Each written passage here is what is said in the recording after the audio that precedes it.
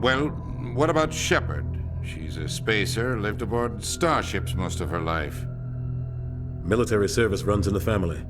Both her parents were in the Navy. She got most of her unit killed on Torfin. She gets the job done, no matter what the cost. Is that the kind of person we want protecting the galaxy? That's the only kind of person who can protect the galaxy. I'll make the call.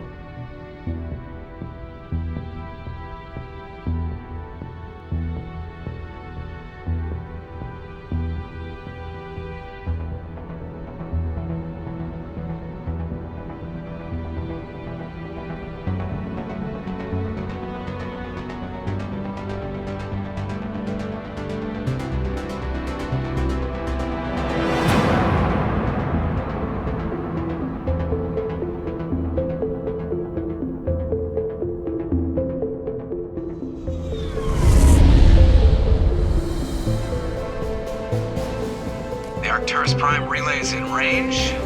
Initiating transmission sequence. Commander?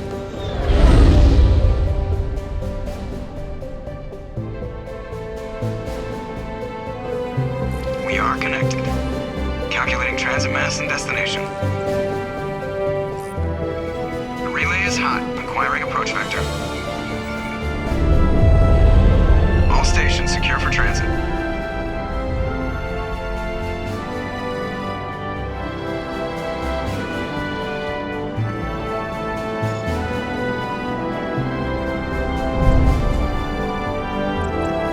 Green. Approach run has begun.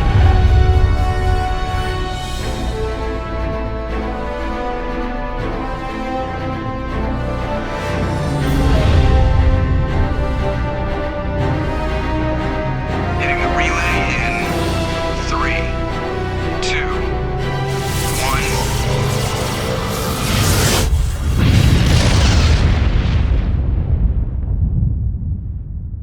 1. Thrusters? Check. Navigation? Check. Internal emissions sync engaged. All systems online. Drift? Just under 1500K. 1500 is good.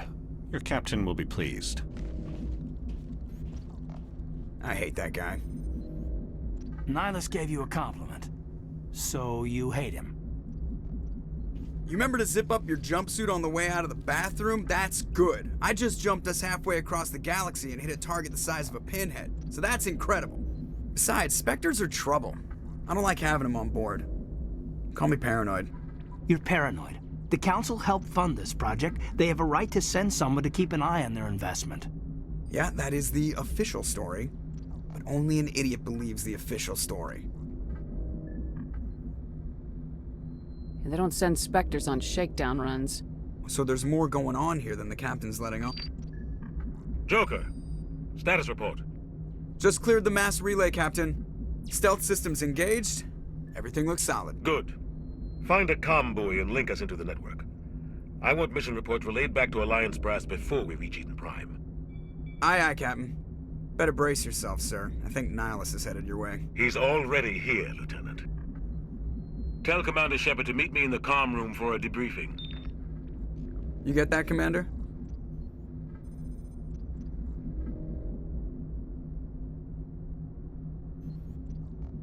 Great. You pissed the captain off and now I'm gonna pay for it. Don't blame me. The captain's always in a bad mood. Only when he's talking to you, Joker.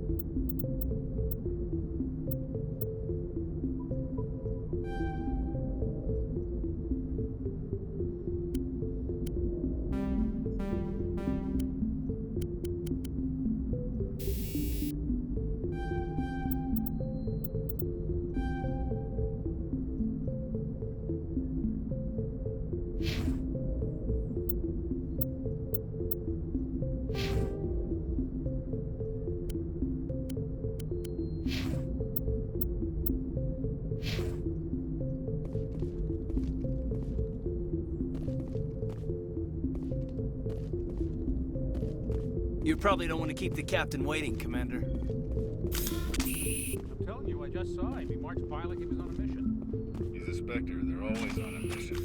And we're getting dragged right along with him.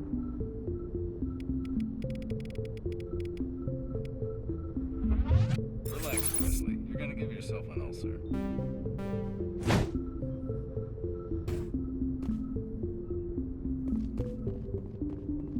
I grew up on Eden Prime, Doc. It's not the kind of place Spectres visit.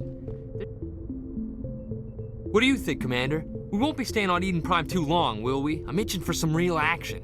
I sincerely hope you're kidding, Corporal. Your real action usually ends with me patching up crew members in the infirmary.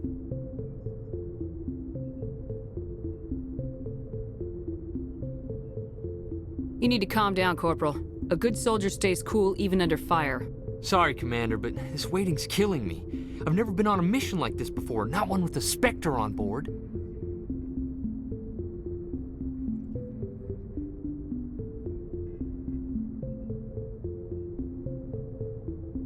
What can you tell me about Nihilus? Turians are generally well respected by the other species. Their fleet has more patrols protecting Citadel space than any other. They don't always get on well with us, though. Some people find them too rigid. Others still blame them for the First Contact War. As for Nihilus, I haven't said more than 2 words to him. He usually only speaks to the captain. I heard Nihilus once took down an entire enemy platoon all by himself. Man, I can't believe I'm on a mission with an actual Spectre. What do you know about the Spectres? Only what I've heard. Spectre agents work directly for the Citadel Council. They usually work alone or in small groups. Spectres don't have any official power, though. Basically, they're a shadow organization with a mandate to preserve and protect galactic stability. Protect it at any cost. Don't forget that part. Spectres operate above the law. You're from Eden Prime, aren't you, Jenkins? What's it like? It's very peaceful, Commander. They've been real careful with development, so you don't have any city noise or pollution. My parents lived on the outskirts of the colony. At night, I used to climb this big hill and stare across the fields back at the lights from the main settlement. It was gorgeous. But when I got older, I realized it was a little too calm and quiet for me. That's why I joined the Alliance. Even Paradise gets boring after a while. Any idea why Eden Prime was chosen as our destination? Not really sure, Commander.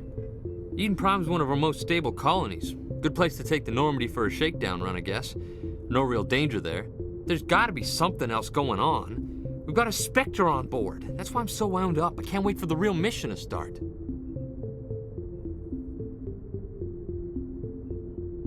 Do your job, follow my orders, and there won't be any problems. Easy for you to say. You proved yourself on Torfin. Everybody knows what you can do. This is my big chance. I need to show the brass what I can do. You're young, Corporal. You have a long career ahead of you. Don't do something stupid to mess it up. Don't worry, ma'am. I'm not gonna screw this up. The captain's waiting for me. Goodbye, Commander.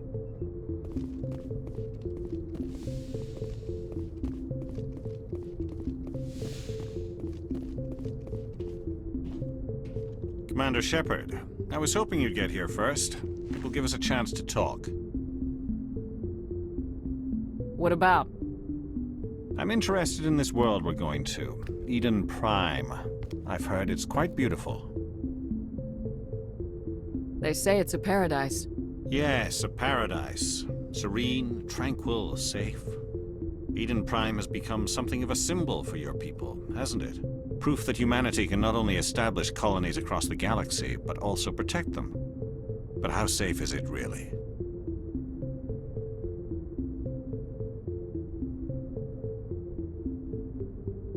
Are you trying to scare me, Spectre? Your people are still newcomers, Shepard. The galaxy can be a very dangerous place. Is the Alliance truly ready for this? I think it's about time we told the commander what's really going on. This mission is far more than a simple shakedown run.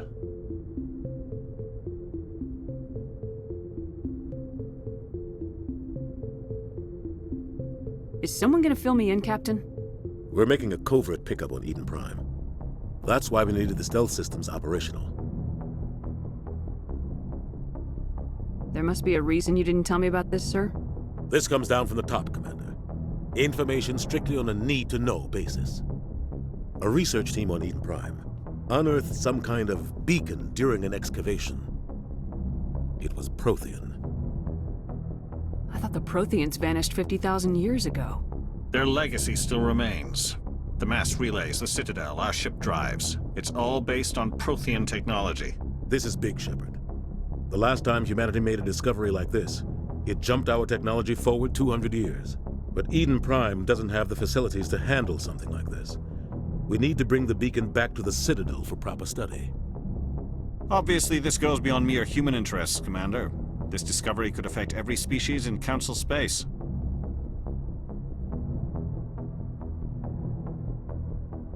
Why didn't we keep the beacon for ourselves? You humans don't have the best reputation.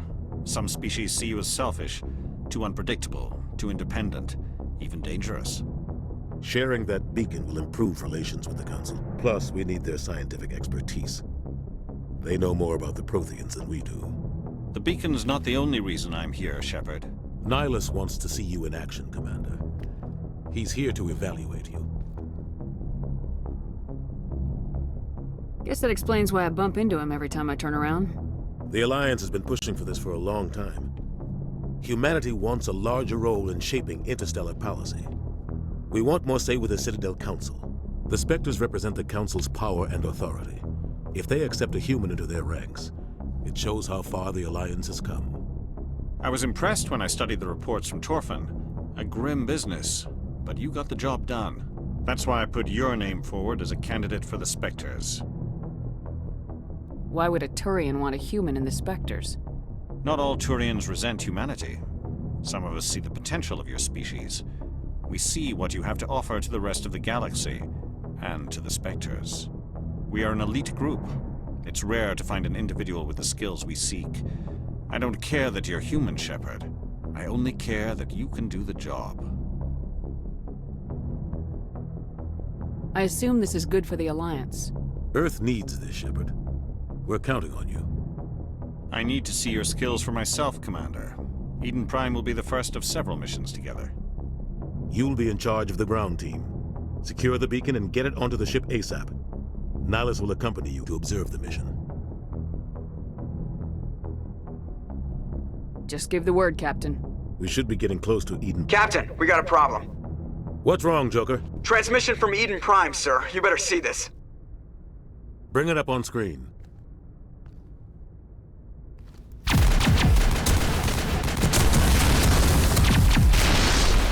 Get down!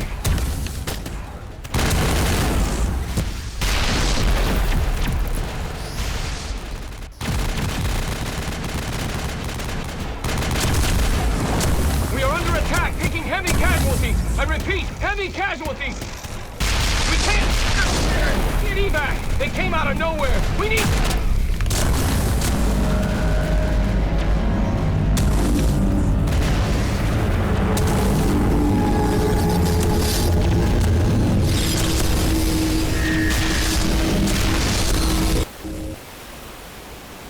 Everything cuts out after that. No comm traffic at all.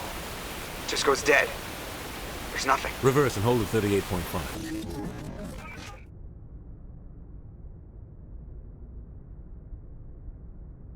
Status report. 17 minutes out, Captain. No other Alliance ships in the area. Take us in, Joker, fast and quiet. This mission just got a lot more complicated. A small strike team can move quickly, without drawing attention. It's our best chance to secure the beacon. Grab your gear and meet us in the cargo hold. Tell Alenko and Jenkins to suit up, Commander. You're going in.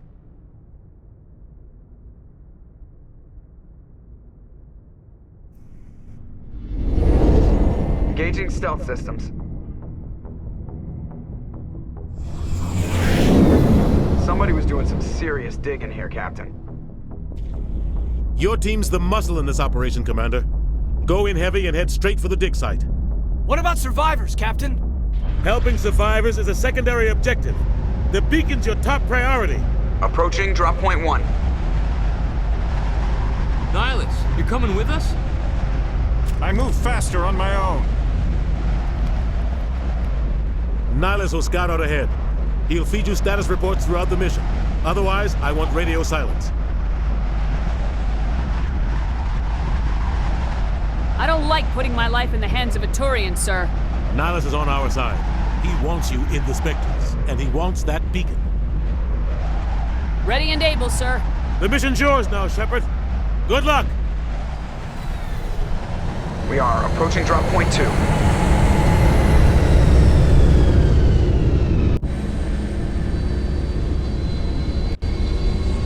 Ship perimeter secure, Commander.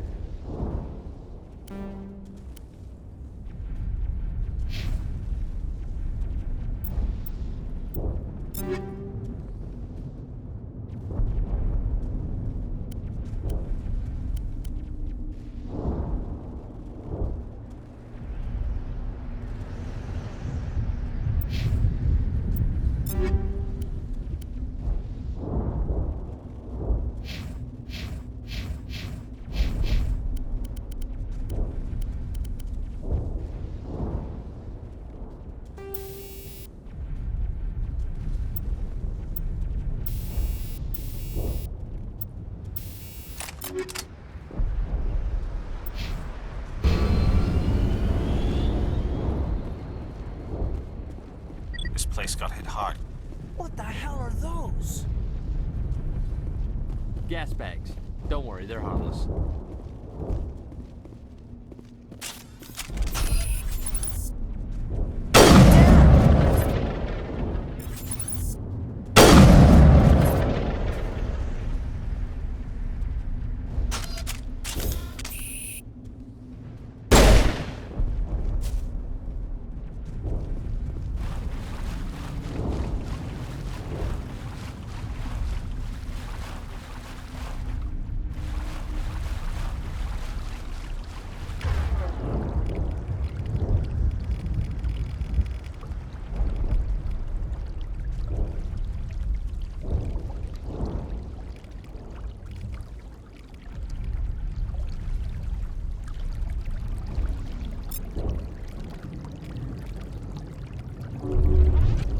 This'll help.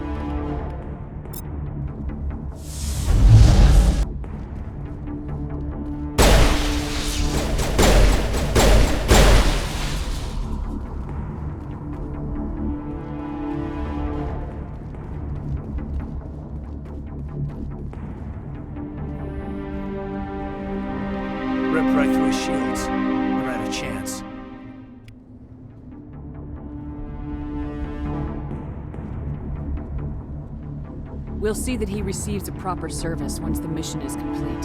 But I need you to stay focused. Aye, aye, ma'am.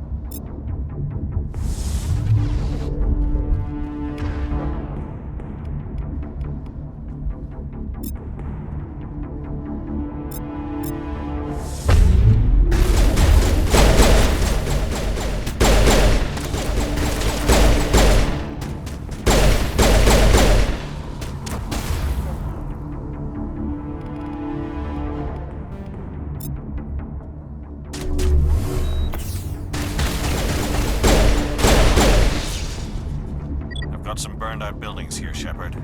A lot of bodies.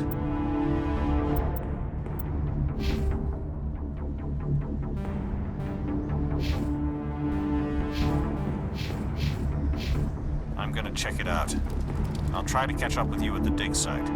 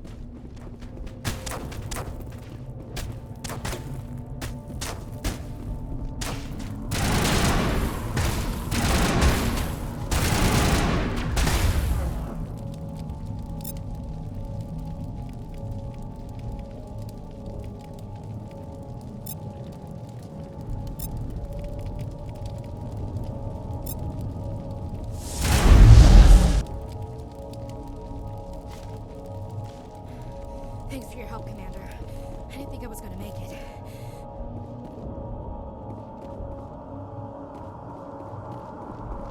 Gunnery Chief Ashley Williams of the 212. You the one in charge here, ma'am? Give me a status report, Williams. Oh, man. We were patrolling the perimeter when the attack hit. We tried to get off a distress call, but they cut off our communications. I've been fighting for my life ever since. Where's the rest of your squad? We tried to double back to the beacon, but we walked into an ambush. I don't think any of the others... I think I'm the only one left. This isn't your fault, Williams. You couldn't have done anything to save them. Yes, ma'am. We held our position as long as we could, until the Geth overwhelmed us. The Geth haven't been seen outside the Veil in nearly 200 years. Why are they here now?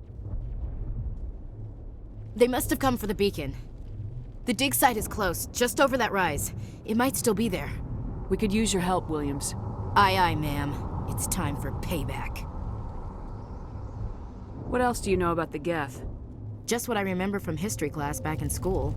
They're synthetics, non-organic life forms with limited AI programming, created by the Quarians a few centuries ago. They were supposed to be a source of cheap labor, but ended up turning on the Quarians and drove them into exile. Well, after that, they just kind of disappeared behind the Perseus Veil. Nobody's really heard much from them since. Have you seen a Turian Spectre around here? There aren't any Turians on Eden Prime, none that I've ever met. Not sure I'd be able to tell if one was a Spectre anyway. If you saw this guy, you'd know. Carries enough firepower to wipe out a whole platoon. Luckily, he's on our side. Sorry. Like I said, no Turians. Describe what happened leading up to the attack. We were sent out a couple of nights ago from the main colony to secure the area. Seemed like a routine patrol, until the Geth hit us.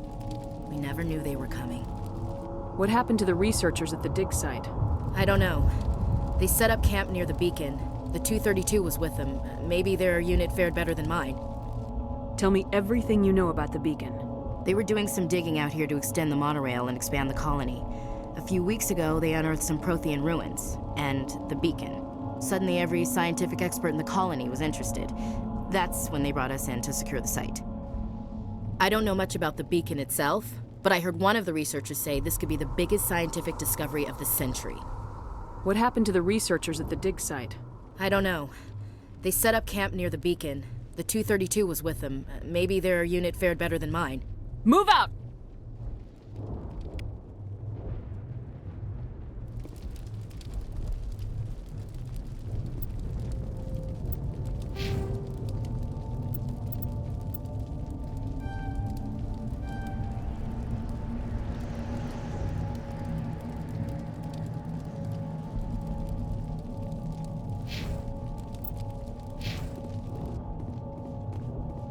The beacon's at the far end of this trench.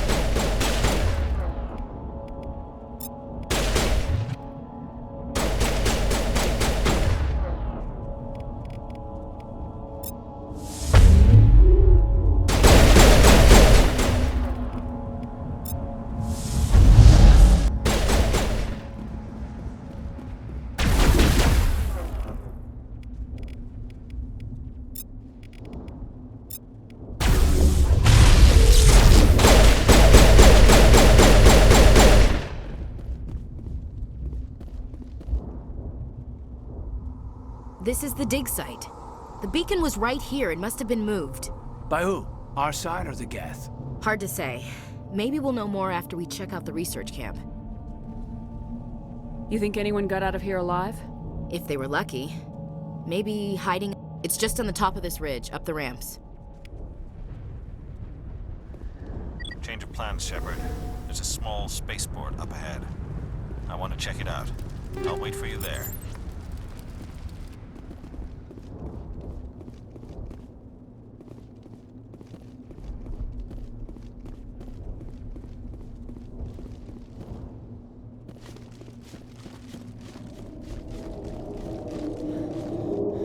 Looks like they hit the camp hard. It's a good place for an ambush. Keep your guard up.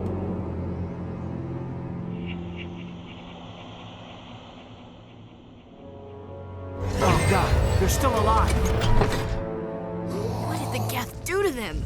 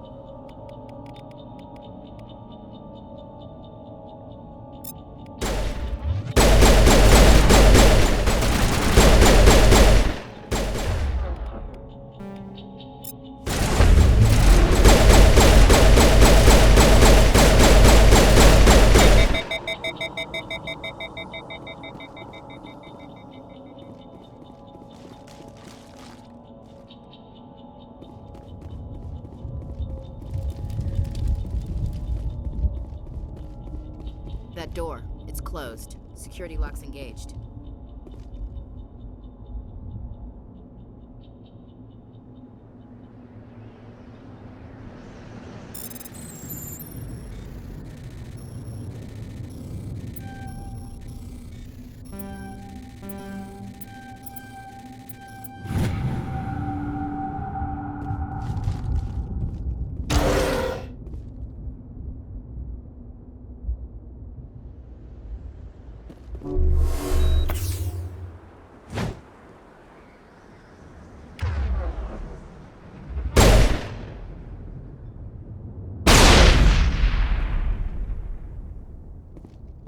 Humans.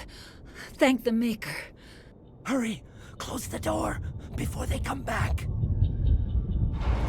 What are you doing here? I'm Dr. Warren. I was in charge of this excavation. We hid in the shed during the attack. They must have come for the beacon. Luckily, it wasn't here. It was moved to the spaceport earlier this morning. Manuel and I stayed behind to pack up the camp. When the attack came, the Marines held them off long enough for us to hide. They gave their lives to save us. No one is saved.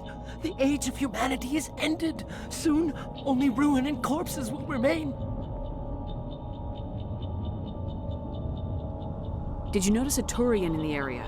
I saw him, the Prophet, leader of the enemy. He was here before the attack. That's impossible. Nihilus was with us in the Normandy before the attack. He couldn't have been here. I'm sorry. Manuel's still a bit unsettled. We haven't seen your Turian. We've been hiding in here since the attack. What's wrong with your assistant? Manuel has a brilliant mind, but he's always been a bit unstable. Genius and madness are two sides of the same coin. Is it madness to see the future? To see the destruction rushing towards us? To understand there is no escape? No hope? No. I am not mad. I'm the only sane one left. I gave him an extra dose of his meds after the attack.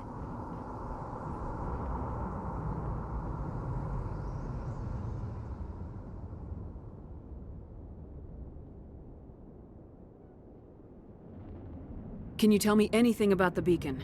It's some type of data module from a galaxy-wide communications network. Remarkably well preserved. It could be the greatest scientific discovery of our lifetime. Miraculous new technologies, groundbreaking medical advances. Who knows what secrets are locked inside? We have unearthed the heart of evil, awakened the beast, unleashed the darkness. Manuel, please. This isn't the time. Williams, take us to the spaceport. You can't stop it. Nobody can stop it. Night is falling. The darkness of eternity. Hush, Manuel. Go lie down. You'll feel better once the medication kicks in.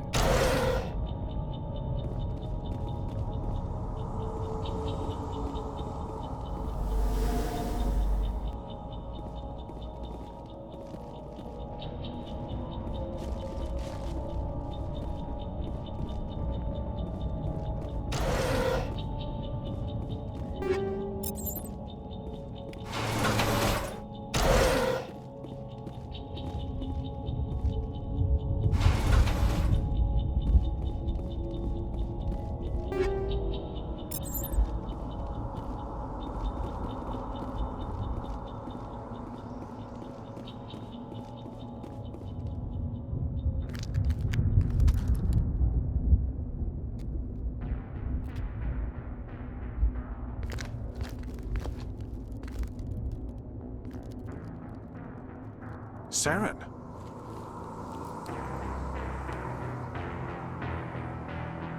Nihilus. This isn't your mission, Saren. What are you doing here? The Council thought you could use some help on this one. I wasn't expecting to find the Geth here.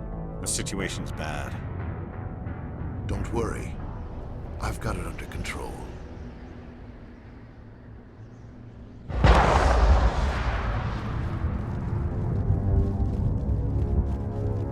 What is that? Off in the distance. It's a ship! Look at the size of it!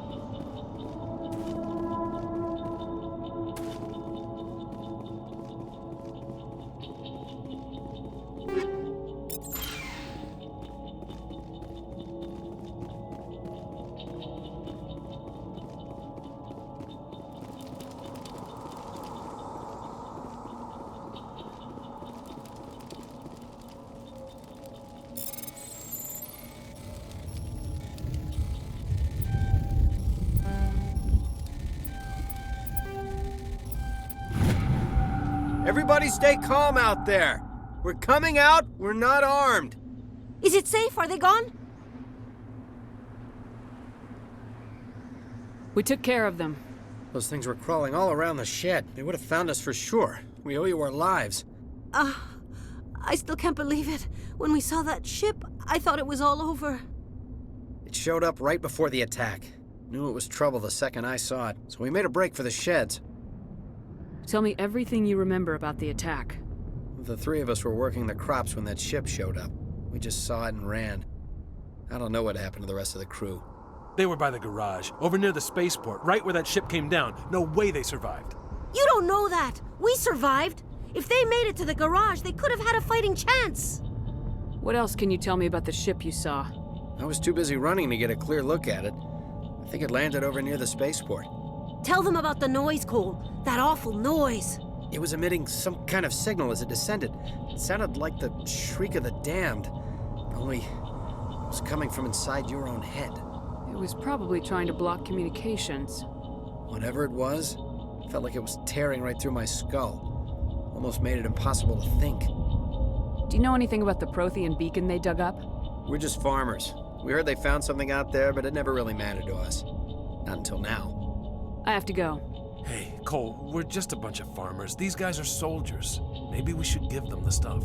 Jeez, Blake, you gotta learn when to shut up.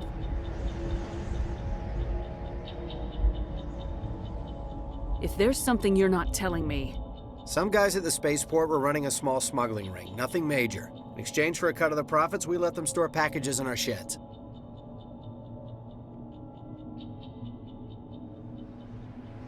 You greedy bastard. You weren't running for your life. You were running to check on your merchandise. No, it's not like that. I just knew there were some packages here, something we could use. I found a pistol. Figured it would come in handy if those things came back.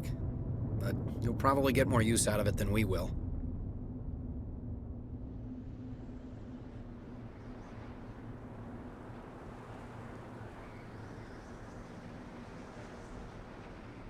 This should help. Let's move out. Good luck.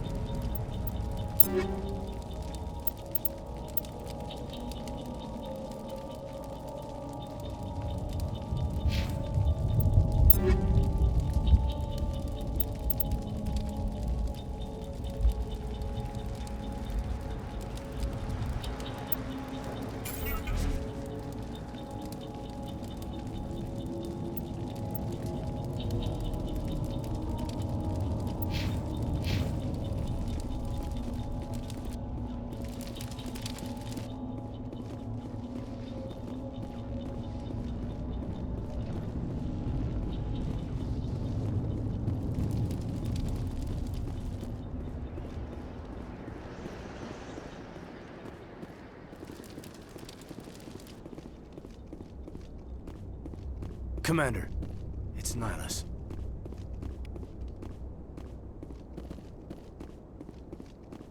Something's moving, over behind those crates. Wait! Don't shoot! I'm one of you! I'm human! Sneaking up on us like that nearly got you killed. I am sorry, I was hiding from those creatures. My name's Powell.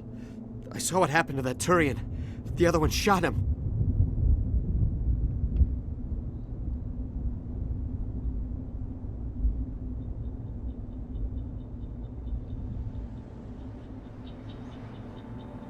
I need to know how Nihilus died. The other one got here first. He was waiting when your friend showed up. He called him Saren. I think they knew each other. Your friend seemed to relax. He let his guard down. And Saren killed him. Shot him right in the back. I'm just lucky he didn't see me behind the crates. We were told a Prothean beacon was brought to the spaceport. What happened to it? It's over on the other platform, probably where that guy Saren was headed. He hopped on the cargo train right after he killed your friend. I knew that beacon was trouble. Everything's gone to hell since we found it. First that damn mothership showed up, then the attack. They killed everyone. Everyone. If I hadn't been behind the crates, I'd be dead too. How come you're the only one who survived? Why didn't anyone else try to hide behind the crates? They never had a chance. I was already behind the crates when the attack started. Wait a minute. You were hiding behind the crates before the attack? Sometimes I need a nap to get through my shift. I sneak off behind the crates to grab 40 winks where the supervisor can't find me. You survived because you're lazy?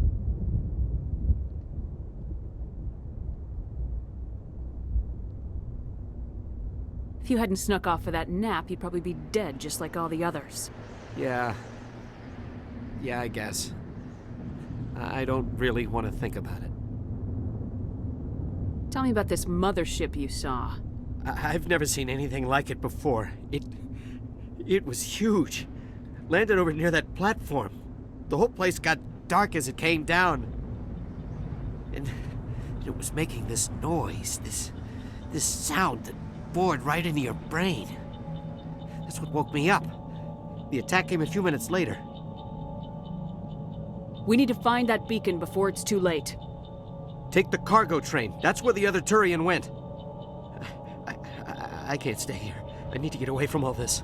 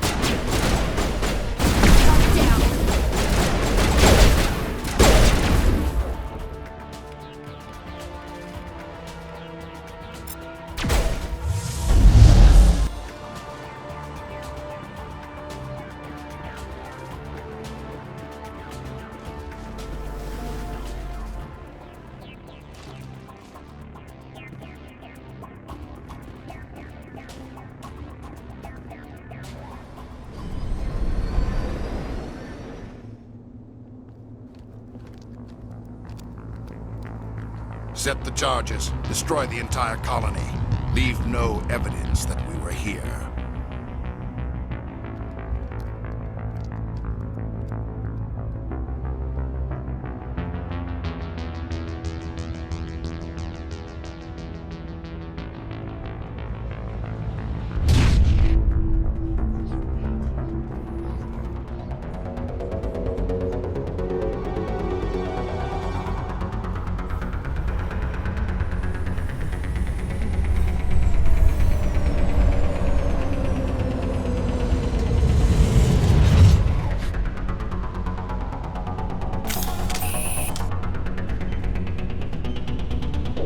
Demolition charges. The Geth must have planted them. Hurry! We need to find them all and shut them down.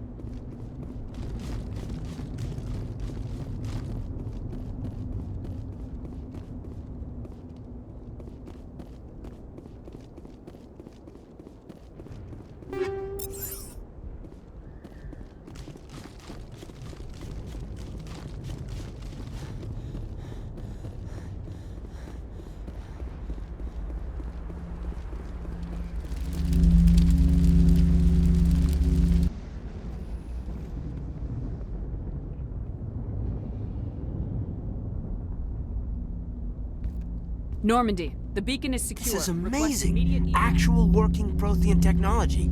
Unbelievable. It wasn't doing anything like that when they dug it up. Something must have activated it. Roger, Normandy. Standing by.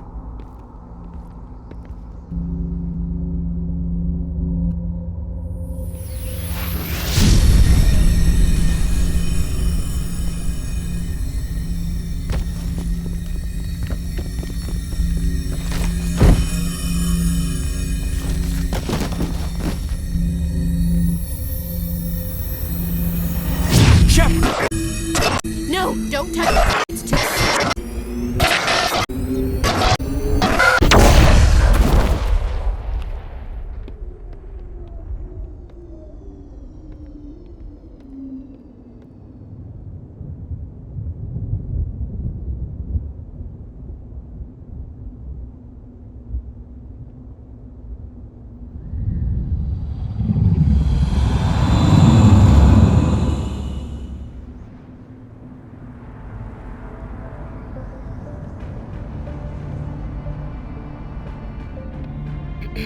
We identified the ship that touched down on Eden Prime.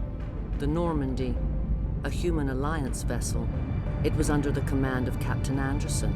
They managed to save the colony. And the beacon. One of the humans may have used it.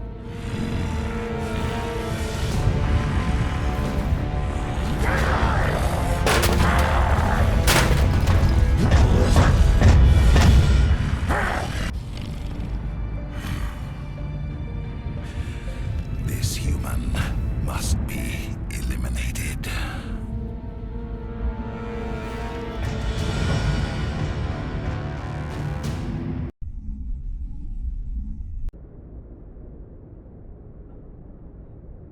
Doctor? Dr. Chakwas. I think she's waking up.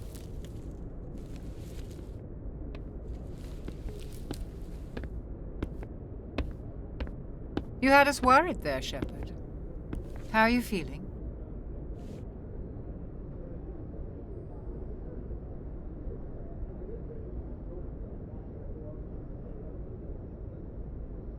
How did I end up here?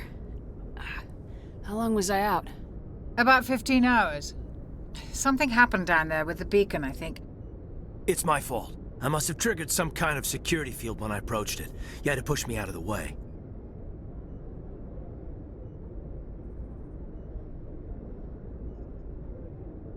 I expect better of you, Lieutenant. You endangered the entire mission. Don't be so hard on him, Commander. We have no idea if that's what actually set it off. Unfortunately, we'll never get the chance to find out. The beacon exploded. A system overload, maybe. And the blast knocked you cold. Williams and I had to carry you back here to the ship. I appreciate it. Physically, you're fine. But I detected some unusual brain activity. Abnormal beta waves. I also noticed an increase in your rapid eye movement. Signs typically associated with intense dreaming.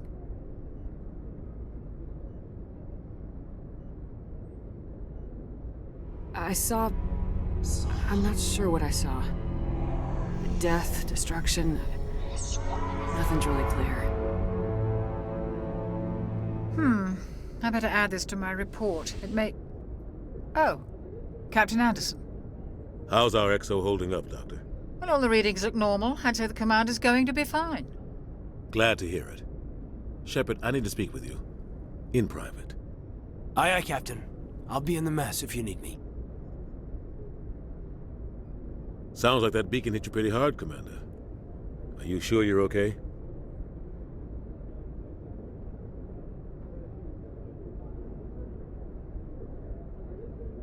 Did we leave Gunnery Chief Williams back on Eden Prime? I figured we could use a soldier like her. She's been reassigned to the Normandy. Williams is a good soldier. She deserves it. Lieutenant Alenko agrees with you. That's why I added her to our crew. I don't like soldiers dying under my command. Jenkins wasn't your fault. You did a good job, Shepard. You said you needed to see me in private, Captain? I won't lie to you, Shepard. Things look bad. Nihilus is dead. The beacon was destroyed and Geth are invading. The Council's going to want answers.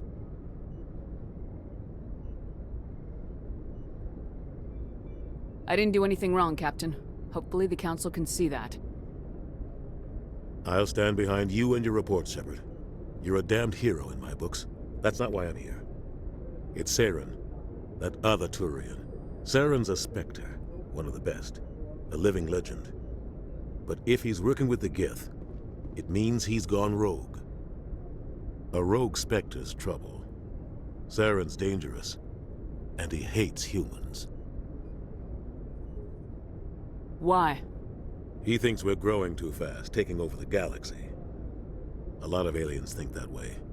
Most of them don't do anything about it. But Saren has allied himself with the Geth.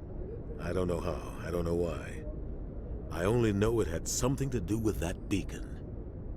You were there just before that beacon self-destructed. Did you see anything? Any clue that might tell us what Saren was after? Just before I lost consciousness, I had some kind of vision. A vision? A vision of what? I saw synthetics. Geth, maybe. Slaughtering people. Butchering them. We need to report this to the Council, Shepard.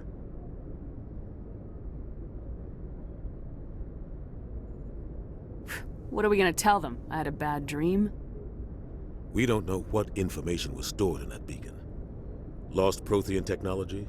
Blueprints for some ancient weapon of mass destruction? Whatever it was. Saren took it.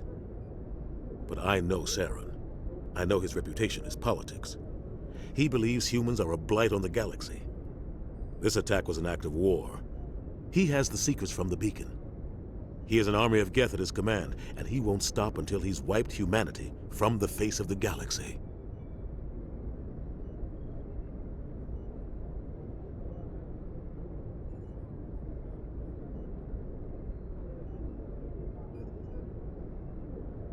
I'll find some way to take him down. It's not that easy. He's a Spectre. He can go anywhere, do almost anything. That's why we need the Council on our side. We prove Saren's gone rogue and the Council will revoke his Spectre status. I'll contact the Ambassador and see if he can get us an audience with the Council. He'll want to see us as soon as we reach the Citadel. We should be getting close. Head up to the bridge and tell Joker to bring us into dock.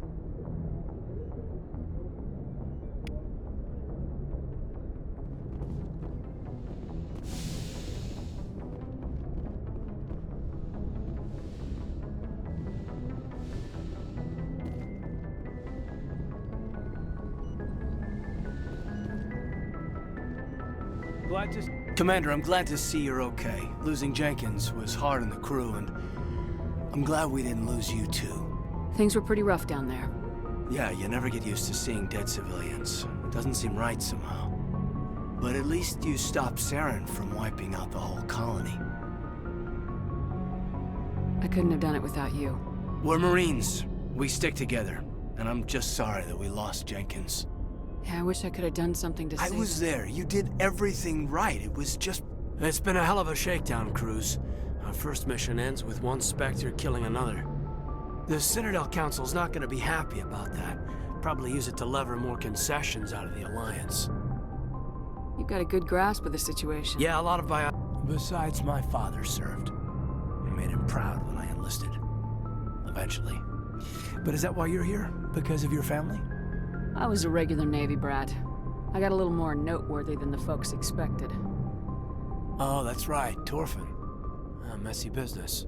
I imagine that bought you any post in the fleet. Word is we're heading for the Citadel, ma'am. Can you, tell me why? The captain hopes the Ambassador can get an audience with the Council. Tell them what Saren's been up to. Makes sense. They'd probably like to know he's not working for them anymore. Whatever happens, we'll be ready, Commander.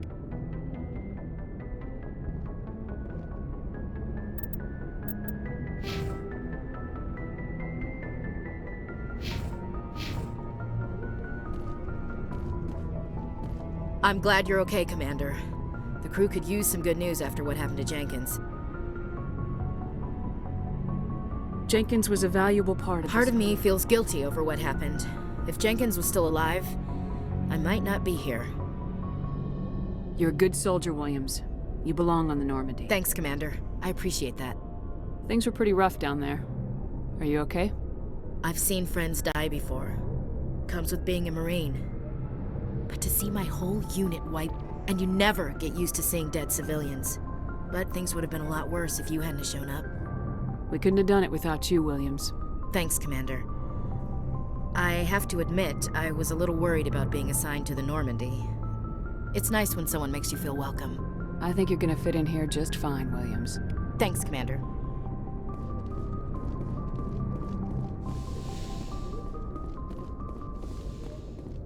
Go speak to Joker when you're ready. Tell him to bring the Normandy into dock.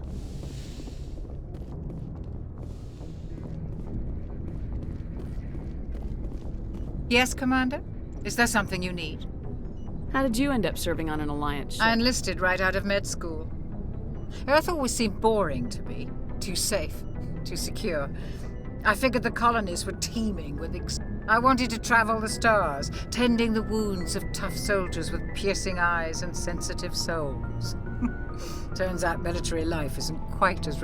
But humanity needs the Alliance if we want to keep expanding through the Traverse, and the Alliance always needs good doctors. So I stayed on to do my part.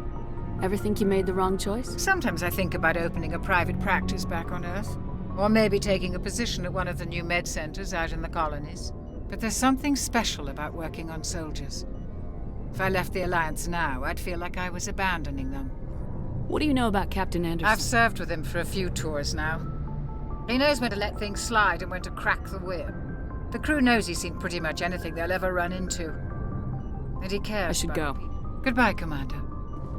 Yes, Commander? Is there something you need? How well do you know the I'd never lieutenant? worked with him before this mission. But he has an impressive service record, over a dozen special commendations. Tends to keep to himself, though. Maybe because of the headaches. It's not easy being an L2. What does that have to do with it? Well, most biotics now use the L3 implants. Lieutenant Alenko was wired with the old L2 configuration. Sometimes there are complications. What kind of complications? Severe mental disabilities, insanity, crippling physical pain. There's a long list of horrific side effects. Caden's lucky. He just gets migraines. I should go. Goodbye, Commander.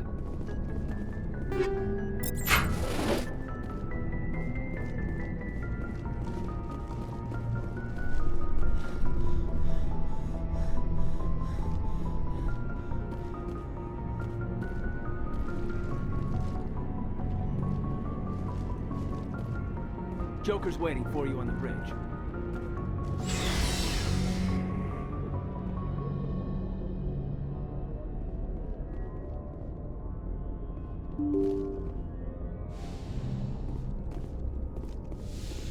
I'm glad you're okay, Commander. Losing Jenkins was hard enough on the crew.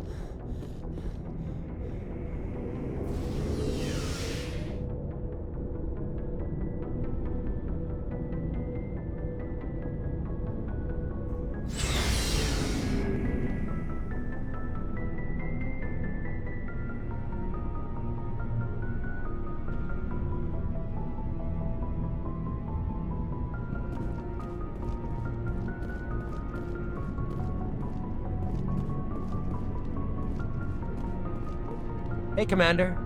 Looking for some extra supplies before you head out? What have you got? Whatever you want. Armor, weapons, mods. It's not standard Well, as long as you don't mind paying for it. Why should I pay you for my weapons and armor? My stuff doesn't come from the Alliance. I have to purchase it myself, and it's not cheap. Hell, the licenses alone have set me back more than I'd like. but no licenses, no goods. Without the goods, I'm out of a job. What are licenses? Why do you need them? Manufacturers sell licenses. Each license allows me to buy and sell a certain brand of products. I already have several basic ones, but you'll need to buy more if you want me to bring in different brands. Many of the best licenses are hard to get, but they're well worth the cost if you can find them. What do the different manufacturers There are too many for me to keep track of, but each license will explain what it's good for. How often will you get new items? Well, that depends on how many licenses you've purchased, but I'll rotate items on a regular basis regardless. And anytime we land someplace with a big enough... Check back often. I need to move items quickly, so only the most basic Let's see what you got. You bet, Commander.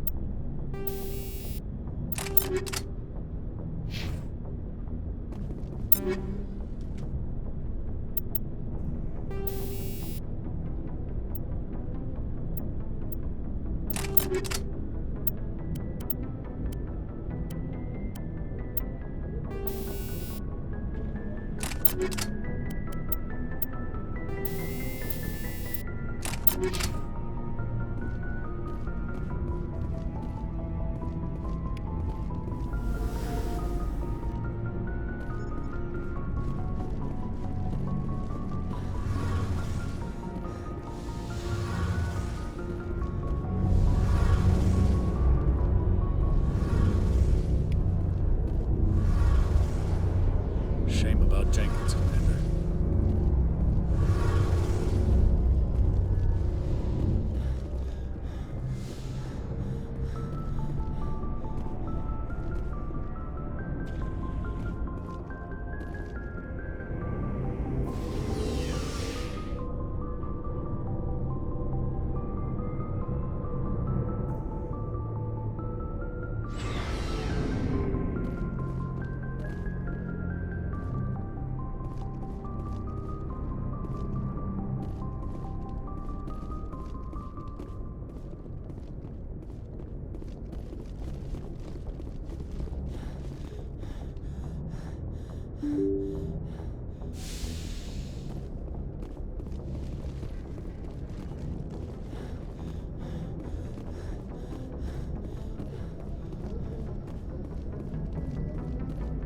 Good timing, Commander. I was just about to bring us into the Citadel.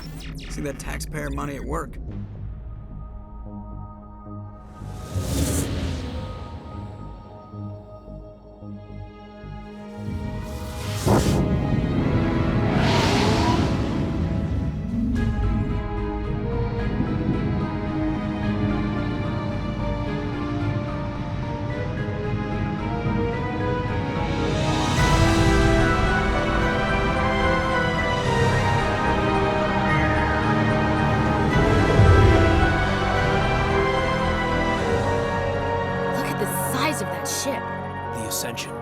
Flagship of the Citadel fleet. Well, size isn't everything. Why so touchy, Joker? I'm just saying you need firepower, too. Look at that monster. Its main gun could rip through the barriers in any ship in the Alliance fleet. Good thing it's on our side, then. Citadel Control, this is SSV Normandy, requesting permission to land. Stand by for clearance, Normandy. Clearance granted. You may begin your approach. Transferring you to an Alliance operator. Roger, Alliance Tower. Normandy out. Normandy, this is Alliance Tower. Please proceed to Dock 422.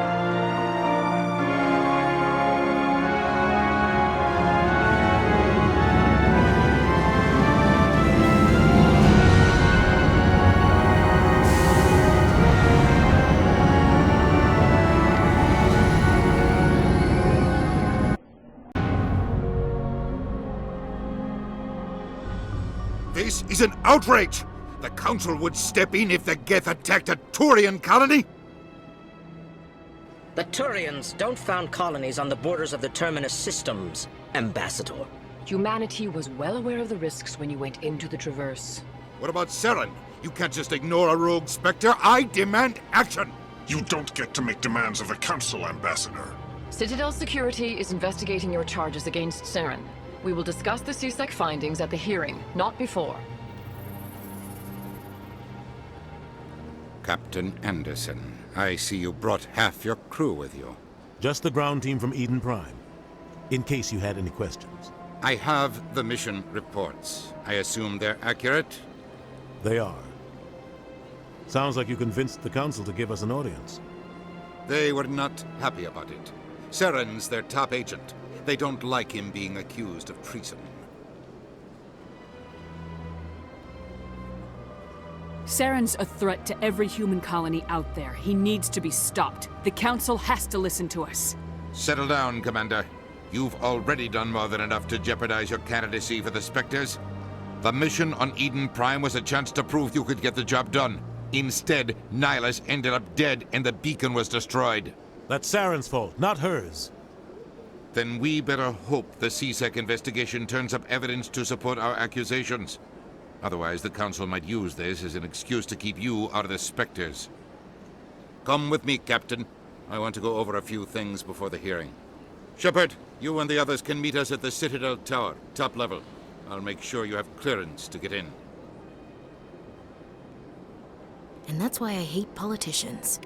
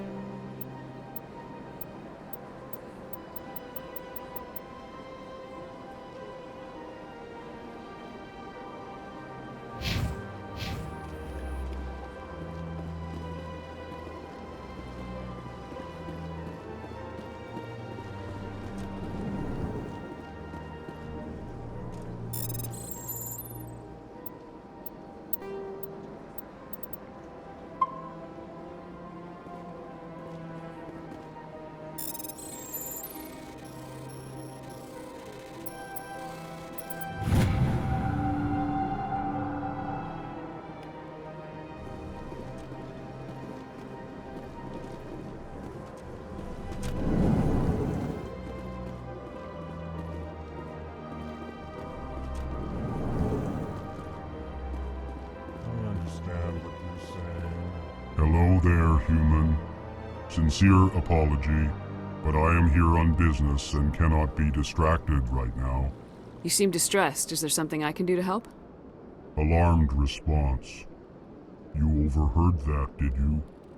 This is all going so wrong, and it is the Asari consort's fault. She's the one who started all this. What did this Asari do to get you so upset? I cannot speak more about this problem. It is too sensitive. Suffice it to say, she has compromised my authority as a diplomat. Where can I find this Asari consort? She is across the bridge from here. Her offices are easy enough to spot. Good day, human. Pleased greeting. Human, it is always good to see your kind. I am Ambassador Kalen. Genuine query. Is there something I can do for you this day? Why do you explain what you're about to say? Our people communicate less through words and more through scent and slight movements. Plainly, we discovered our vocal expression was not enough to convey the feelings of our conversations to other species. Why do you bother, Kalen? These Earth Clan don't really care about our ways.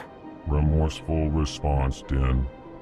You don't truly believe that, and if you do, I am very sorry for you. Tell me more about your species. Genuine enthusiasm. I delight in telling the history of my people. It is agreeable to share our culture with others. Tell me about the history and origins of the Elcor. The Elcor were just beginning to explore Council space when the Asari first made contact with us. With their help, we discovered the relay closest to our system, and from there the Citadel. Proudly, within one lifetime we established a regular route to the Citadel, and quickly became one of the more active species living on this great station.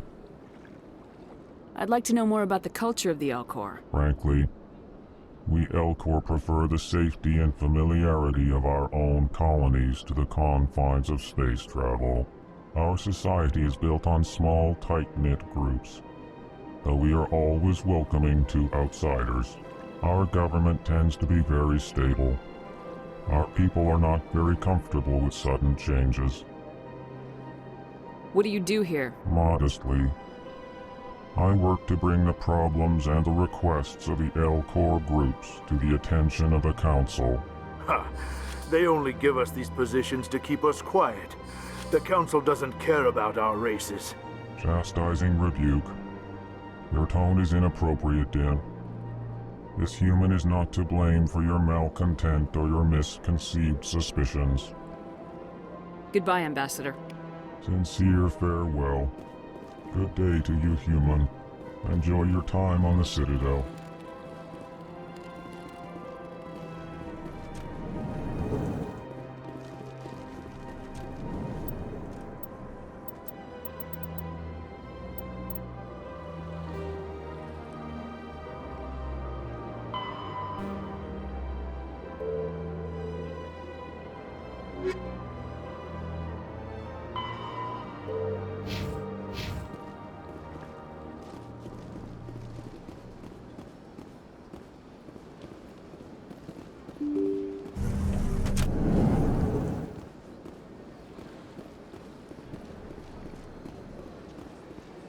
Welcome to the Presidium. Allow me. Good day, Commander. The human ambassador is up the stairs, first room on the right. You know who I am? Yes, I receive reports on all newly arrived dignitaries and notable people. What is this place? This is the Presidium. More specifically, you are at the Citadel embassies. If you have more questions, please access Avina. What's that? Oh, Avina is the virtual guide for the Citadel. Feel free to access the terminal yourself. What's your name? What do you do here? My name is Safiria. I'm the administrative assistant for the embassies. You seem to be distracted. The embassies are the hub of all Citadel politics. When you represent trillions of citizens, it tends to get a little busy. I should be going now. Have a pleasant day. Welcome to the Presidium. Allow me to be your guide.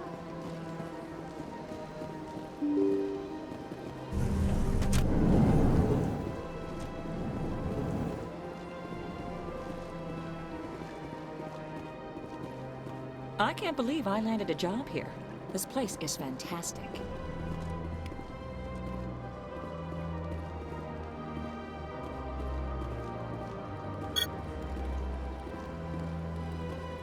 I can't tell the aliens from the animals. Human, delighted, welcome. It is good to meet you.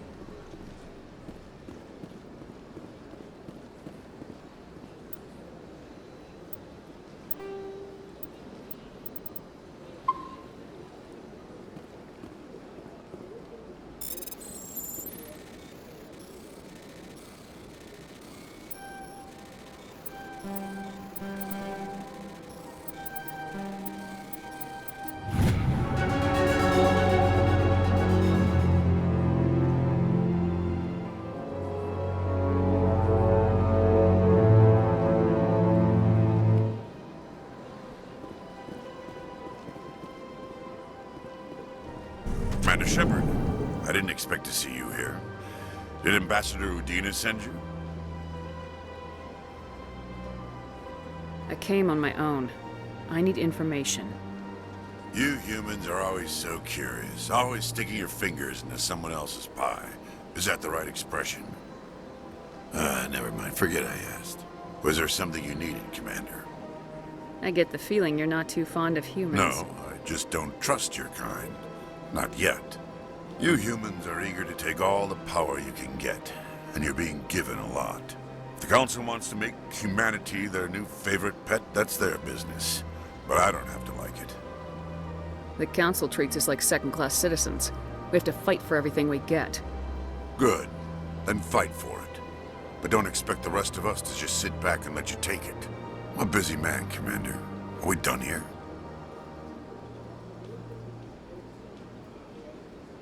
I get the feeling you're not too fond of humans. No, if the Council wants to make humanity their new favorite pet, that's What do you their know about the Spectres? They're the right hand of the Council, or so they like to be called.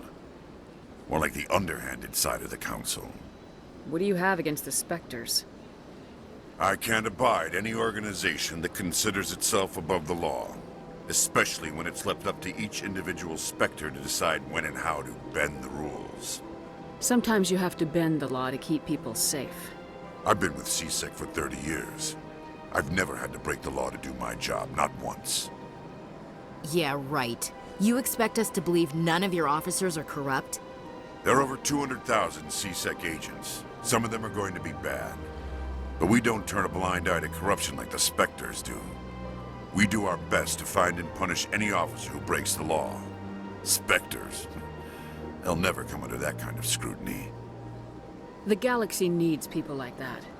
People who do the dirty jobs. I agree. But they need to be held to a higher standard. They need to be accountable. Saren's out of control. We both know that. But because he's a Spectre, the Council doesn't want to do anything about it. Is that the kind of person this galaxy needs? Absolutely. The only thing that matters is accomplishing the task. Maybe. But I've never had to cross that line to get the job done. Never. Tell me about CSEC. CSEC provides necessary police and security services throughout the Citadel. We're a civilian government agency, though many of our members have had military. Of course, as the CSEC representative to the Council, I spend most of my time liaising between the two. Tell me about your investigation into Saren. Sorry, Commander. I don't make a habit of giving out details about ongoing investigations. I'll be going now. Goodbye, Commander.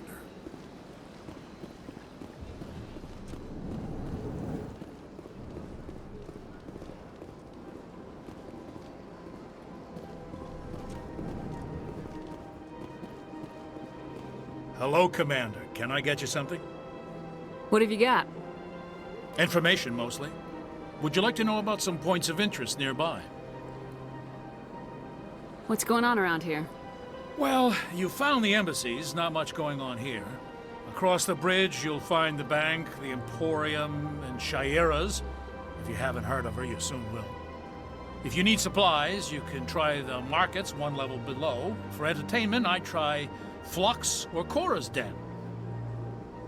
What is Shaira's? The consort, she entertains clients who can afford. Most of the diplomats and ambassadors have visited her. She's a very powerful woman, but also very respected. Tell me about Flux and Cora's Den. Well, Flux has gambling and dancing, certainly more lively than this place. Cora's Den, on the other hand, well, let's just say it's livelier and deadlier, all at the same time. Goodbye. So long, Commander. Have a pleasant day. I don't have time to talk now. I'm very busy. Don't believe the rumors. What do you want? Oh, Commander. Is there something I can do for you? Relax, Private. This isn't an inspection. Right, sorry. What can I do for you, Commander? What can you tell me about the Asari consort?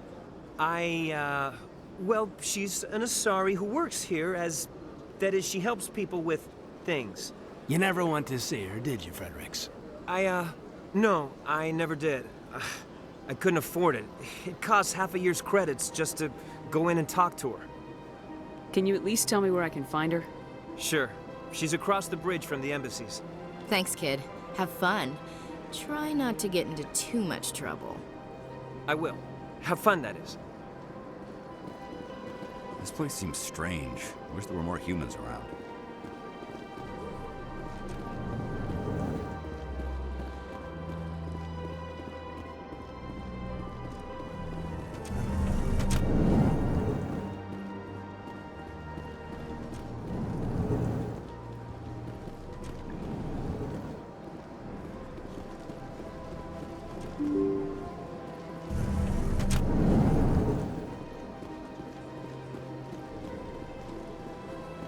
Welcome to the Presidium. Allow me to be your guide. Greetings and welcome to the Presidium. My name is Avina, and I am pleased to be your virtual guide throughout this level of the Citadel Space Station. So are you a person or a program? I am a fully interactive virtual intelligence, programmed to provide spontaneous guidance at predetermined locations of interest throughout this level. I may also be contacted through any of the Presidium VI terminals, should you require. Give me the tour. You are standing at Presidium Tourism Terminal 1. On either side of this lobby are the embassies of the... On the far end of this level, you can see the Citadel Tower, where the Council meets regularly to discuss matters of interstellar importance. Goodbye. Goodbye, and thank you for using Avina. Please enjoy your visit to the Citadel.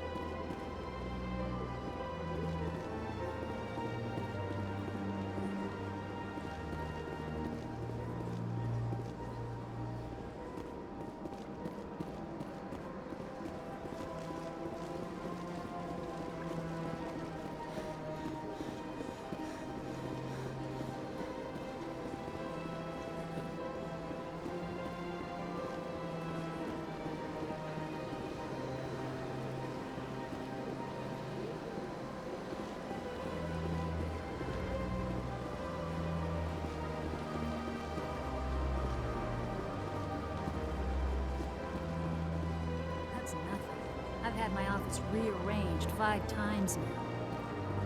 5 times? Why?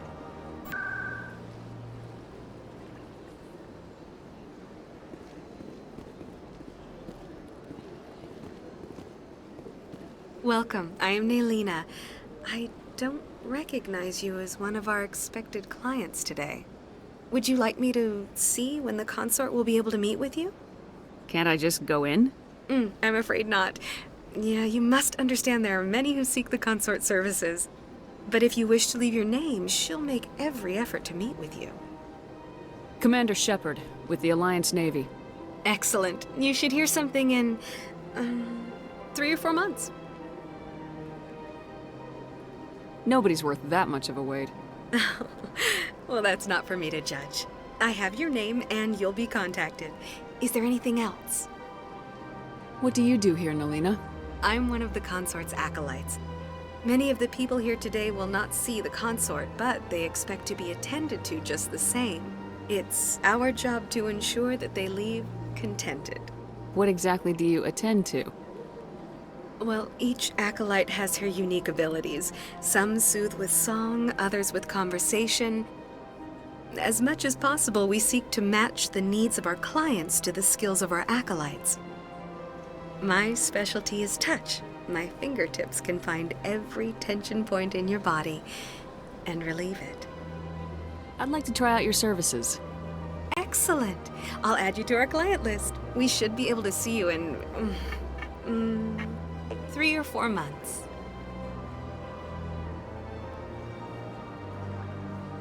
Nobody's worth that much of a wait. Well, that's not for me to judge. I have your name and you'll be contacted. Is there anything else? What is the consort? What does she do? It's difficult to explain. She's many things to many people and something different for each. Some seek her for advice, some for entertainment. Most of the time, our clients won't realize what they were seeking until after she has provided it for them. You make her sound like some kind of oracle. No, not in the usual sense. She's merely a woman with remarkable compassion and a generous spirit. I suggest you make an appointment and see for yourself. I think I'm done here. Oh, well, I hope you'll return again in the future. Naylina. Yes, Shaira? Send the commander up to see me. I wish to speak with her. Yes, of course, mistress.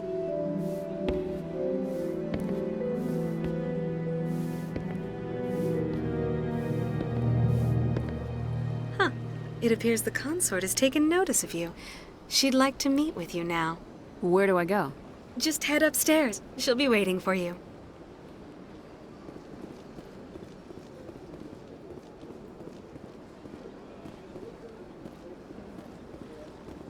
I see even the humans find the consort irresistible.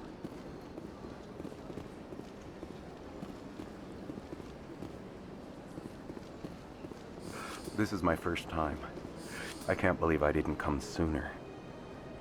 Welcome. It is a pleasure to see you. You're with the Alliance? My brother's a private back on Earth.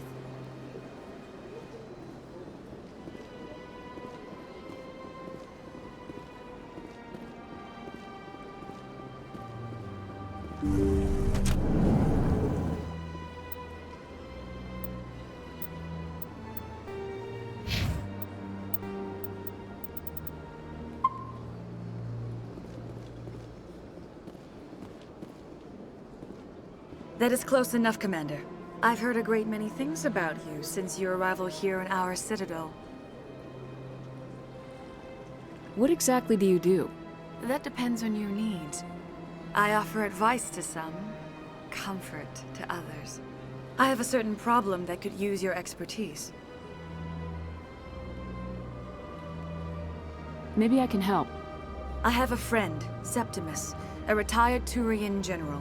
I won't discuss the details, but he wanted me to be more than I could be. We had a falling out. Now he spends his days in Korra's den, drinking and spreading lies about me. If you would speak to him as a fellow soldier, I believe he will listen to you and let the matter be. What happened between you? I respect his privacy too much to go into the details. If he wishes to tell you what happened, that is his prerogative. What exactly do you want me to tell him? Appeal to a sense of honor. Remind him of his position as a general.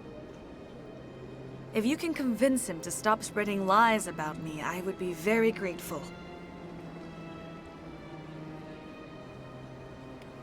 Now I must ask you to take your leave. I have many clients waiting to see me.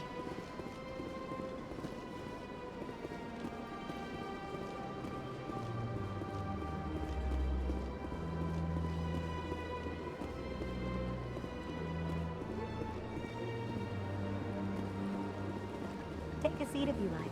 It may be a while. I have to admit I'm a little nervous. That's understandable. Many are a little unsure what to expect their first time.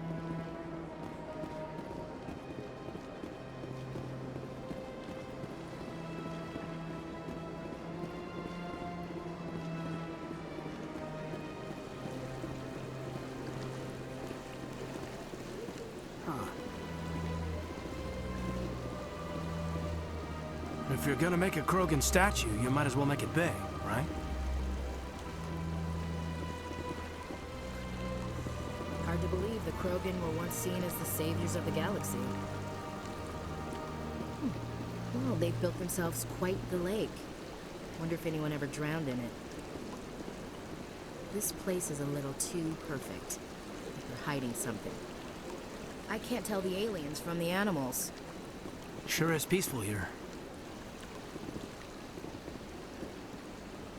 Big place.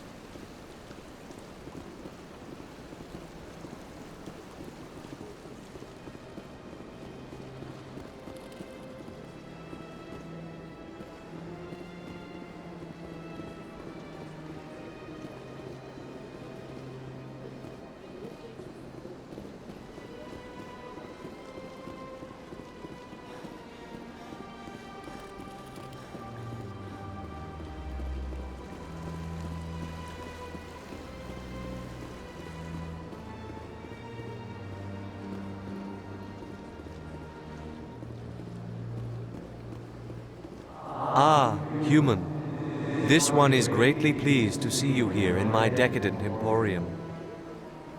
Who are you? This one's face name is Delaninder, though many in this place simply refer to it as Delan. Please take time to examine the fine goods it has for purchase, all of great worth. Show me your items. Oh, this one is pleased to do so, human. You will not be disappointed.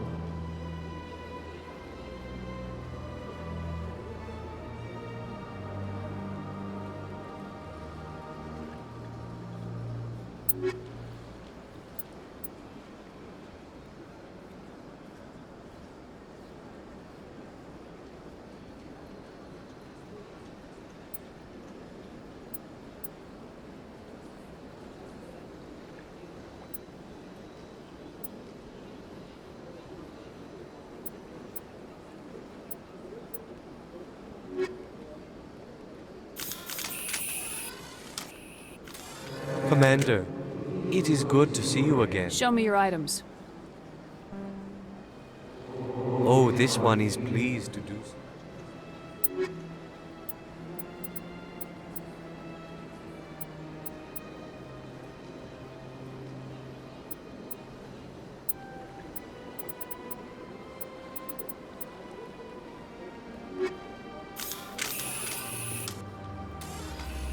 I think I'll be going. Return soon. This one receives new shipments regularly. Commander, it is good to see you again. I think I'll be going. Return soon. This one receives new shipments regularly. Commander, it is good to see you again. Would you care to see some What exactly do you sell? Only the finest and most luxurious items that credit. This one is able to procure almost any item the human would desire, for a price, naturally. Why do you refer to yourself as this one and it? For the same reason that humans are so inquisitive. It is part of our culture. Specifically, Hanar only refer to themselves in the first person with family or intimates. And we rarely do so with other species. It is just our way. Who are you? Please I think take I'll be time. going. Return soon. This one receives new shipments regularly.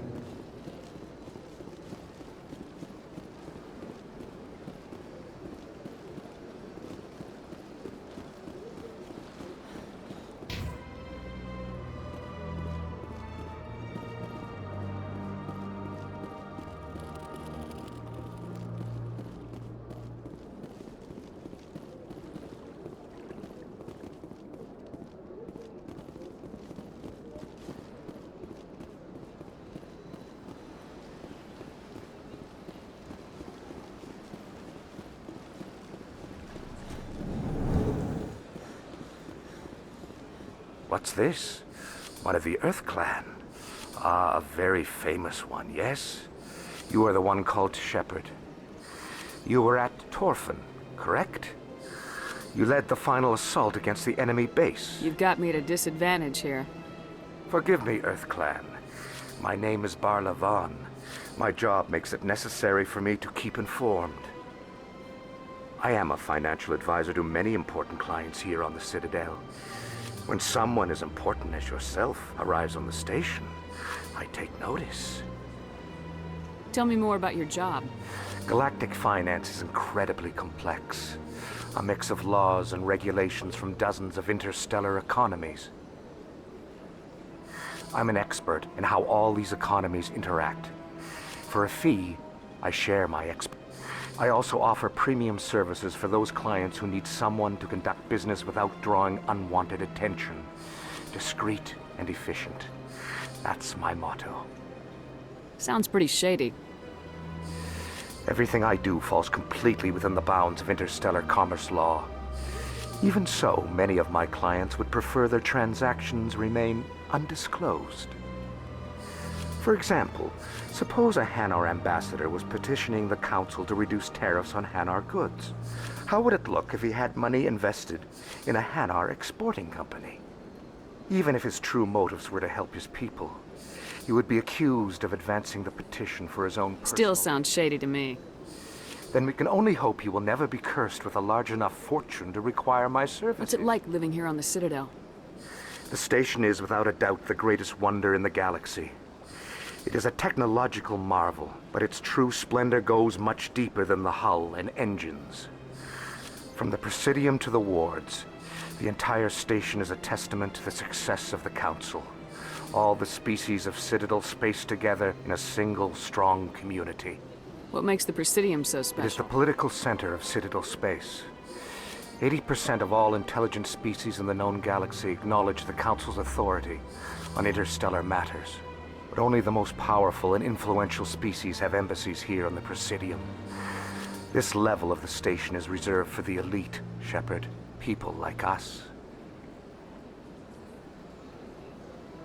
What makes the Presidium so special? It is the political center of Citadel space. But only the most powerful and influential species have embassies. What are the wards like? The cultural heart of the galaxy.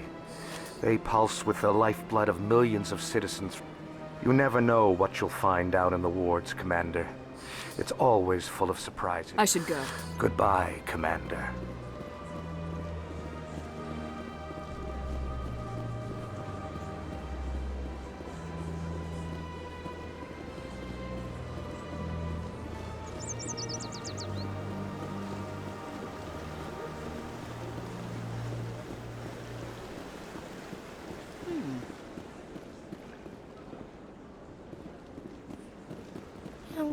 Art doesn't normally do much for me, but that relay statue, I like.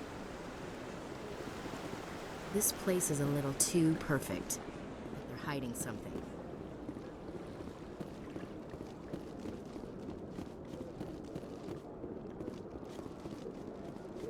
Look at that bug thing over there.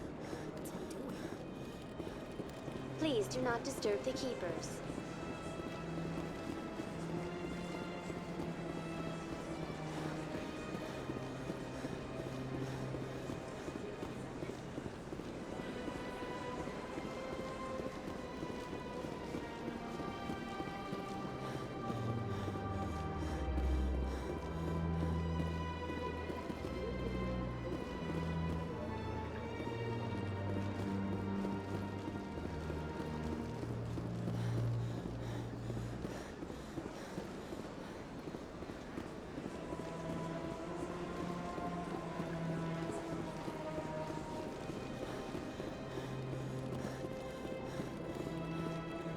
Welcome to Presidium Tourism Terminal 2. You are behind to your... The Keepers are essential to the smooth operation of the Citadel, obstructing their daily... That's all for now. Thank you for using Avena. Have a pleasant day.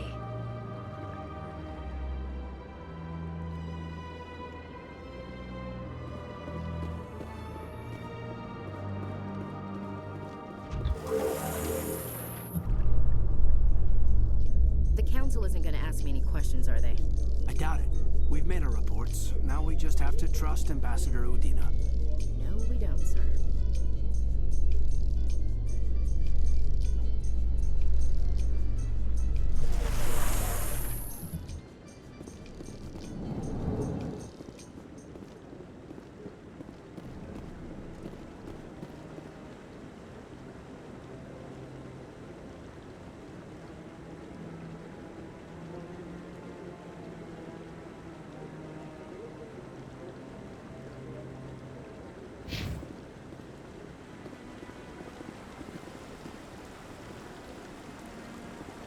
Saren's hiding something.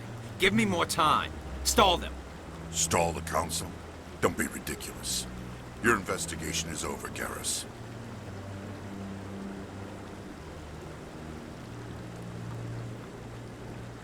Commander Shepard, Garrus Vicarian. I was the officer in charge of the CSEC investigation into Saren. Sounds like you really want to bring him down. I don't trust him. Something about him rubs me the wrong way. But he's a Spectre. Everything he touches is classified. I can't find any hard evidence. I think the Council's ready for us, Commander. Good luck, Shepard. Maybe they'll listen to you.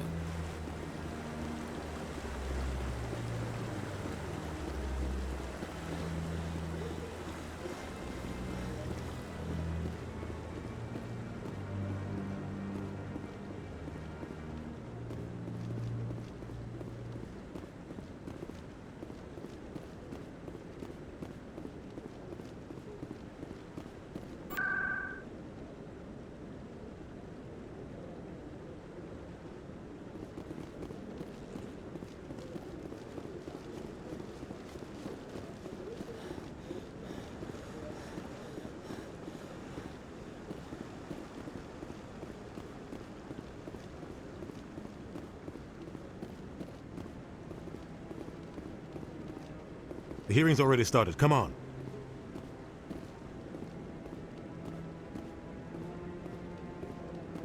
The Geth attack is a matter of some concern, but there is nothing to indicate Saren was involved in any way. The investigation by Citadel Security turned up no evidence to support your charge of treason. An eyewitness saw him kill Nihilus in cold blood. We've read the Eden Prime reports, Ambassador. The testimony of one traumatized dock worker is hardly compelling proof. I resent these accusations. Nihilus was a fellow Spectre and a friend. That just let you catch him off guard. Captain Anderson, you always seem to be involved when humanity makes false charges against me. And this must be your protege, Commander Shepard, the one who let the beacon get destroyed.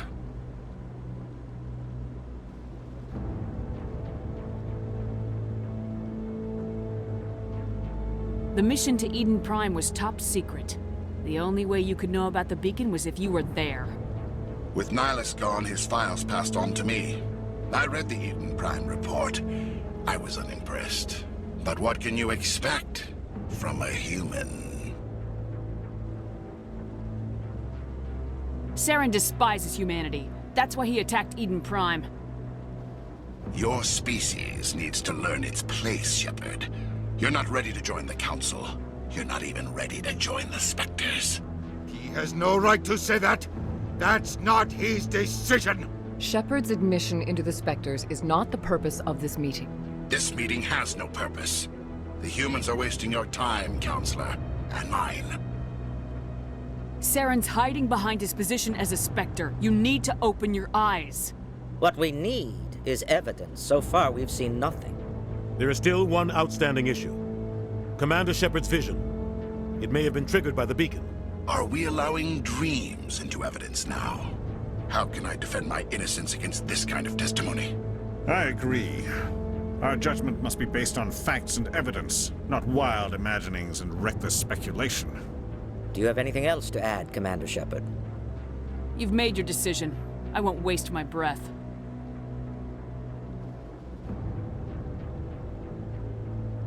The Council has found no evidence of any connection between Saren and the Geth. Ambassador, your petition to have him disbarred from the Spectres is denied. I'm glad to see justice was served. This meeting is adjourned.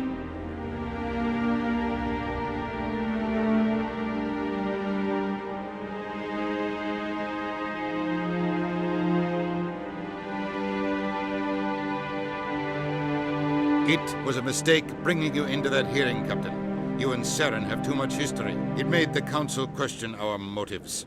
I know Saren. He's working with the Geth for one reason: to exterminate the entire human race. Every colony we have is at risk. Every world we control is in danger. Even Earth isn't safe. Tell me about this history between you and Saren. I worked with him on a mission a long time ago. Things went bad. Real bad. We shouldn't talk about this here. But I know what he's like, and he has to be stopped. What's our next step? As a Spectre, he's virtually untouchable. We need to find some way to expose him. What about Garrus, that CSEC investigator? We saw him arguing with the Executor. That's right. He was asking for more time to finish his report. Seems like he was close to finding something on Saren. Any idea where we could find him?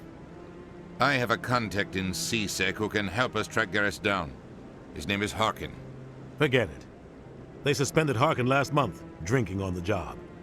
I won't waste my time with that loser. You won't have to. I don't want the Council using your past history with Saren as an excuse to ignore anything we turn up. Shepard will handle this. You can't just cut Captain Anderson out of this investigation. The Ambassador's right. I need to step aside. I need to take care of some business. Captain, meet me in my office later. Harkin's probably getting drunk at Cora's Den. It's a dingy little club in the lower section of the wards. Maybe there's another way to find evidence against Saren. You should talk to Barla Vaughn over in the financial district.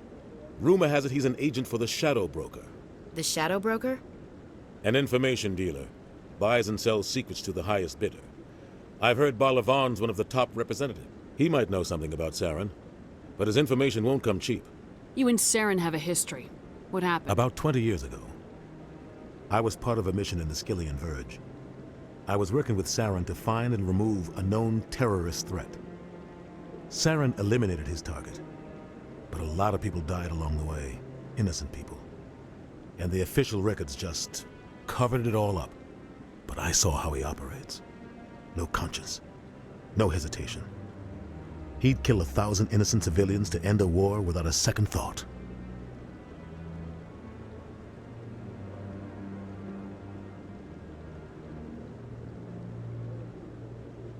Killing innocents doesn't end wars. I know how the world works, Commander.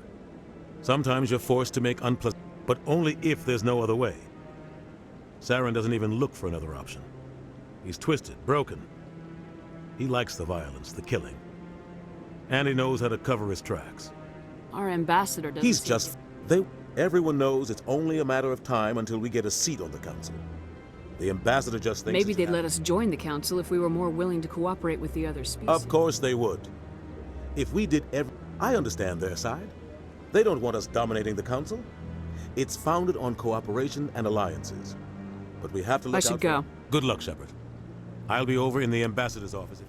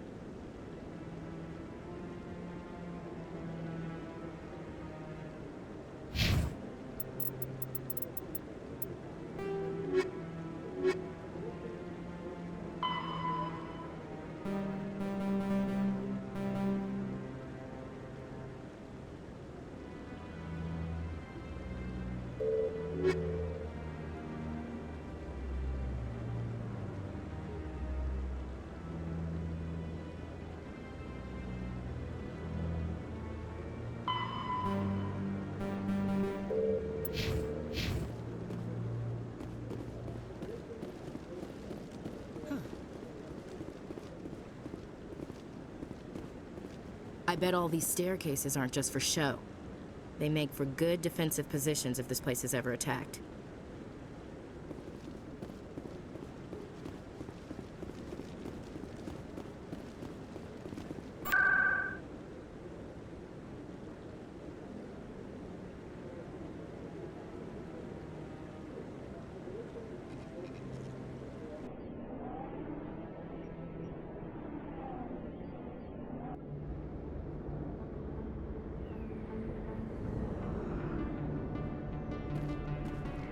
That's her.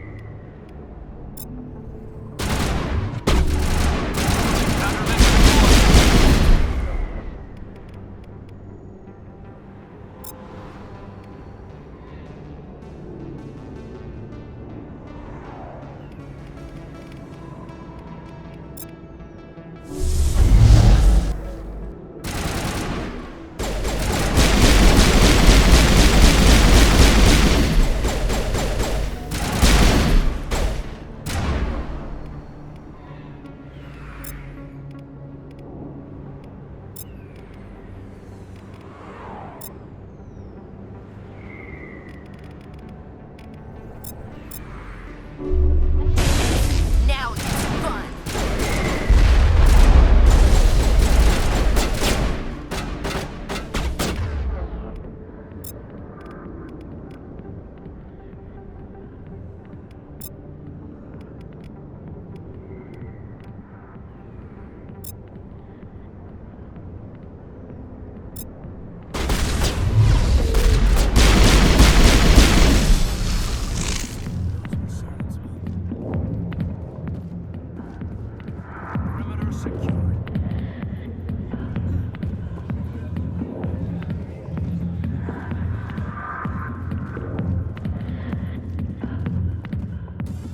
Back off, Rex.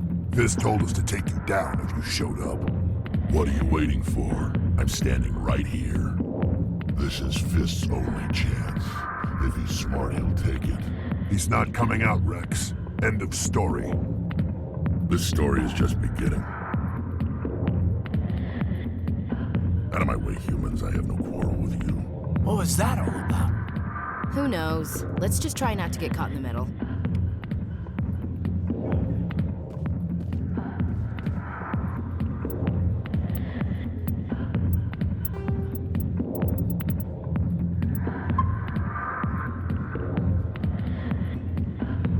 Hey there, sweetheart. You looking for some fun? 'Cause I gotta say, that soldier getup looks real good on that body of yours. Why don't you sit your sweet little ass down beside old Harkin? Have a drink. See where this goes.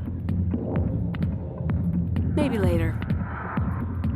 Suit yourself, princess. You know, if more Marines looked like you, I might have joined the Alliance instead of CSEC. I'm looking for a CSEC officer, a Turian named Garrus. Garrus? You must be one of Captain Anderson's crew. Poor bastard, still trying to bring Saren down, eh? I know where Garrus is, but you gotta tell me something first. Did the captain let you in on his big secret?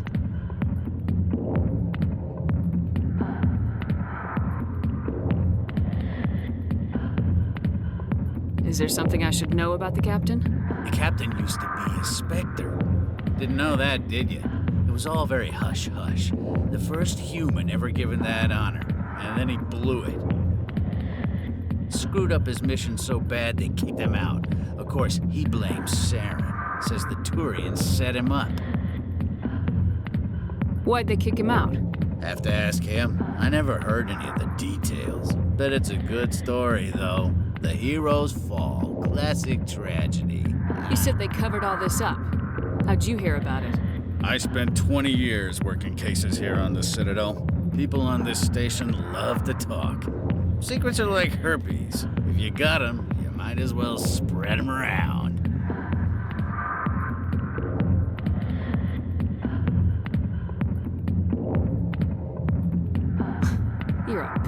Just noticed that now, did you?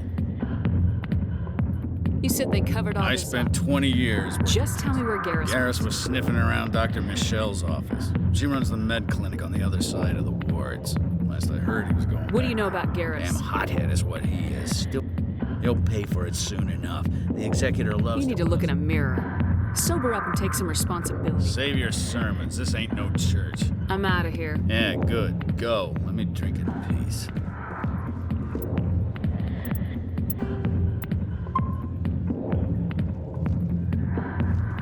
Not now. What's... Commander! What do you want? What's bothering you, General? I've seen a lot of horrible things in my days, and there's only one woman in this damn galaxy that helps me forget it. So if you feel that way, then why spread lies about her? Because she rejected me! Me! Septimus Oraka, General of the Turian Fleet! I think I can see why you're upset, but spreading these lies won't make it better. Look, kid, I appreciate what you're trying to do, but don't waste your time.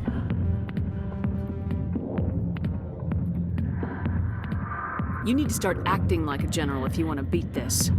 I spent all my life acting like a No, those days are over. I'll just be what I am. A tired, lonely, worn-out soldier. You're a damn general. Quit your whining. Ha! You got balls, kid. There are only 5 people in this damn galaxy who talk. So you think it's that easy? Just straighten up and... I don't think it could hurt. Maybe you're right, Commander. Shaira's worth the effort. Even if she won't have me back. This is no place for someone of your stature, General. All right. I'll go to her. After I've had her... Say, you're a bright kid. Would you be interested in earning a few extra credits? What do you want me to do? There's an L-Corps diplomat out there who believes Shaira gave up his secrets. Why does he think that?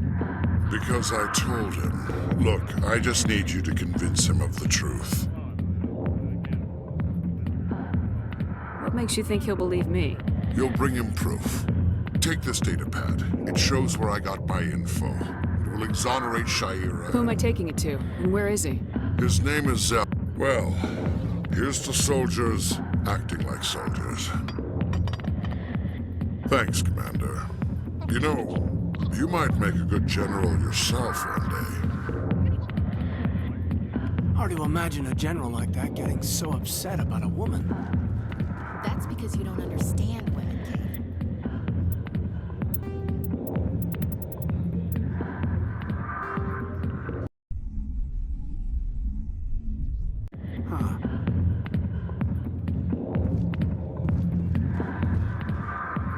I got business here, but not with you.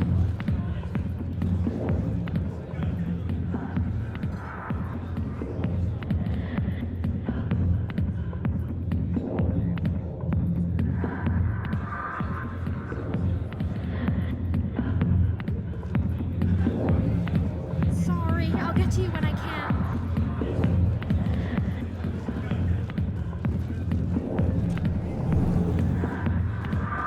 Why didn't Captain Anderson tell us he used to be a Spectre? Maybe it's not true. Harkin's an ass. Bet he's just messing with our heads. You're probably right.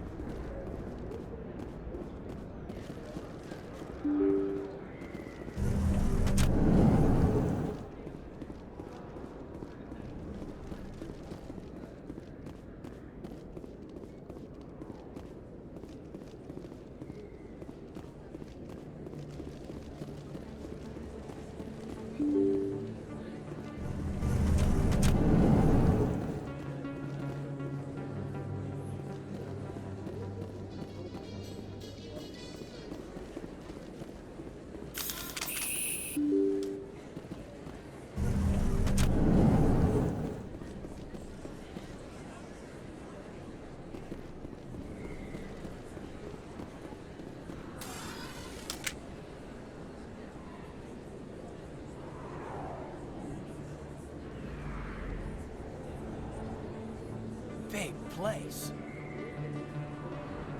That your professional opinion, sir?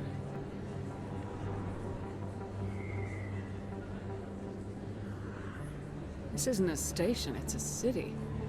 There must be millions here. It can't be possible to track everyone coming and going.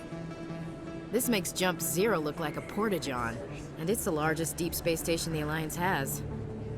Jump Zero is big, but this is a whole nother scale. Look at the ward arms. How do they keep all that mass from flying apart? The Council represents more races than I thought. No wonder they're careful with newcomers. They probably just want to keep everything running. It has to be hard keeping all these cultures working together. Or maybe they just don't like humans. Why not? We've got oceans, beautiful women, this emotion called love. According to the old vids, we have everything they want. When you put it that way, there's no reason I wouldn't like you. I mean, us. Humans, ma'am. You don't take much shore leave, do you, LT? Alright, laugh it up, Chief. I appreciate the thought, Alenko, but we're on duty here. Aye, ma'am. I'll walk drag, ma'am.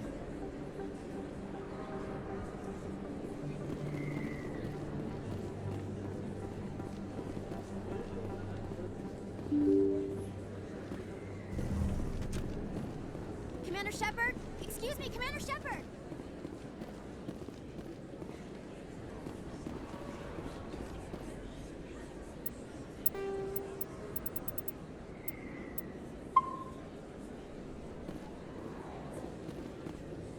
I'm Emily Wong. I'm an investigative journalist working here on the Citadel. Could I have a moment of your time? What do you need? I've been hunting for evidence of corruption and organized crime on the Citadel, but there are places I can't go. I was hoping you might share anything you find during your own investigation. I can make it worth your time. How do you know that my investigation is going to uncover anything you need? You wouldn't be investigating if it weren't big. And if it's big, it's something I'd like to hear about. You gotta have access to better sources. Why contact me? I'm using every source I can find, but I think I've got a better shot with you. I read about the siege of Torfin, sending your men to their deaths, shooting slavers as they tried to surrender. I need someone who isn't afraid to get their hands dirty. Someone who'll do what needs to be done. That's you. How do you know I'm investigating anything here on the Citadel? I'm a good journalist, Commander Shepard. Word gets around. Sounds like a good cause. If I find any information, it's yours. Thank you, Commander. You won't regret it.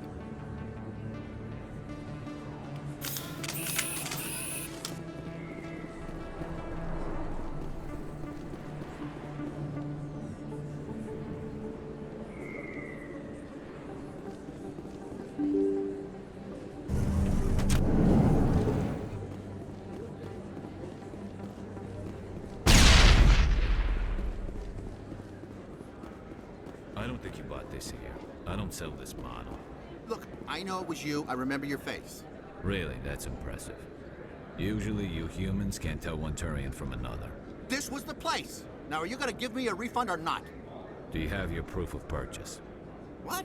No, I don't think you ever gave me one. I'm sorry, man. I can't help you. But, what do you... Can't help you. Best place on this ward to buy upgrades. Hello, Earth Clan. No doubt you've just come back from the colonies. Will you be needing supplies? What colonies are you talking about? Oh, my mistake, Earth Clan. I assumed... It doesn't matter. Pharos? Novaria? Well, if you haven't heard of them yet, I'm sure you will soon. But it doesn't matter where you hail from. My goods are available to all. Show me what you got. Most excellent. I am sure you...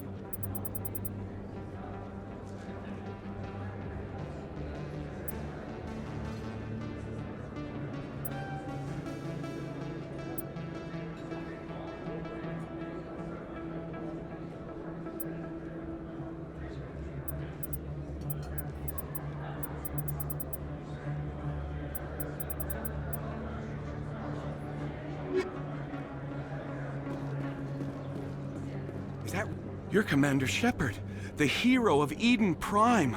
I am so honored to meet you. Nice to meet you. And you are? My name is Conrad. Conrad Werner. They say you killed more than 100 Geth on Eden Prime. I spent most of my time trying to stay alive and help the colonists. Hey, I know you're probably busy, but do you have time for a quick autograph? Anything for a fan. Here. Thanks. I really appreciate it. My wife is going to be so impressed. I'll let you get back to work. But next time you're on Earth, I'd love to buy you a drink. Thanks again!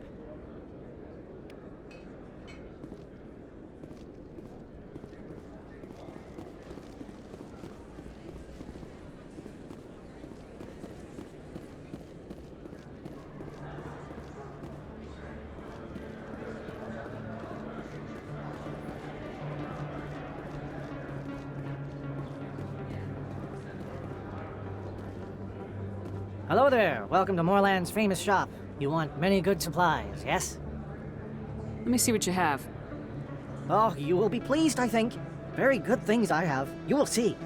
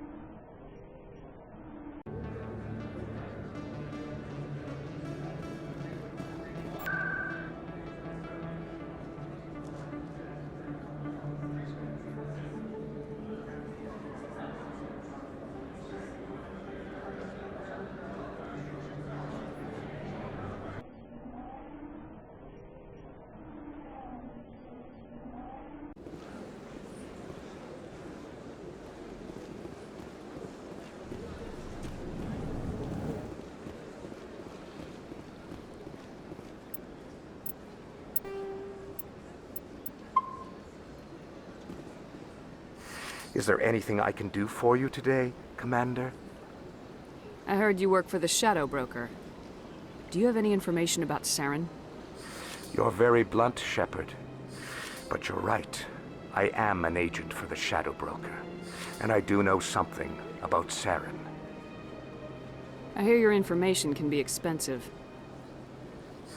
Normally, this information would cost a small fortune. But these are exceptional circumstances. So I am going to give it to you for free. What's the catch? There is no catch. The Shadow Broker is quite upset with Saren right now. They used to do a lot of business, until Saren turned on him. That's what happens when you deal with a traitor like Saren. No matter what you think of Saren, he's not stupid. He knows the Shadow Broker is a valuable ally. Turning on him doesn't make sense. Not unless something huge was at stake. I don't know the details, but the Shadow Broker hired a freelancer to deal with it. A Krogan mercenary. I think I know him. His name's Rex. Yes, I believe he's the one. I heard he was paying a visit to Citadel Security. If you hurry, you might catch him before he leaves the C-Sec Academy. Isn't it strange that a Krogan would want to speak with C-Sec? Very. However, I doubt the visit was entirely his choice. You'll need to speak with him if you want to know more. Thanks for the info. My pleasure, Commander.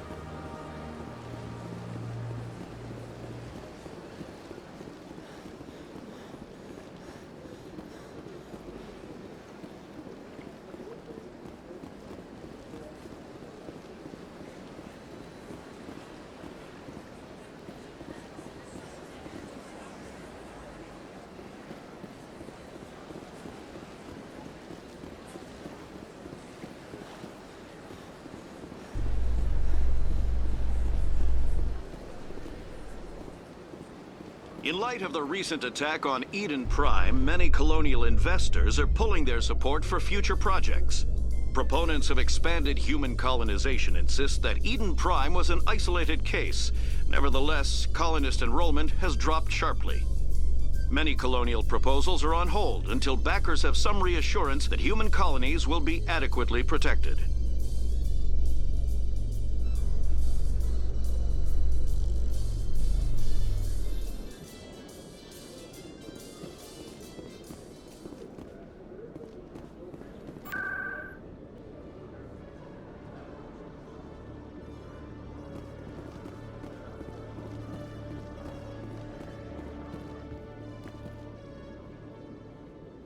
Witnesses saw you making threats in Fist's bar. Stay away from him. I don't take orders from you. This is your only warning, Rex. You should warn Fist. I will kill him. You want me to arrest you? I want you to try.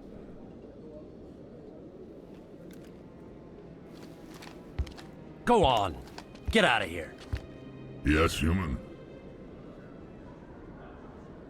I'm trying to bring down Saren. Barlavon said to talk to you. Barlavon is a wise man. We may share a common goal, human. Enlighten me. I've been hired to kill the owner of Cora's Den, a man named Fist. He did something very foolish. What'd he do? He betrayed the Shadow Broker. A Quarian showed up here on the Citadel. She was on the run. She wanted to trade information for a safe place to hide, so she went to Fist. He promised to arrange a meeting between her and the Shadow Broker. Instead, he contacted Saren. What does Saren have to do with this? Well, the Quarian has something that connects Saren to the Geth. He paid Fist a small fortune for her. If we get our hands on that evidence, we can prove that Saren's a traitor. And the Council will have to listen to us.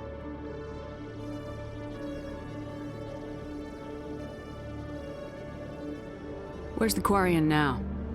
Last I heard, Fist still had her. Probably somewhere inside his club. You help me kill Fist, she's all yours. I want to know more about your employer. Can't tell you much. All I got was a coded message with the details of the job. Standard procedure. What about Garrus, that Turian? He wants to take Saren down too. He might come in handy. He was here just before you showed up. Said he was going to follow up a lead on his investigation. Wanted to speak to the doctor at the med clinic. Move out.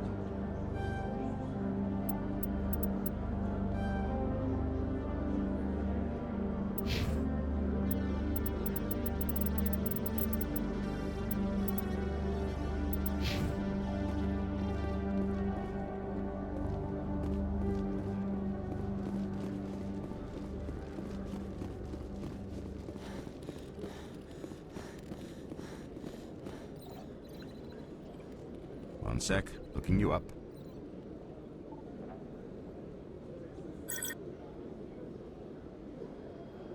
Commander Shepard, here with the Alliance military. First time on the Citadel, that about right? How did you know all that?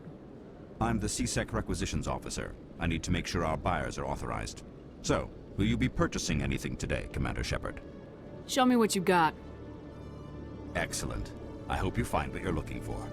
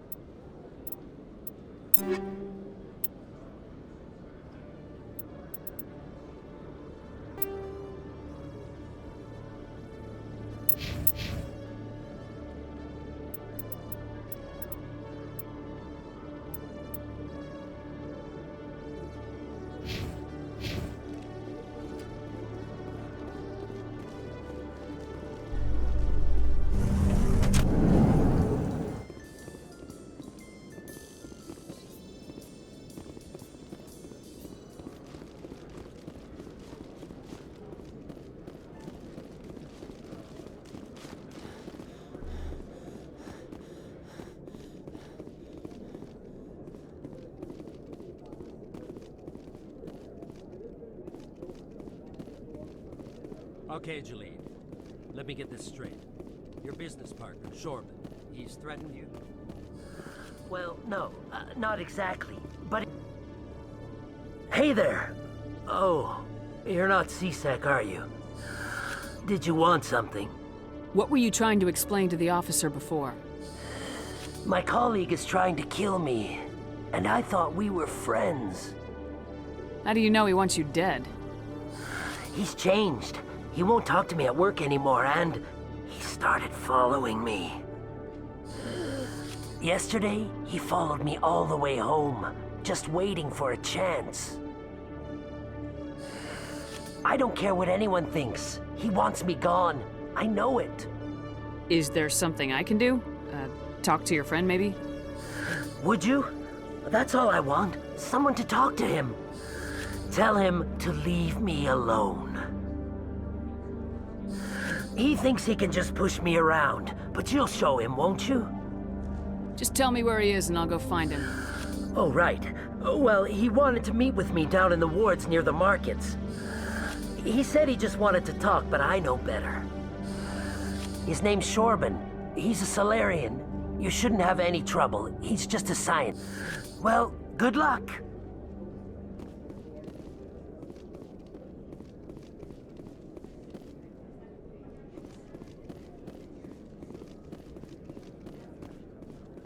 Hello, Commander.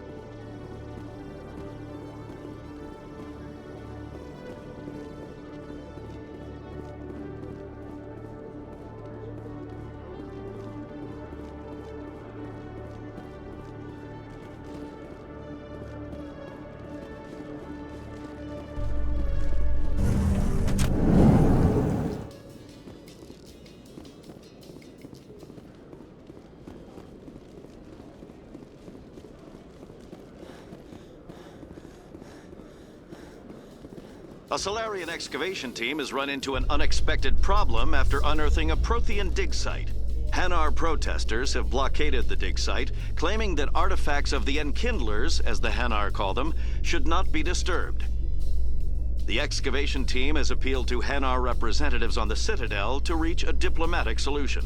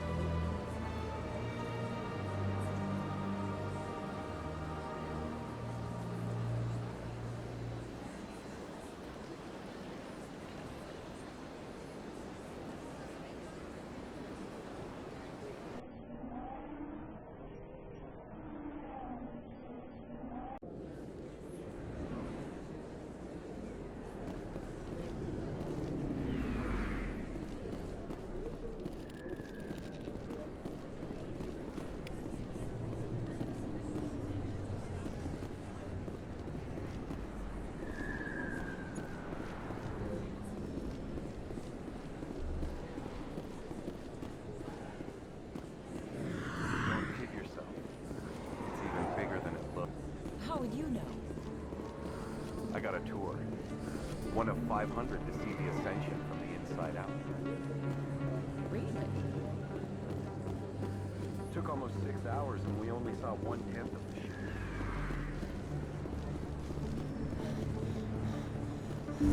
I didn't tell anyone, I swear! That was smart, Doc. Now if Garrus comes around, you stay smart. Keep your mouth shut, Arun. Who are you? Let her go.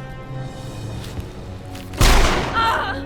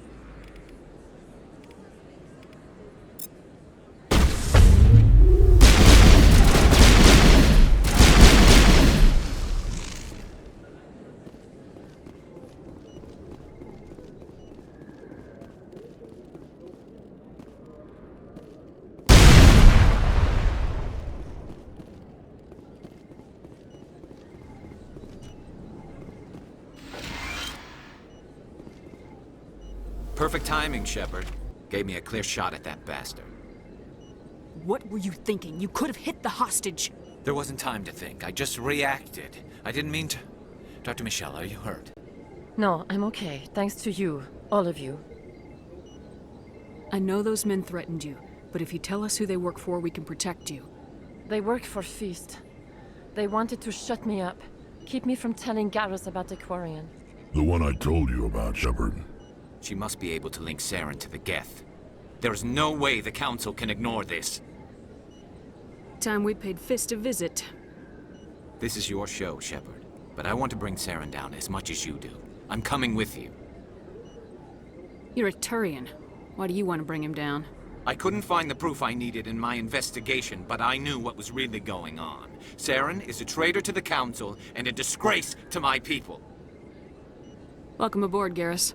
Fist is going to be waiting for us. When we hit him, we better hit him hard.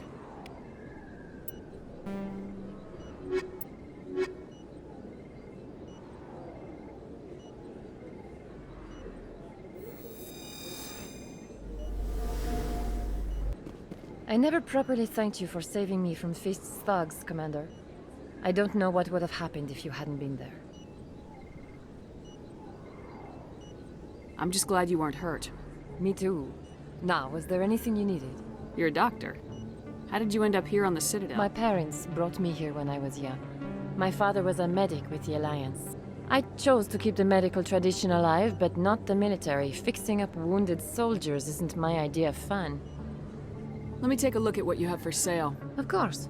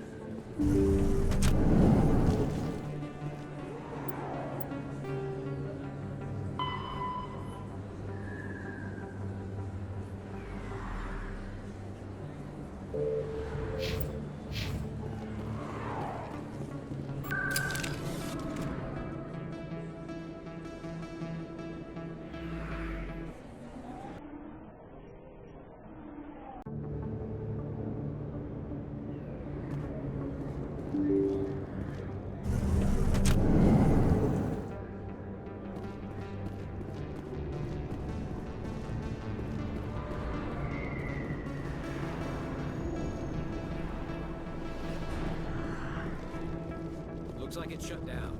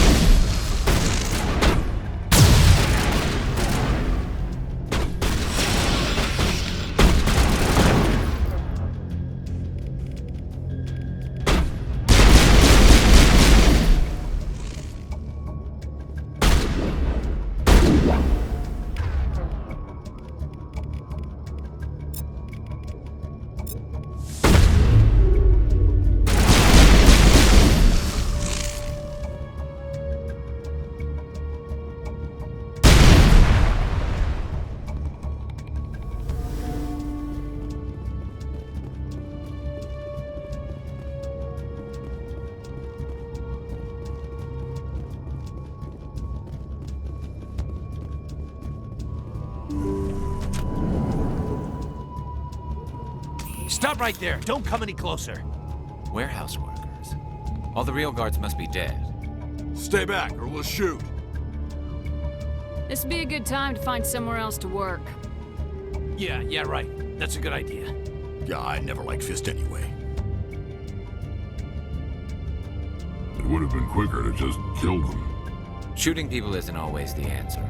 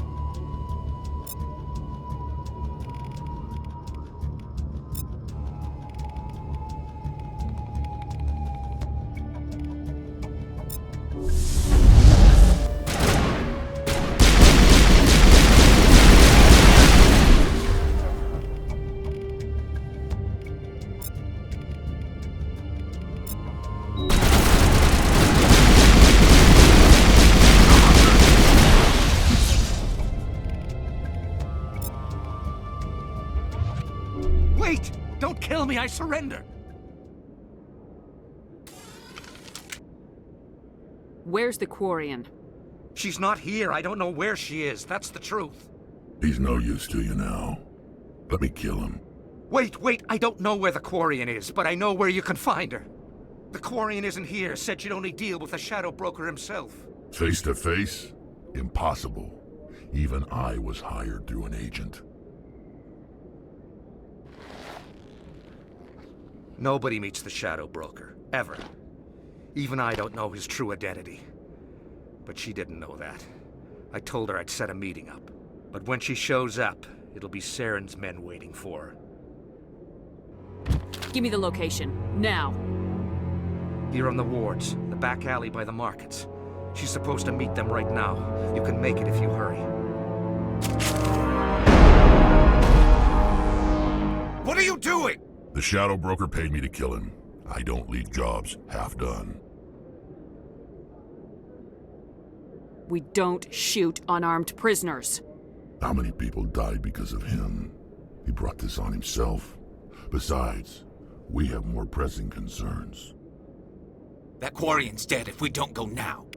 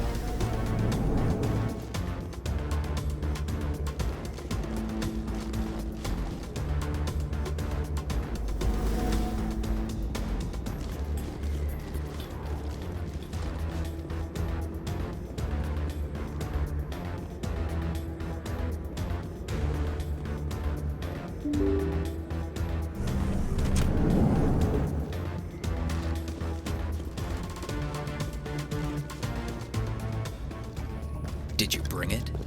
Where's the Shadow Broker? Where's Fist? They'll be here.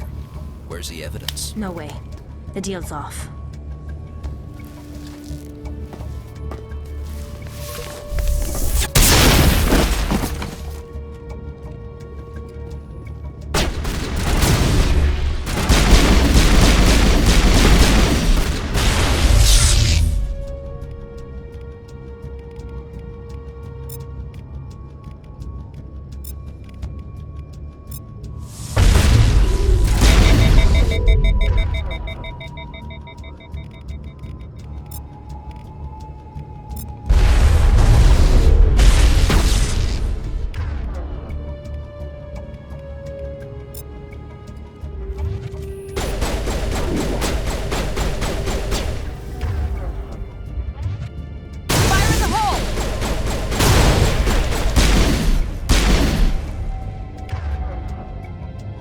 Set me up.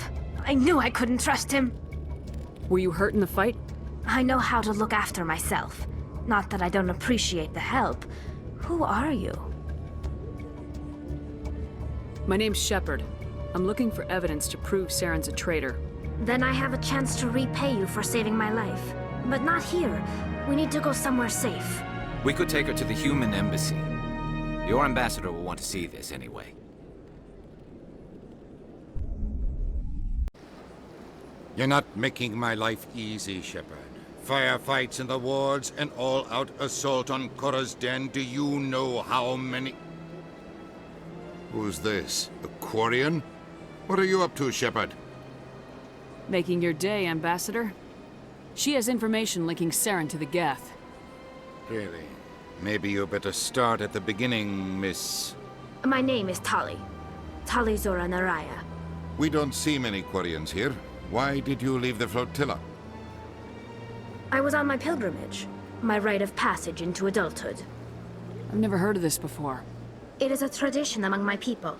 When we reach maturity, we leave the ships of our parents and our people behind. Alone, we search the stars, only returning to the flotilla once we have discovered something of value. In this way, we prove ourselves worthy of adulthood. What kinds of things do you look for? It could be resources like food or fuel, or some type of useful technology, or even knowledge that will make life easier on the flotilla. Through our pilgrimage, we prove that we will contribute to the community, rather than being a burden on our limited resources. Tell us what you found. During my travels, I began hearing reports of Geth. Since they drove my people into exile, the Geth have never ventured beyond the Veil. I was curious. I tracked a patrol of Geth to an uncharted world. I waited for one to become separated from its unit. Then I disabled it and removed its memory core. I thought the Geth fried their memory cores when they died. Some kind of defense mechanism. How did you manage to preserve the memory core? My people created the Geth. If you're quick, careful, and lucky, small caches of data can sometimes be saved. Most of the core was wiped clean, but I salvaged something from its audio banks.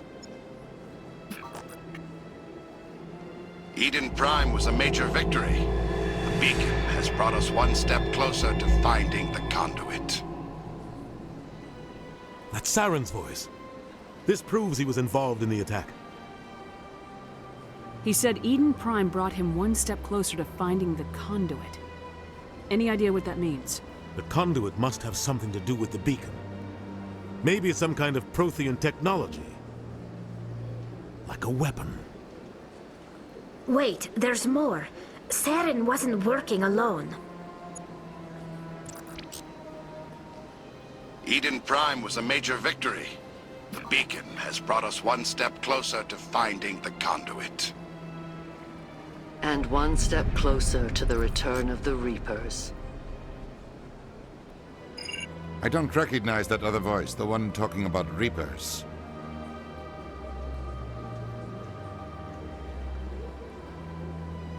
Are they some kind of new alien species? According to the memory core, the Reapers were a hyper-advanced machine race that existed 50,000 years ago. The Reapers hunted the Protheans to total extinction, and then they vanished. At least, that's what the Geth believe. Sounds a little far-fetched. The vision on Eden Prime. I understand it now. I saw the Protheans being wiped out by the Reapers. The Geth revere the Reapers as gods, the pinnacle of non-organic life. And they believe Saren knows how to bring the Reapers back. The Council is just going to love this. The Reapers are a threat to every species in Citadel space. We have to tell them. No matter what they think about the rest of this, those audio files prove Saren's a traitor. The Captain's right. We need to present this to the Council right away. What about her? The Quarian? My name is Tali. You saw me in the alley, Commander. You know what I can do. Let me come with you. I thought you were on your pilgrimage. The pilgrimage proves we are willing to give of ourselves for the greater good. What does it say about me if I turn my back on this? Saren is a danger to the entire galaxy. My pilgrimage can wait. I'll take all the help I can get. Thanks. You won't regret this.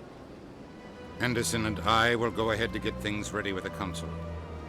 Take a few minutes to collect yourself, then meet us in the tower.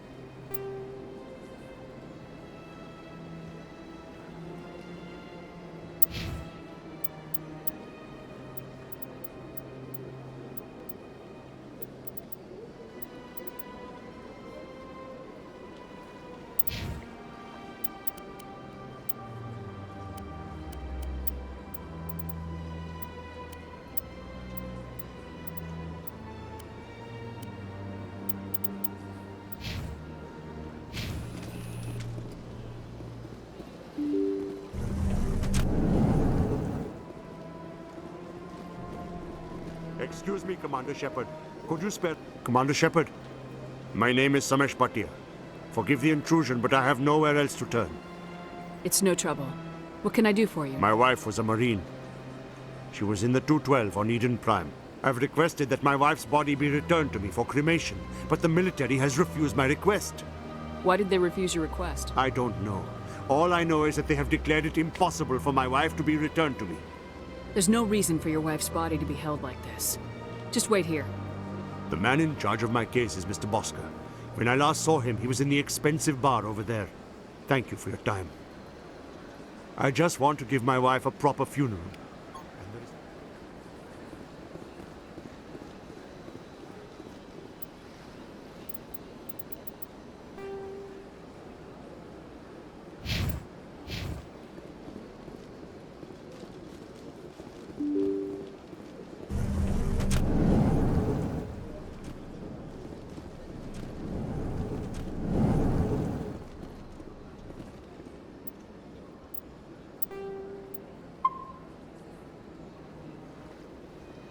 My goodness, you're Commander Shepard. Your activities made for quite a briefing in the Diplomatic Corps. Is there something I can do to assist you? Yes. A man named Samesh Bhatia is having some trouble claiming his wife's body. Ah, Mr. Bhatia. A good man in an understandably frustrating position. I wish I could help him. Serviceman Nirali Bhatia died on Eden Prime, as Mr. Bhatia no doubt told you. Her wounds are inconsistent with any type of weapon damage we've seen before. That is why her body is being held. You think that her body might be dangerous or contaminated? No, Commander. Nirali Bhatia is not dangerous. Her body is in fact extremely valuable to the Alliance. The tests we're conducting may lead to better defenses against Geth attacks. Respectfully, Serviceman Bhatia may save more lives in death than she did in life.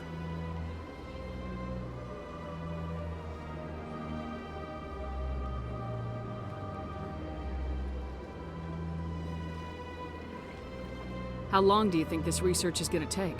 This is a long-term study. I wouldn't expect the bodies I'll tell to be... Mr. Bhatia about this. It might make it easier for him to understand. Thank you. Please let me know if you have any other questions. Hello again, Commander. Can I help you? Thanks for your help.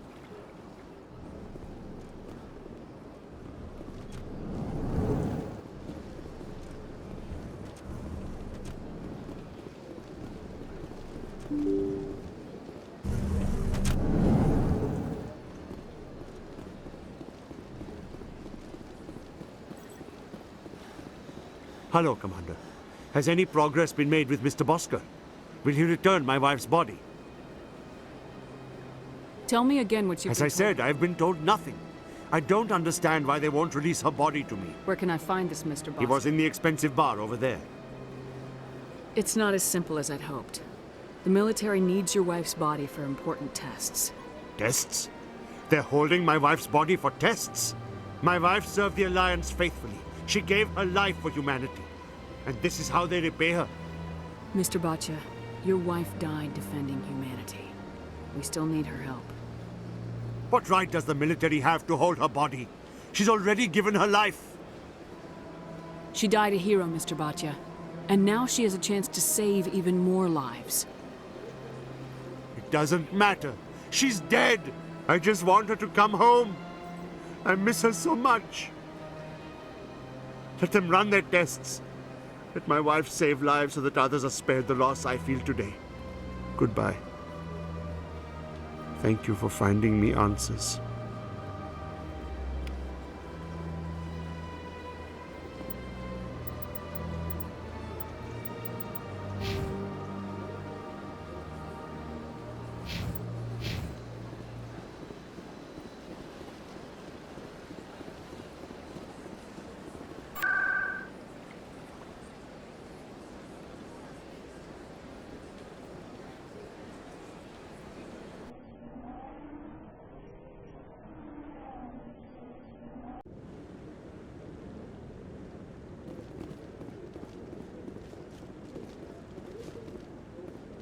Come on.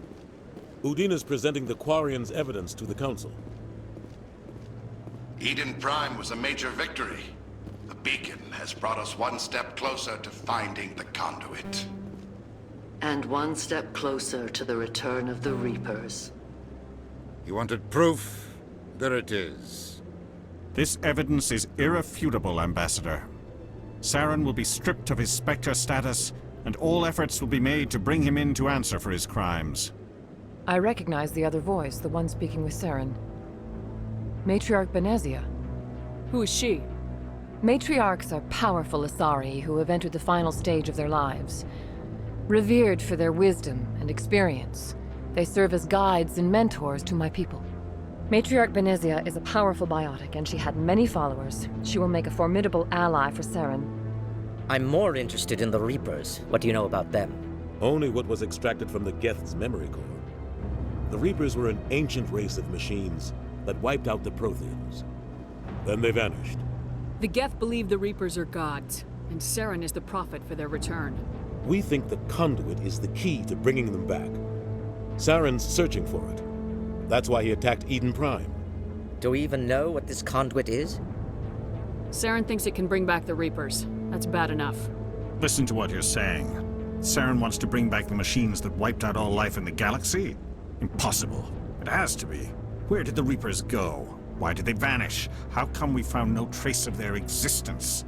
If they were real, we'd have found something.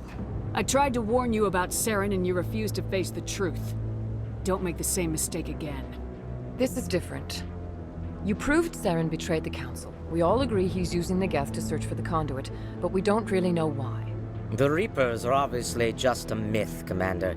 A convenient lie to cover Saren's true purpose. A legend he is using to bend the Geth to his will. 50,000 years ago, the Reapers wiped out all galactic civilization. If Saren finds the conduit, it will happen again.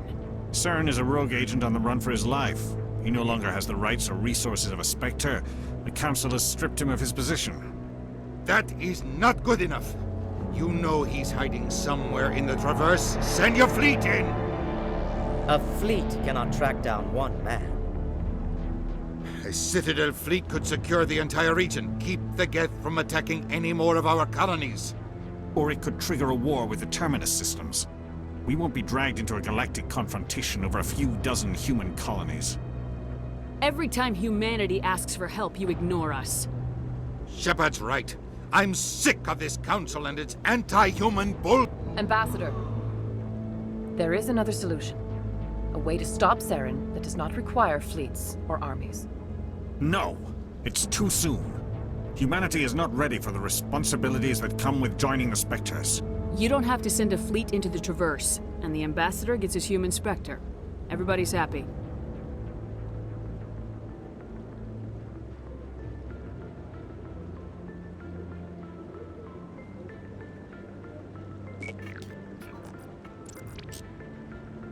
Commander Shepard, step forward.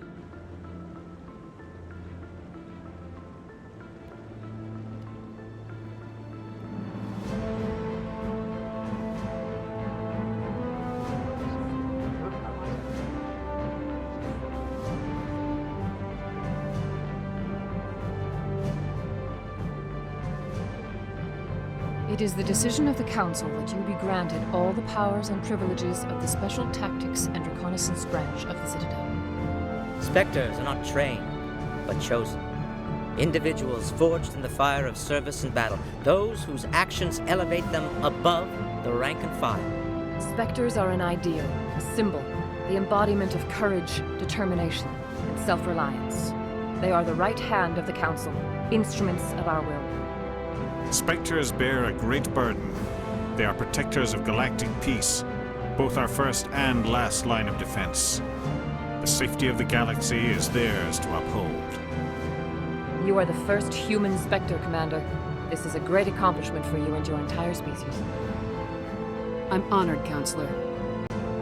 We're sending you into the Traverse after Saren. He's a fugitive from justice, so you are authorized to use any means necessary to apprehend or eliminate him. Any idea where to find him? We will forward any relevant files to Ambassador Udina. This meeting of the Council is adjourned.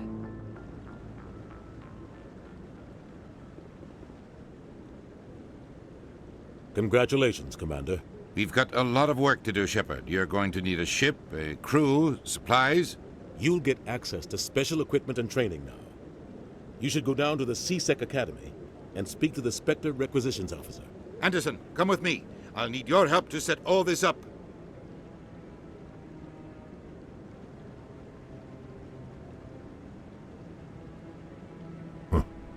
Bastard didn't even thank you. Until I find Saren, I haven't done anything. Come on. Right behind you, Shepard.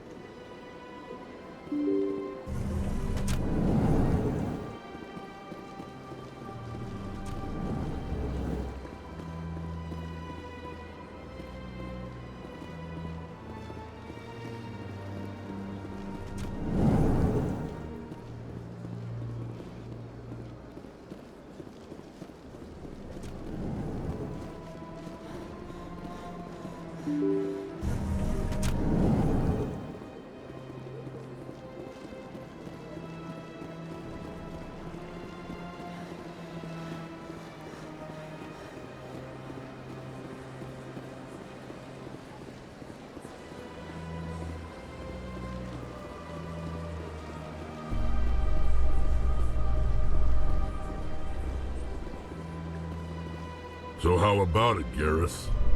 Is this better than C-Sec? Fighting a rogue Spectre with countless lives at stake and no regulations to get in the way? I'd say that beats C-Sec. There may just be hope for you yet, Turian.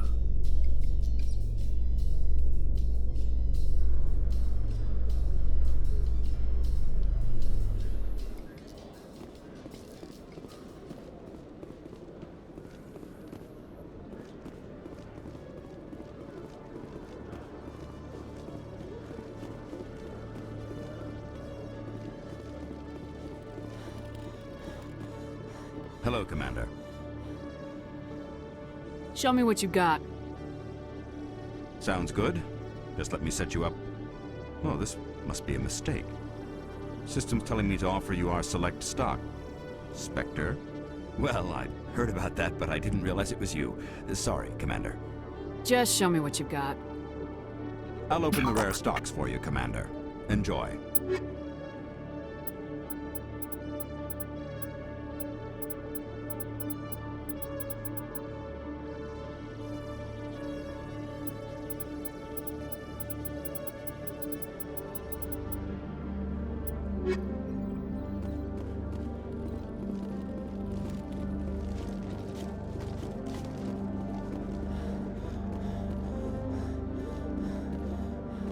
In other news, Exogeny Corp is still denying reports that one of their survey teams has gone missing in the Hades Gamma Cluster. When asked why communication with the survey team was suddenly cut off last week, company officials refused to comment.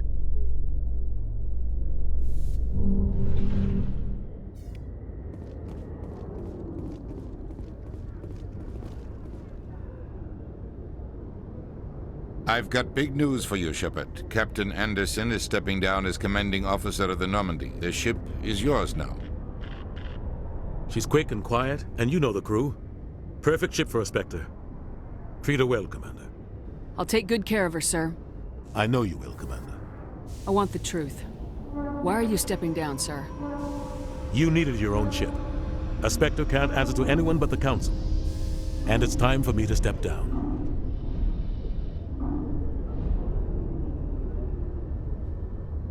Come clean with me, Captain. You owe me that much. I was in your shoes 20 years ago, Shepard. They were considering me for the Spectres. Why didn't you ever mention this? What was I supposed to say? I could have been a Spectre, but I blew it? I failed, Commander.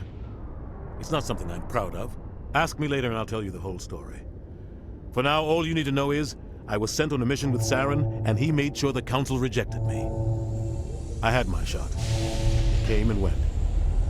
Now you have a chance to make up for my mistakes.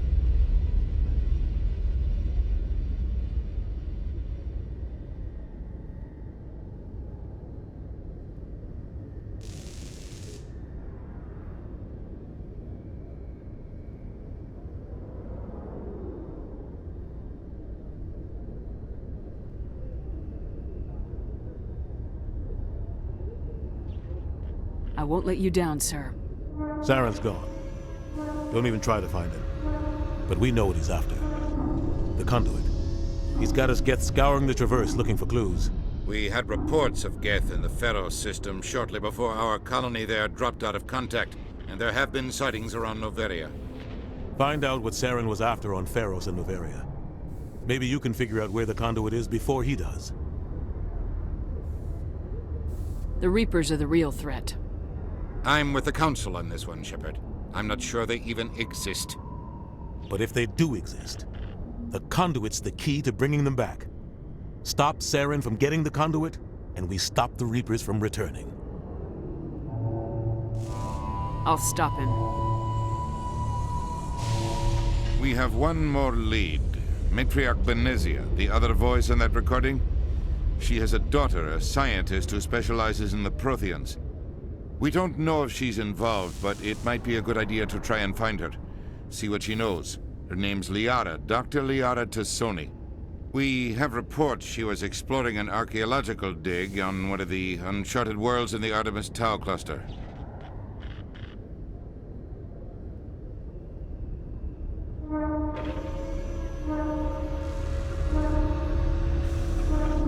The colonists on Pharos might still be alive. It's your decision, Commander. You're a Spectre now. You don't answer to us. But your actions still reflect on humanity as a whole. You make a mess and I get stuck cleaning it up.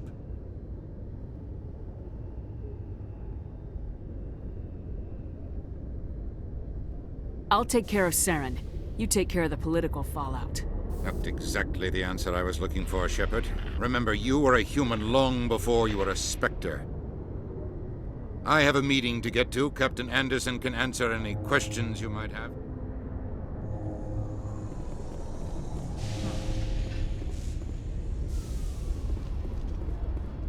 Yes, Commander? How are you holding up? Honestly, this isn't how I pictured my career coming to an end. Pushing papers really isn't my thing, but you're the one who can stop Saren. I believe in you, Shepard. If that means I have to step aside, so be it. Tell me what happened with you and Saren. It's close to 20 years ago now. Ambassador Goyle was our representative here on the Citadel. Like Udina, she wanted to get a human into the Spectres. She chose me.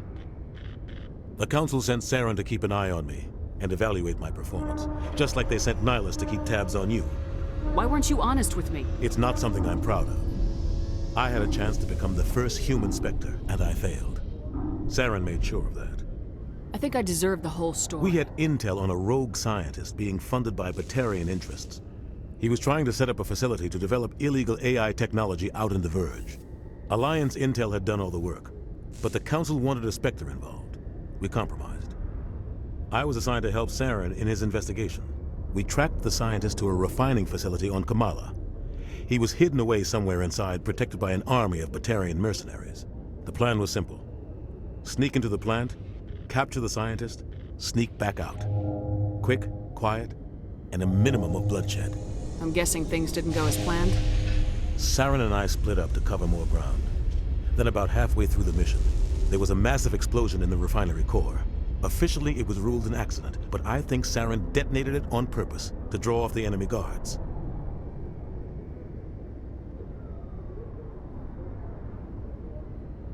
How many casualties? The explosion tore the refinery to shreds. The whole place was on fire. Black chemical clouds poured out into the atmosphere. Nobody inside survived. There was a camp for the workers and their families nearby. Between the fires and the toxic fumes, the final death count was over 500. Mostly civilians. Saren didn't care. The target was eliminated, mission accomplished, and I ended up taking the blame. That ended all talk of me joining the Spectres. Saren caused the explosion. How'd he pin it on you? In his report, Saren accused me of blowing his cover. He said it was my fault the guards were ready for us. He claimed that's why it turned into a massacre. Saren's report was all the proof the Council needed to kill my chances of becoming a Spectre. Don't blame yourself, Captain. I don't. I blame Saren. I think he wanted things to go bad. He was looking for an excuse to blow that Maybe he just likes the violence. Maybe he was just trying to make me look bad to keep humans out of the Spectres. If so, he pulled it off. Why'd you let him get away with it? Who do you think the Council was going to listen to? Me? Or I had a bad feeling about him right from the start. I should have been more careful. Maybe I could have stopped things before they got out of hand. Don't blame yourself, Captain. Maybe he just likes the violence. Maybe he was just trying to The make only thing me I look... care about is stopping Saren. You're right, Commander. It's no good living in the past. I want to know the truth about you and Saren. We had... The plan was The simple. only thing I care about You're is right, stopping. Commander. It's no good living in the past. Any extra intel you can give me on our colony? The entire planet used to be one giant Prothean city. Mostly ruins now. The colony tried to build on what the Protheans left behind. We lost all contact with them when the Geth attacked. I should go. I'll be here if you need anything.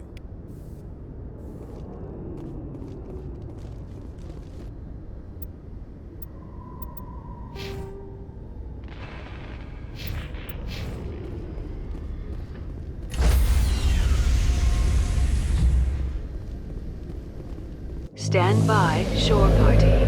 Decontamination in progress. I heard what happened to Captain Anderson. Survives 100 battles and then gets taken down by backroom politics. Just watch your back, Commander. Things go bad on this mission, you're next on their chopping block. Saren's out there somewhere, and we're gonna find him. Everyone on this ship's behind you, Commander. 100%. Intercom's open. If you got anything you want to say to the crew, now's the time.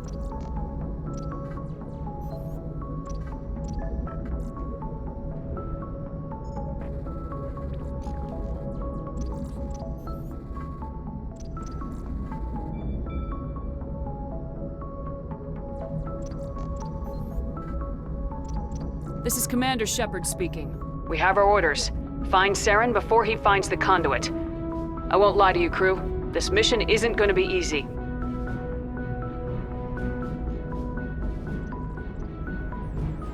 For too long, our species has stood apart from the others.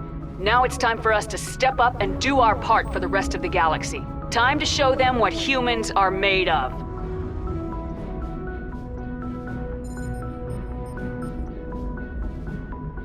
Our enemy knows we're coming. When we go into the Traverse, Saren's followers will be waiting for us.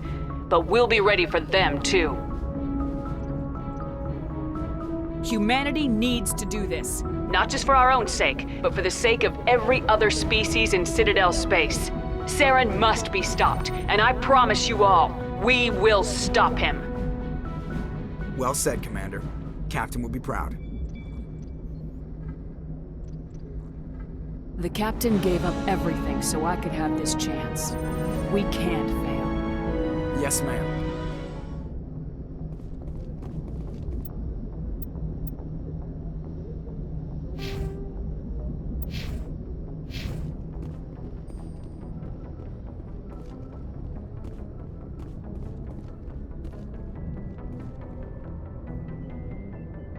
If anyone has to take over for Captain Anderson, I'm glad it's you. I'm not sure about having non-humans on our ship, though. We're all on the same team here, Presley. With all due respect, ma'am, that's what they said about Nihilus. Look how that turned out. Speak freely, Presley. I want to know if you have a problem with non-humans. It's not that, Commander. Humanity has always handled its own problems. Saren attacked one of our colonies. We should be the ones to stop him. We don't need their help. Some people think asking for help is a sign of weakness. That's just being stupid and stubborn. No matter how strong you are, allies can make you I guess strong. so. Maybe I'm just stuck in the old ways of thinking. But don't worry, Commander, this won't be a problem. How did you end up assigned to the I signed up with the Alliance as a navigator right out of school, following in my grandfather's footsteps, I guess. My first... They had the numbers, but their ships were no match for an How'd Alliance. you end up on the Normandy? I got my officer's commission after Elysium. Must have made an impression on the right people. Captain asked for me when he was picking his crew. Carry on, Presley. Yes, ma'am.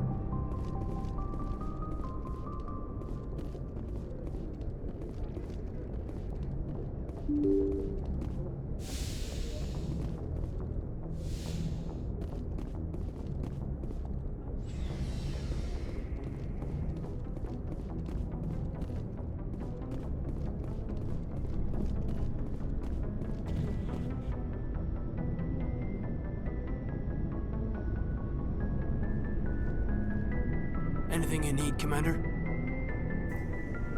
Just trying to get a sense of where the crew's at. Thoughts? I've wasted enough of your time for now, Commander. We'll have time for personal debriefings later. What's your opinion on the last mission? I don't see how we could have done things any better. At least not without getting to Eden Prime sooner. And we were on the scene faster than any other Alliance ship could have been. We'll talk another time, Lieutenant. Commander?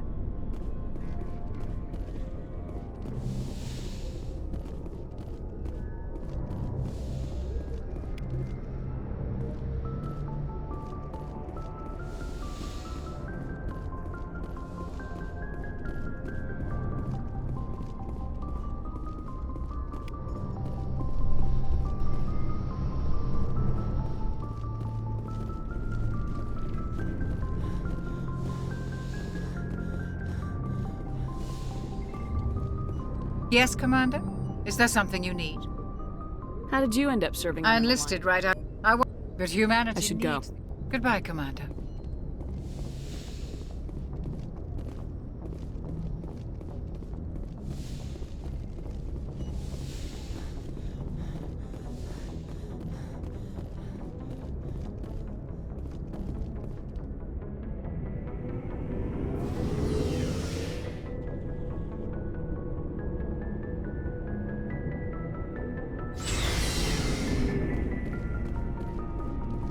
Looking for supplies? What are licenses? Manufacturer.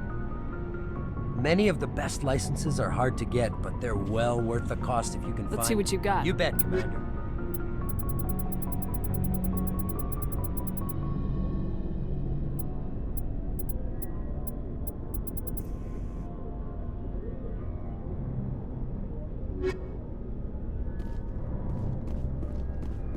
Thanks for bringing me on board, Commander. I knew working with the Spectre would be better than life at CSEC. Have you worked with the Spectre before? Well, no, but I know what they're like. Spectres make their own rules. You're free to handle things your way. At CSEC, you're buried by rules. The damn bureaucrats are always on your back. For the most part, the rules are there for a reason. Maybe. But sometimes it feels like the rules are only there to stop me from doing my work. If I'm trying to take down a suspect, it shouldn't matter how I do it, as long as I do it. But CSEC wants it done their way. Protocol and procedure come first. That's why I left. So you just quit because you didn't like the way they do things? There's more to it than that. It didn't start out bad, but as I rose in ranks, I got saddled with more and more red tape. CSEC's handling of Saren was typical. I just couldn't take it anymore. I hate leaving. I hope you made the right choice. I'd hate for you to regret it later. Well, that's sort of why I teamed up with you. It's a chance for me to get off the Citadel, see how things are done outside CSEC. Either way, I plan to make the most of this. And without CSEC headquarters looking over my shoulder, well, maybe I can get the job done my way for a change. If getting the job done means endangering innocent people, then no. We get the job done right, not fast. Got it? I wasn't trying to... I understand, Commander.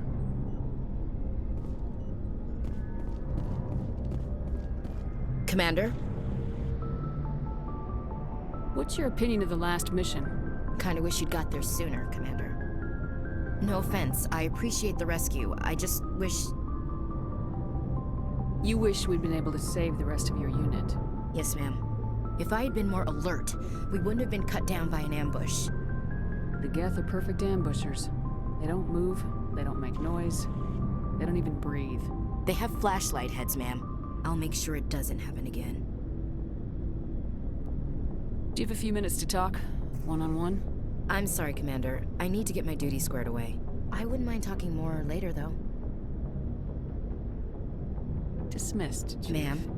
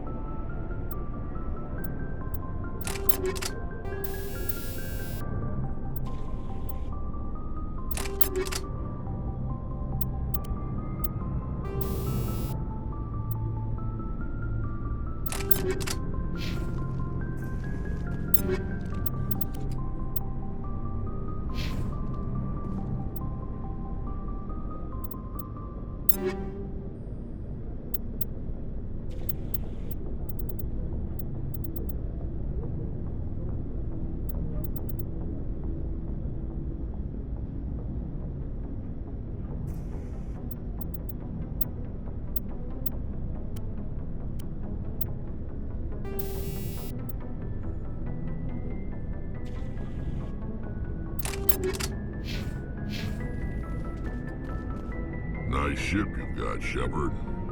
What can I do for you? What's your story, Rex? There's no story.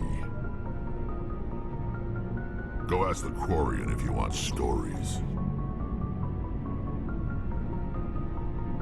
You Krogans live for centuries. Don't tell me you haven't had a few interesting adventures. Well, there was this one time the Turians almost wiped out our entire race. That was fun. I heard about that. You know, they almost did the same to us. It's not the same. It seems pretty much the same to me.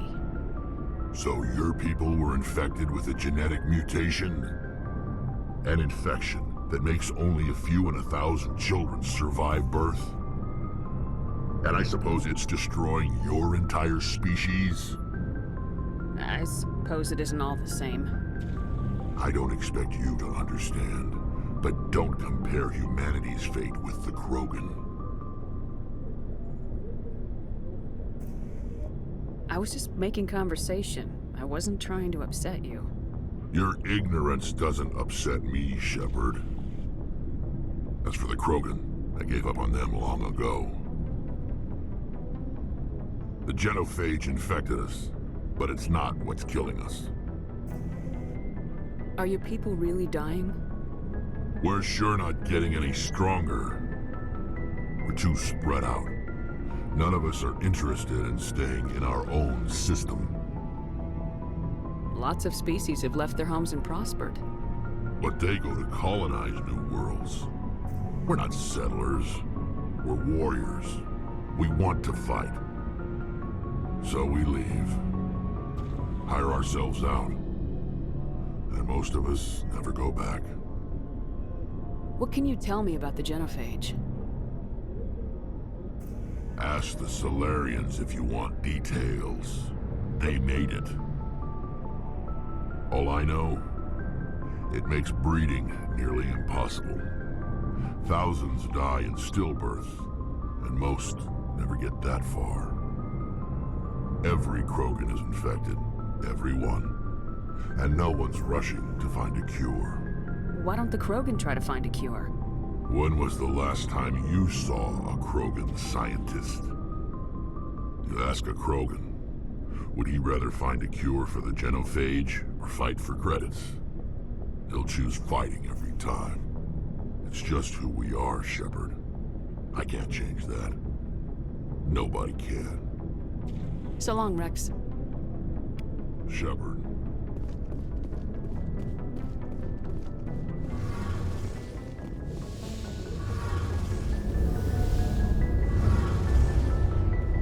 Hey, Commander, you know that Quarian, Tally? She's been spending all her time down here asking me about our engines. I'll tell her to leave you alone. What? No, she's amazing. I wish my guys were half as smart as she is. Give her a month on board and she'll know more about our engines than I do. She's got a real knack for technology, that one. I can see why you wanted her to come along. I figured she'd be a real asset to the team. You got an eye for talent, Commander, but I'm guessing that's not why you came down here. Fill me in on the IES stealth system. How does it work exactly? You can't hide a ship out in space. They emit too much heat and radiation. Too easy for sensors to pick them up, unless you find a way to capture those emissions. So our stealth systems trap the energy we give off in storage sinks built into the ship itself. No emissions to give away our location. Eventually the sinks have to be vented. More than a few hours silent running and they overheat. Cook us inside our own hull. There's no way for anyone to detect us? A visual scan can still pick us up. Anyone looking out a window can see us plain as day. But you have to be pretty close to get an actual visual out in space. Most vessels rely on scanners. As long as the stealth systems are engaged, they can't see us. Not unless we accelerate to FTL speeds. Why doesn't it work with faster-than-light travel? Cranking up the FTL blue shifts our emissions, pushes them into frequencies too high to capture in the sinks. As soon as we make the jump, it's like setting off a flare. Sensors can pick up our location whenever we enter or exit FTL flight, but for short-range missions, our stealth systems are amazing, and we've got the only one. Where else have you served, Adams? If you name a class of Alliance ship, I've probably served on it. Everything from dreadnoughts and carriers right down to... My last assignment was on the Tokyo, only a cruiser, but she was a good ship. Couldn't hold a candle to the Normandy, though. I want to know more about the Normandy. She's the best ship I've ever served on, probably the fastest vessel ever designed. And she's the only one using the new Tantalus drive core. What's so special about the Tantalus drive core? Proportionally, it's about twice the size of any other vessel. Not only are we faster, we can run at FTL speeds longer before we have to discharge the core. Carry on, Adams. Aye, aye, Commander. Your ship's amazing, Shepard. I've never seen a drive core like this before. I can't believe you were able to fit it into a ship this small. I'm starting to understand why you humans have been so successful.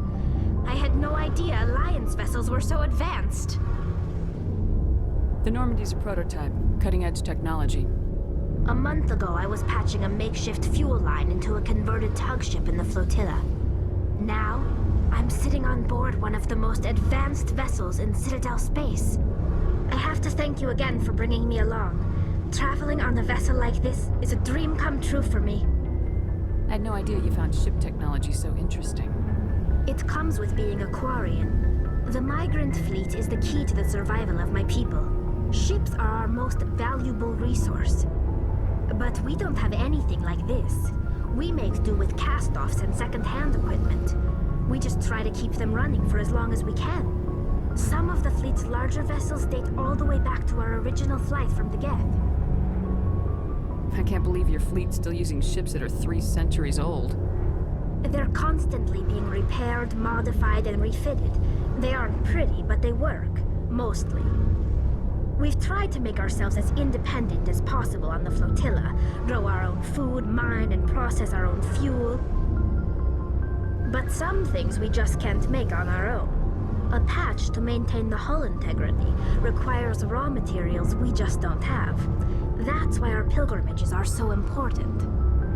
Tell me about your people. Our lives aren't easy. Resources are scarce, and we are constantly on the move. Everything we do must in some way contribute to the There are 17 million Quarians in the flotilla, and each of us relies on the others for survival. The bonds among my people are strong. Unfortunately, we have had to surrender many of the freedoms and civil liberties other species take for granted. What kind of freedoms? Well, it's illegal for parents to have more than one child.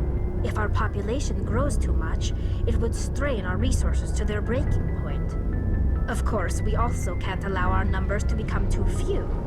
If our population is in decline, the rule against single births is temporarily repealed. In extreme cases of population decline, incentives are even offered to encourage multiple births, though the Conclave hasn't had to take such measures in nearly a century. That's your government. The Conclave is our civilian branch of government. Each ship can elect a representative to serve on the Conclave and make decisions that affect the fleet as a whole. On matters that affect an individual ship, however, the captain has the final say. It's a tradition that dates back to the early days, when the fleet was governed by martial law. Fortunately, most captains nowadays are smart enough to have an elected council from their crew to give them advice and guidance. So the ultimate power rests with elected officials?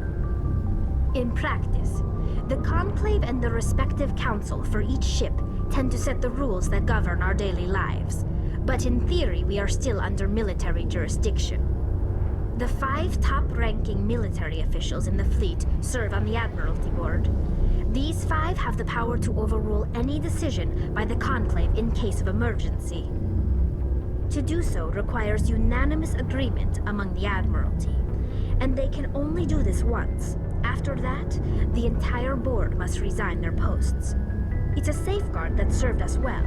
In nearly 3 centuries, the Admiralty Board has only overruled the Conclave 4 times. I want to know more about the Geth. I doubt I can tell you anything you don't already know. It's been almost 3 centuries since they drove my... All I know is the story of their origins. What they were when we created them. I want to talk about something else. Like what? I want to talk about something else. Like what? I want to know more. I doubt I can tell you All I know is the story of their origins. What they were when we created. Interesting. The Geth were originally created to serve as an automated manual labor force. Initially, their intelligence was as limited as any VI. Over time, we made small modifications to their programming to allow them to perform more varied and complex tasks, bringing them closer and closer to true AI status. How come the Council didn't step in and stop you? This wasn't true AI research. We may have been skirting the bounds of the law, but we never did anything that was actually illegal. The changes were so insignificant, so gradual, that we were able to control them. Or so we thought. But one thing we underestimated was the power of the neural network. A million Geth thinking simultaneously created an inherently unstable matrix. So the Geth share brainpower? Many of the Geth's logic systems were designed to work in concert with other nearby Geth. Basically, the more of them you have in a group, the smarter they are. So there's some sort of group consciousness? No, nothing like that. They cannot share sensory data or information. Their programming cannot handle that much simultaneous input. Each Geth maintains an individual awareness and identity. The neural network only operates on a process-based level. It's basically the synthetic equivalent of a subconscious. But when they're in close proximity, they can coordinate low-level functional processes, freeing up more capacity for original or independent thought. That doesn't make any sense. I'm probably oversimplifying. The Geth are incredibly advanced and complex creations. All you need to know is that they get smarter when they gather in large numbers.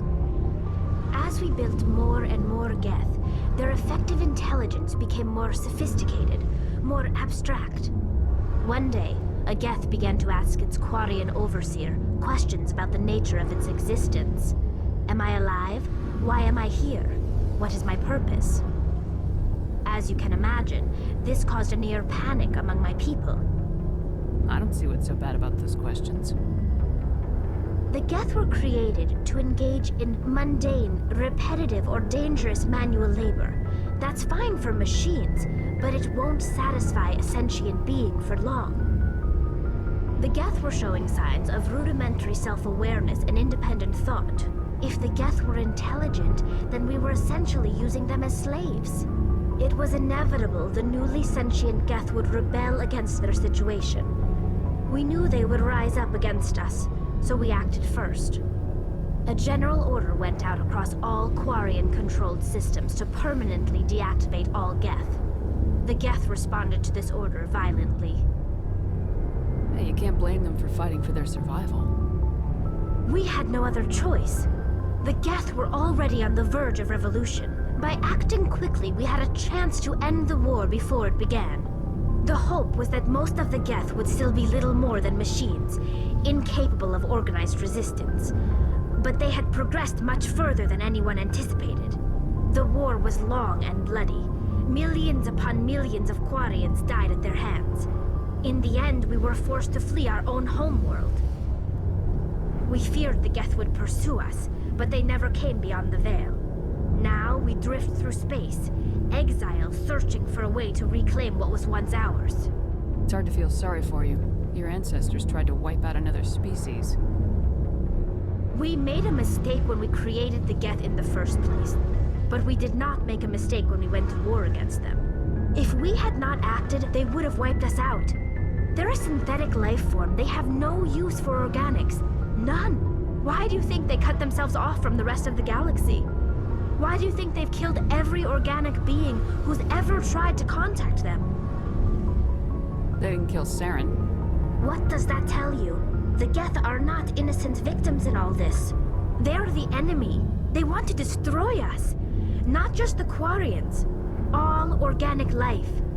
That's why they've joined up with Saren. And that's why we have to stop him.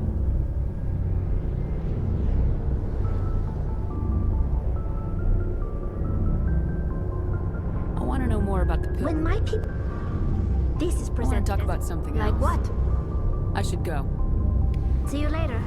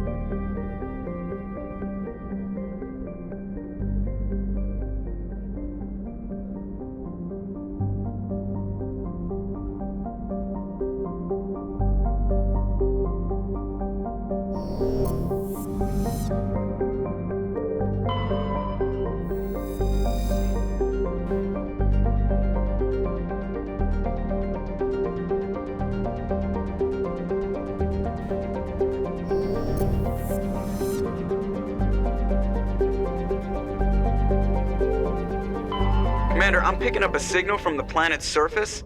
It looks like an automated distress beacon.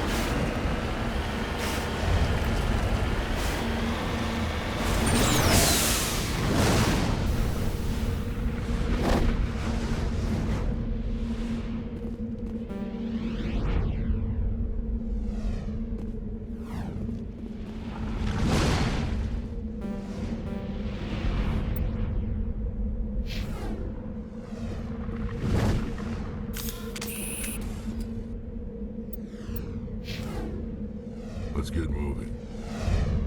No sense standing around.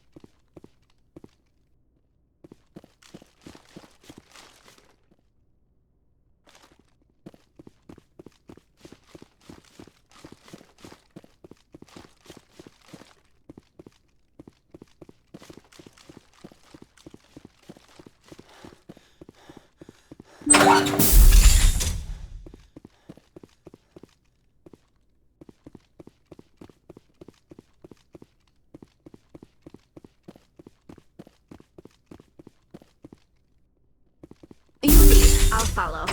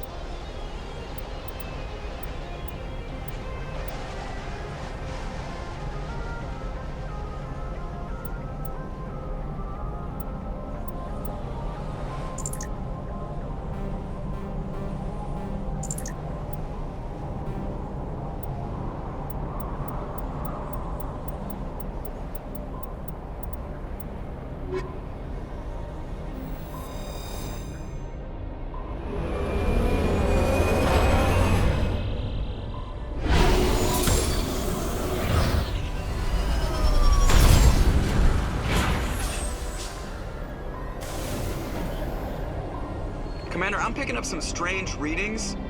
Really strange, like off the damn charts. It looks like it's coming from an underground complex a few clicks away from the drop zone.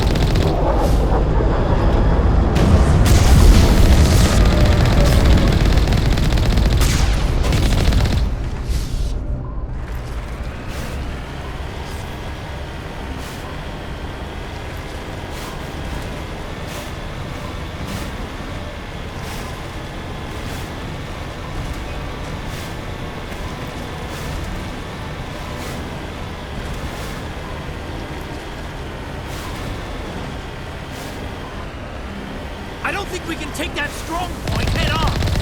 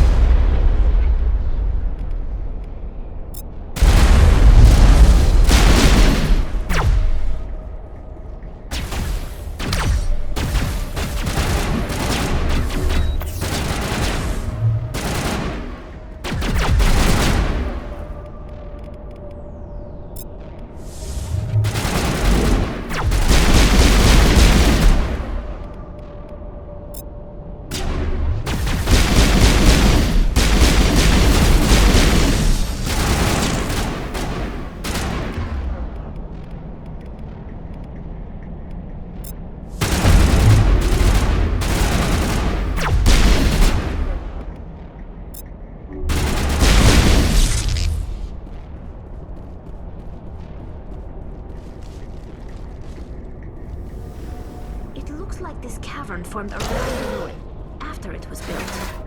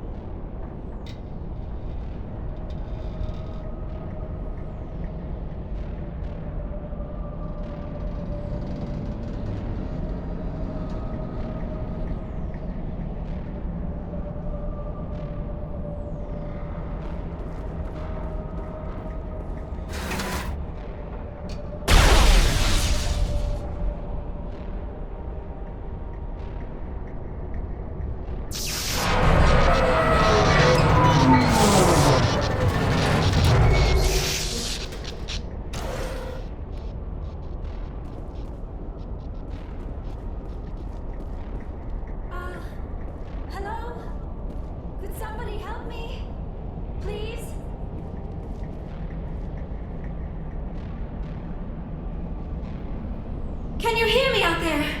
I'm trapped. I need help.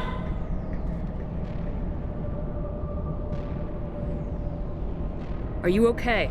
What happened to you? Listen, this thing I'm in is a Prothean security device. I cannot move, so I need you to get me out of it, all right? Your mother is working with Saren. Whose side are you on? What? I am not on anybody's side. I may be Benezia's daughter, but I'm nothing like her. I have not spoken to her in years. Please, just get me out of here. How did you end up in there? I was exploring the ruins when the Geth showed up, so I hid in here. Can you believe that? Geth beyond the veil! I activated the tower's defenses. I knew the barrier curtains would keep them out. When I turned it on, I must have hit something I wasn't supposed to. I was trapped in here. You must get me out, please! Your mother is working with Saren. Whose side are you on? What? I am not on anybody's. I may be Benezia's daughter, but I'm nothing like her. I have not spoken to her in years. How did you end up in there? When I turned it on, I must have hit something I wasn't supposed to. I was trapped in here. We'll find some way to help you. There is a control in here that should deactivate this thing. You'll have to find some way past the barrier curtain. That's the tricky part. The defenses cannot be shut off from the outside. I don't know how you'll get in here.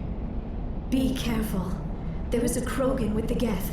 They have been trying different ways to get past the barrier.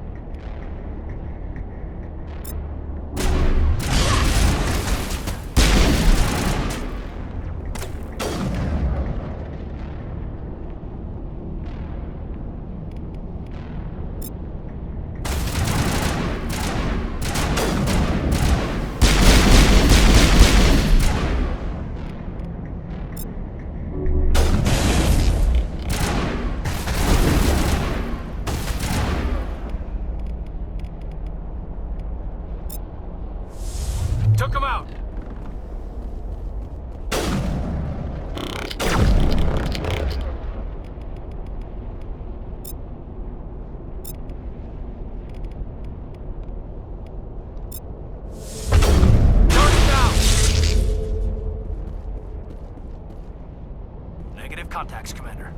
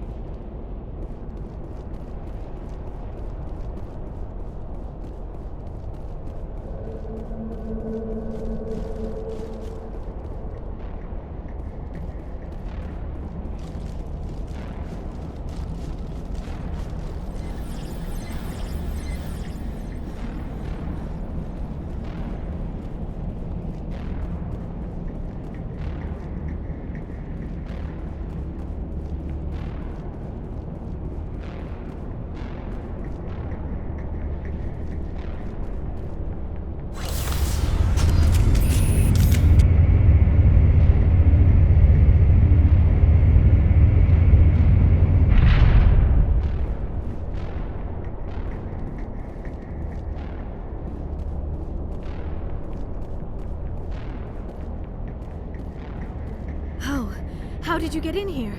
I didn't think there was any way past the barrier.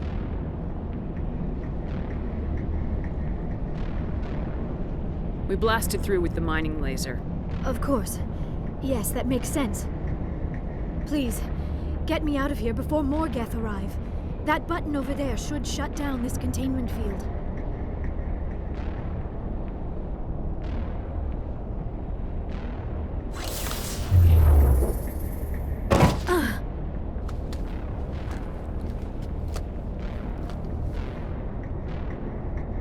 Any idea how we get out of this place? There is an elevator back in the center of the tower. At least I think it's an elevator. It should take us out of here. Come on! I still cannot believe all this. Why would the Geth come after me? Do you think Benezia's involved? Saren's looking for the conduit. You're a Prothean expert. He probably wants you to help him find it. The conduit, but I don't know. What the hell was that? These ruins are not stable. That mining laser must have triggered a seismic event. We have to hurry. The whole place is caving in. Joker, get the Normandy airborne and lock in on my signal. On the double, mister! Aye, aye, Commander. Secure and away. ETA 8 minutes. He needs to move faster.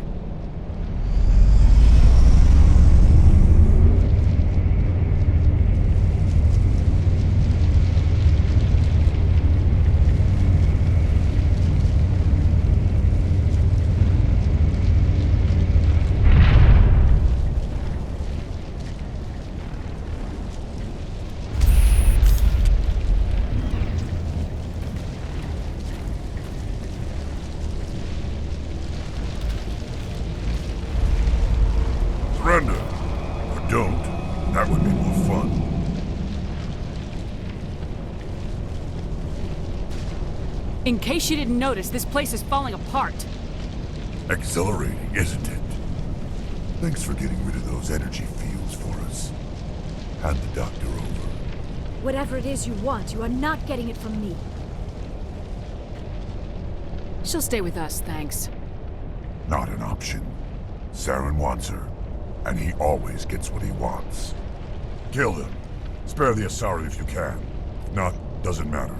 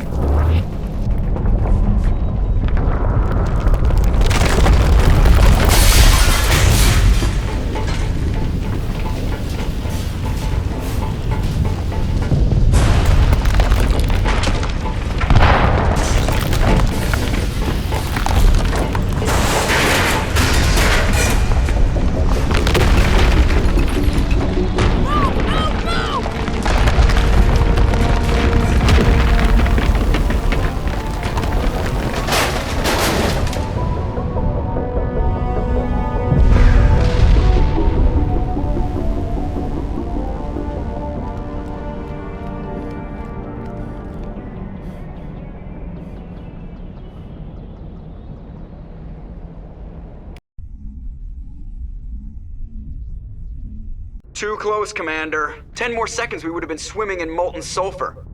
The Normandy isn't equipped to land in exploding volcanoes. They tend to fry our sensors and melt our hull. Just for future reference. We almost died out there and your pilot is making jokes? It's a coping mechanism. You'll get used to it. I see. It must be a human thing. I don't have a lot of experience dealing with your species, Commander. But I am grateful to you. You saved my life back there, and not just from the volcano. Those Geth would have killed me or dragged me off to Saren. What did Saren want with you? Do you know something about the conduit? Only that it was somehow connected to the Prothean extinction. That is my real area of expertise. I have spent the past 50 years trying to figure out what happened to them. Just how old are you exactly? I hate to admit it, but I am only 106. Damn! I hope I look that good when I'm your age. A century may seem like a long time to a short-lived species like yours, but among the Asari, I am barely considered more than a child. That is why my research has not received the attention it deserves. Because of my youth, other Asari scholars tend to dismiss my theories on what happened to the Protheans.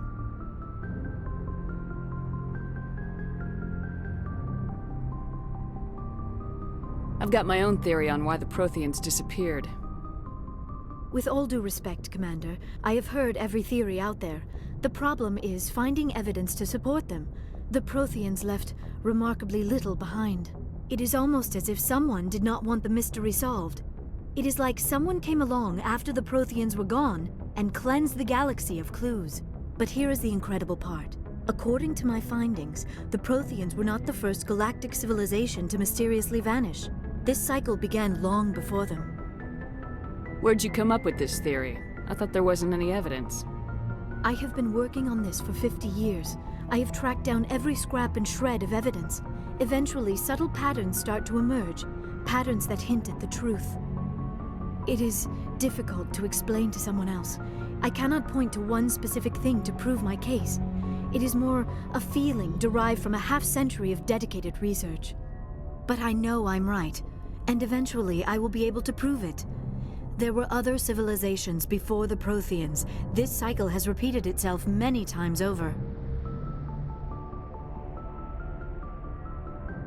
If the Protheans weren't the first, then who was? I don't know. There is barely any evidence on the Protheans, even less on those who came before them. I cannot prove my theory, but I know I am right. The galaxy is built on a cycle of extinction. Each time a great civilization rises up, it is suddenly and violently cast down. Only ruins survive. The Protheans rose up from a single world until their empire spanned the entire galaxy. Yet even they climbed to the top on the remains of those who came before. Their greatest achievements, the mass relays and the Citadel, are based on the technology of those who came before them.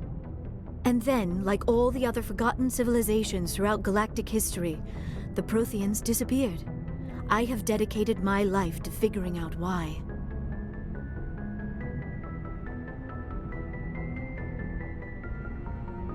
They were wiped out by a race of sentient machines, the Reapers. The Reapers? But I have never heard of. How do you know this? What evidence do you have? There was a damaged Prothean beacon on Eden Prime. It burned a vision into my brain. I'm still trying to sort out what it all means. Visions? Yes, that makes sense. The beacons were designed to transmit information directly into the mind of the user. Finding one that still works is extremely rare. No wonder the Geth attacked Eden Prime. The chance to acquire a working beacon, even a badly damaged one, is worth almost any risk. But the beacons were only programmed to interact with Prothean physiology. Whatever information you received would have been confused, unclear. I am amazed you were able to make sense of it at all. A lesser mind would have been utterly destroyed by the process. You must be remarkably strong-willed, Commander. This isn't helping us find Saren, or the conduit. Of course, you're right. I am sorry, my scientific curiosity got the better of me. Unfortunately, I do not have any information that could help you find the conduit, or Saren.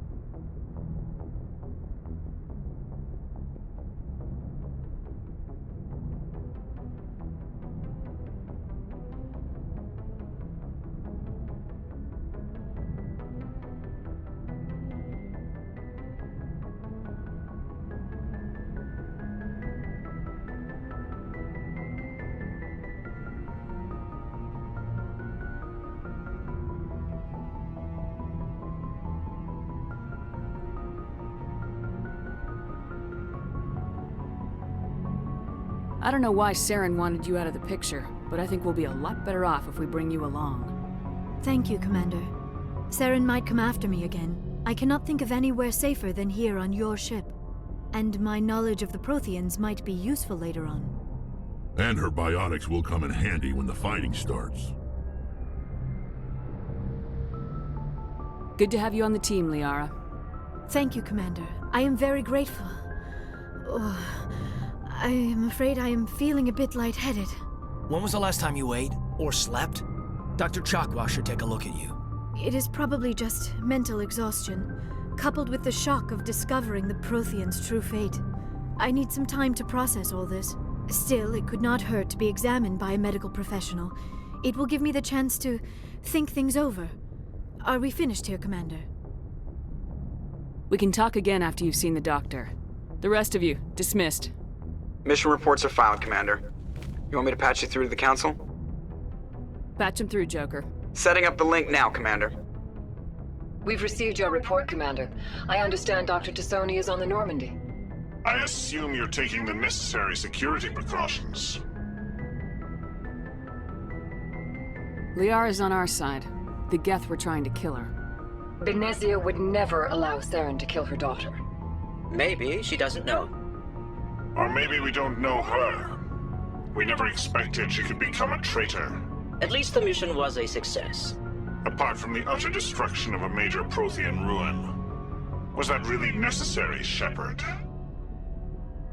The Geth were crawling all over those ruins. We were lucky to make it out alive. Of course, Commander. The mission must always take priority. Good luck, Commander. Remember, we are all counting on you.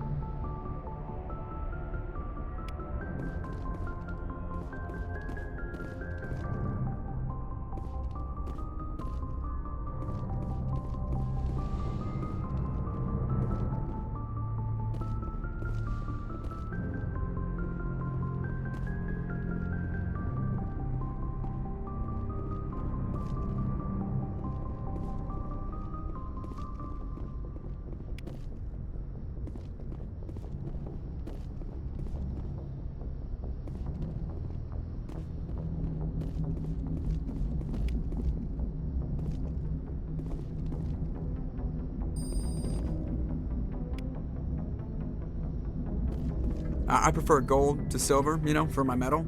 I figured you'd recommend me for one since I, pulled your boots out of the fire.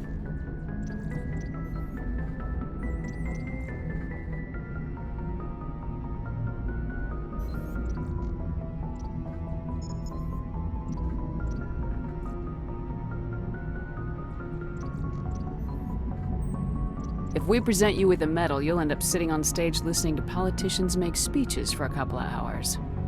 That's a good point. They'd probably make me shave, too. I spent the last 7 weeks working on this baby. No medal's worth that. So, Commander, why don't you tell me why you're really here? How's the Normandy performing? Is she everything they said she'd be? She's the best ship in the fleet. If you've got a pilot who knows how to handle her. Balance isn't what you'd expect.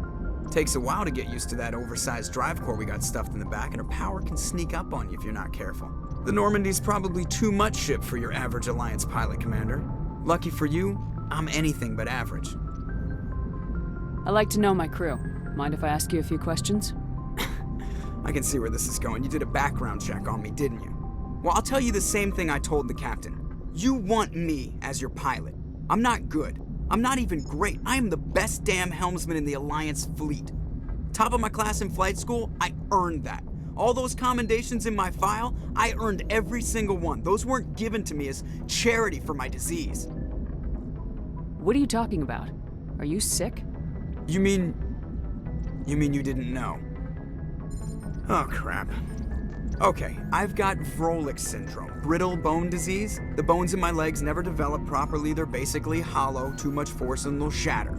Even with crutches and my leg braces, it's hard to get around. One wrong step and crack! It's very dramatic, but I've learned to manage my condition, Commander. Put the Normandy in my hands and I'll make her dance for you. Just don't ask me to get up and dance unless, you like the sound of snapping shin bones. Why does everyone call you Joker? It's a lot shorter than saying Alliance Flight Lieutenant Jeff Moreau. Plus, I love to make little children laugh.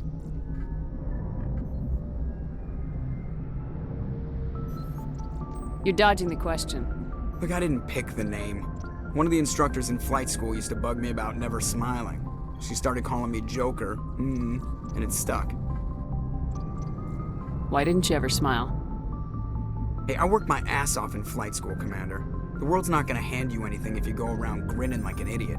By the end of the year, I was the best pilot in the academy, even better than the instructors, and everybody knew it. They'd all got their asses kicked by the sickly kid with the creaky little legs.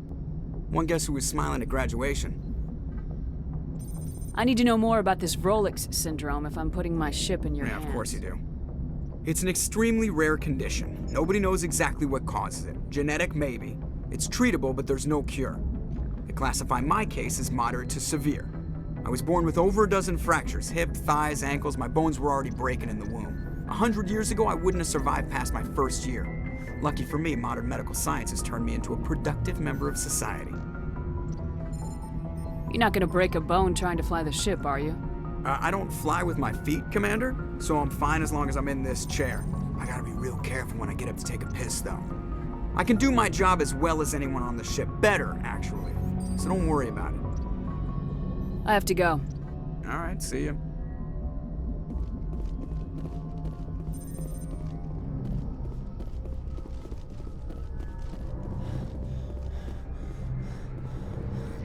Yes, Commander?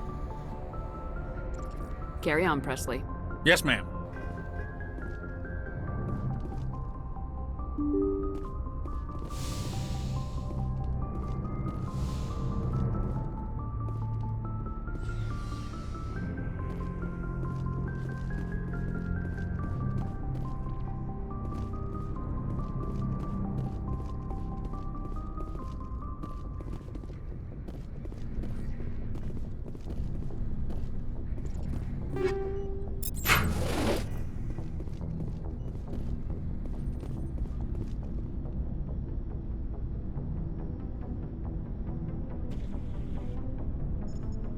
Commander, do you have a minute?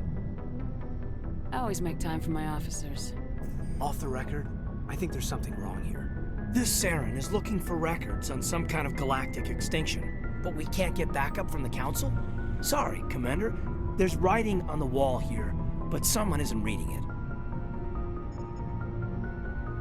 The Council doesn't want to believe anything's wrong. I'd call it human nature, but... I hear you. It just seems like a group that's been around as long as the Council should see this coming.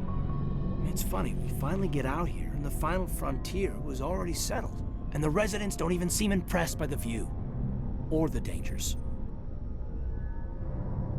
Well, well. You're a romantic. Did you sign on for the dream, Malenko? Secure a man's future in space? Yeah, I read a lot of those books when I was a kid, where the hero goes to space to prove himself worthy of a woman he loves, or, you know, for justice. Maybe I was a romantic in the beginning, but I thought about it after brain camp. Biotic acclimation and temperance training. I'm not looking for the dream. I just want to do some good. See what's out here. Sorry if I got too informal. Protocol wasn't a big focus back in Bot. Tell me about it. Biotic acclimation and temperance didn't last past the airlock. To the kids they hauled in, it was brain camp. Sorry, hauled in is unkind. We were encouraged to commit to an evaluation of our abilities so an understanding of biotics could be compiled. There are worse results of accidental exposure to element 0 in the womb. Beats the brain tumors some kids grew up with. Seems like you beat the odds. How many didn't make it? Out of 100, maybe 60 have no effect. 30 suffer adverse effects, little things like brain cancer. The other 10 show enough ability to augment with implants. Not always permanent, though. Not like the cancer. Next thing you know, you're out on Jump Zero. And how's a kid supposed to deal with that? A station at the edge of human space. Jump Zero is Gagarin Station, right? What's it like? Yeah, that's the official name. Biggest and farthest facility we had for decades. Right on the termination shock, the outer edge of the solar system. It's where they did all the Goose Chase FTL research before we caught on to using mass effect fields.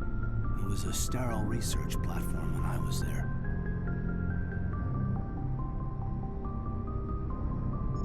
There were other kids in the same boat, right? At least you weren't alone out there. That's true. We did have a little circle that'd get together every night before lights out. We didn't have much to do, though. It was a research platform then, and Kinetics kept Jump Zero off the extranet to prevent leaks.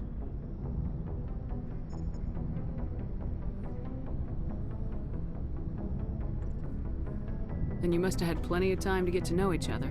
Yeah, we'd sit around and bull every night after dinner, play cards or network games. There was this girl named Rana, who had a little circle grow up around her. She was from Turkey, her family was very rich, but she was smart and charming as hell. Beautiful, but not stuck up about it. Like you, I guess. Ma'am.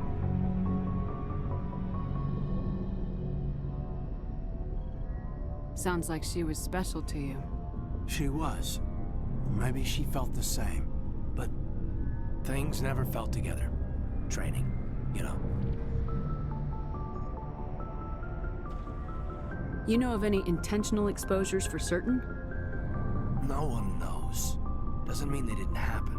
As big as the exposures were, it was hard to track down accidentals. It was different then. No one knew the potential, so there wasn't a lot of regulation. Anything Kinetics did was gold. I'm not saying they intentionally detonated drives over our outposts, but in retrospect, they were damn quick on the scene. Jump Zero's a long way from home. What was it like? The grand gateway to humanity looks a lot better in the vids. Anyway, this was supposed to be a casual debrief, not a bull session about stuff that happened years ago.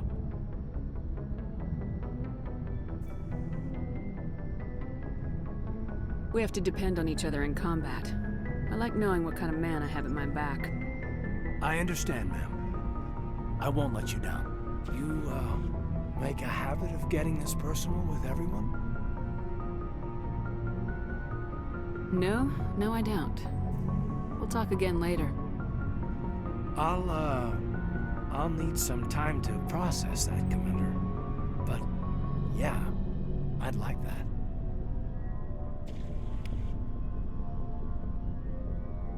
Anything you need, Commander?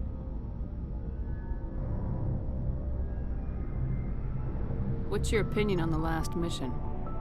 Dr. Tassoni. She seems nice enough. I mean, if you like the bookish sort. Any intentions there, Lieutenant? None, Commander. I prefer adventurous women. What's your opinion on the last mission? I mean, if you like the bookish sort. We'll talk later, Kate. I'd like that.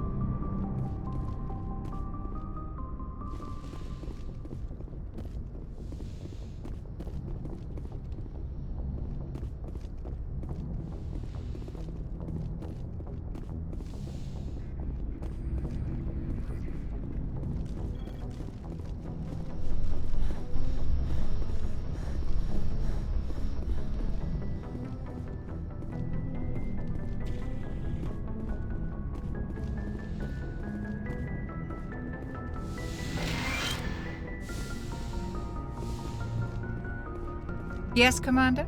Is there something you need? How did you end up? But humanity I should needs go. them. Goodbye, Commander.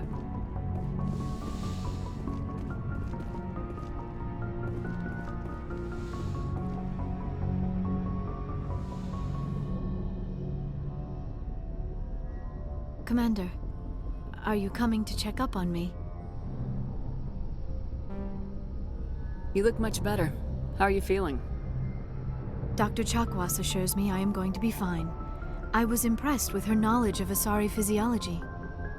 You're in good hands. Dr. Chakwas knows what she's doing. I never properly thanked you for saving me from the Geth, Commander. If you hadn't shown up, I'm just glad we got there in time. So am I. I know you took a chance bringing me aboard this ship. I have seen the way your crew looks at me. They do not trust me. But I am not like Benezia. I will do whatever I can to help you stop Saren. I promise. Don't worry, Liara. I trust you. I know you won't let me down. It means a lot to hear you say that, Commander. Thank you. Tell me about yourself, Liara. Me? I am afraid I am not very interesting, Commander. I spend most of my time on remote digs, unearthing mundane items buried in long-forgotten Prothean ruins. Sounds dangerous. And lonely. Sometimes I would run afoul of indigenous life forms or stumble across a small band of mercenaries or privateers, but I was always careful. Until the Geth followed me to Artemis Tau. I never found myself in any situation my biotics could not handle. As for the solitude, well, that is one aspect that most appealed to me. Sometimes I just need to get away from other people. You don't like other people? I suppose it comes from being a matriarch's daughter. People expected me to follow in Benezia's footsteps. They wanted me to become a leader of our people. Matriarchs guide their followers into the future. They seek the truth of what is yet to come. Maybe that's why I became so interested in the secrets of the past. It sounds so foolish when I say it out loud. It sounds like I became an archaeologist simply to spite Benezia. All children rebel against their parents. It's a natural part of growing up. Aha, you share the wisdom of the matriarch, Shepard. That is exactly what Benezia said when I told her of my decision. But there was more to it than that. I felt drawn to the past. The Protheans were these wondrous, mysterious figures. I wanted to know everything about them. That is why I find you so fascinating. You were marked by the beacon on Eden Prime. You were touched by working Prothean technology. Sounds like you want to dissect me in a lab somewhere. What? No, I did not mean to insinuate. I never meant to offend you, Shepard. I only meant that you would be an interesting specimen for an in-depth study. No, that's even worse. Calm down, Liara. I was only joking. Joking? Oh, by the goddess, how could I be so dense? You must think I am a complete and utter fool. Now you know why I prefer to spend my time in the field with data disks and computers. I always seem to say something embarrassing around other people. Please, just pretend this conversation never happened. Do you know why Benezia joined up with Saren? I don't understand it. She was always outspoken about the need for the Asari to become more involved in shaping galactic events. Maybe she thought allying herself with Saren would somehow be for the greater good in the long run. At least I hope so. This hurts you, doesn't it? None of this makes any sense to me. I have not spoken to Benezia in many years, but I know her, and this was not like her. Something changed. I'd like to know more about the Asari. We were the first species to discover the Citadel. We were instrumental in forming the Council, and we always strive to be the voice of peaceful cooperation in galactic disputes. My people believe we are all part of a single galactic community. Each species contributes something to the greater whole. Although we seek to understand other species, it seems few of them seek to understand us. The galaxy is filled with rumors and misinformation about my people. Like what? Most of the inaccuracies are centered around our mating rituals. My species is monogendered. Male and female have no real meaning for us. We still require a partner to reproduce. This second parent, however, may be of any species and any gender. I don't understand. Your species can mate with anyone? Mating is not quite the proper term, not as you understand it. Physical contact may or may not be involved, but it is not an essential element of the union. The true connection is mental. Our physiology allows us to meld with other beings.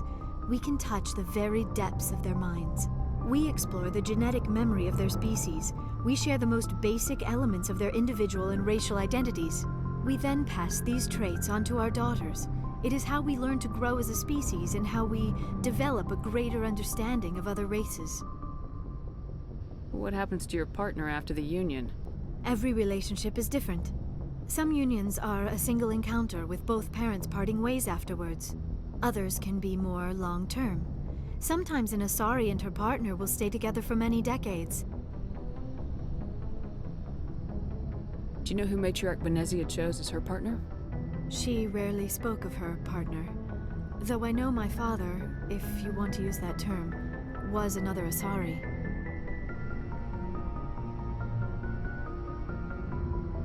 I thought you always needed another species to serve as one of the parents. Think about it, Shepard. If we were not able to mate with our own species, we would have died out long before we ever mastered spaceflight and left our homeworld. Union with our own kind is no longer common, not for the purposes of reproduction. Most Asari believe it weakens our species. Asari daughters inherit racial traits from the father species. If both parents are Asari, then nothing has been gained, or so conventional wisdom would hold. I am what is sometimes called a pureblood.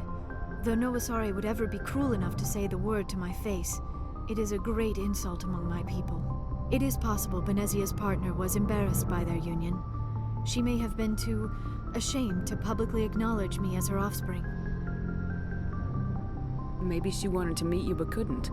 Something could have happened to her. Maybe she passed away. You might be right. I hope you are. But I have no way to know for sure. Benezia never spoke of her partner. Whatever happened, it caused her too much pain to dwell on it. She raised me by herself, though that is not uncommon. Many Asari raise their children alone, particularly if the father species is short-lived. Often the partner will pass on long before the child reaches maturity.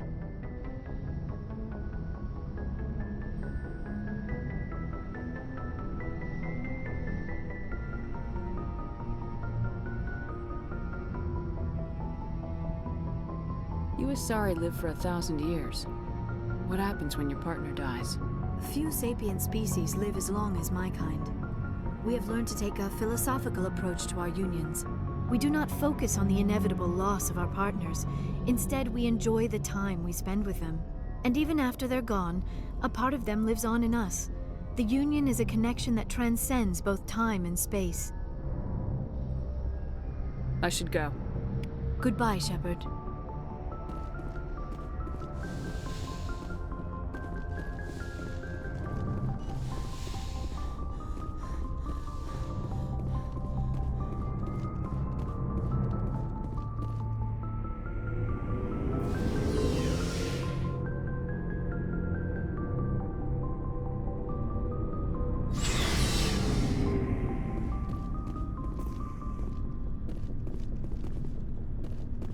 Looking for supplies? Let's see what you got. You bet, Commander.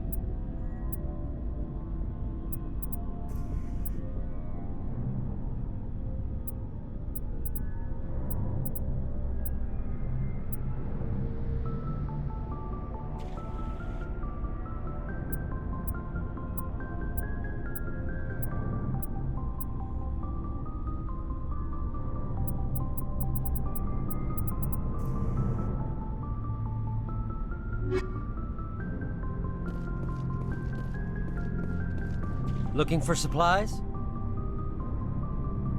Not right now, thanks. No problem. Keep checking back. Commander, how are you? Why did you want to be a C-Sec officer in the first place? That's a good question. There were several reasons, I guess. Like what? Probably the same as most officers. I wanted to fight injustice, wanted to help people. I guess my father had something to do with it too. He was C-Sec, one of the best. I grew up hearing about his accomplishments or seeing his picture on the vids after a big arrest. He's taking my resignation pretty hard. That's tough. But you'd think he'd be impressed you're going after Saren. My father's a C-Sec man to the bone. Do things right or don't do them at all, he says. He thinks I'm being too rash, too impatient. He's worried I'll become just like Saren. He actually talked me out of becoming a Spectre when I was younger, for the same reasons. You were asked to be a Spectre. Well, I was targeted as a possible Spectre candidate. Me and about 1,000 other Turian military recruits. I could have received special training, but my father didn't like it. He despises the Spectres. He hates the idea of someone having unlimited power with no accountability. He wouldn't like you, Commander. No offense. I suppose I can understand his concern. You can. But Saren's not going to play by our rules, C-Sec's rules. If you want to nail Saren, you need to send someone who isn't restricted by policies and procedures. Just because you can break the rules doesn't mean you should. I don't need to stoop to Saren's level to stop him. And neither do you, Garrus. I see what you mean, but I'll think about it. Thanks, Commander. Commander, good to see you. Commander?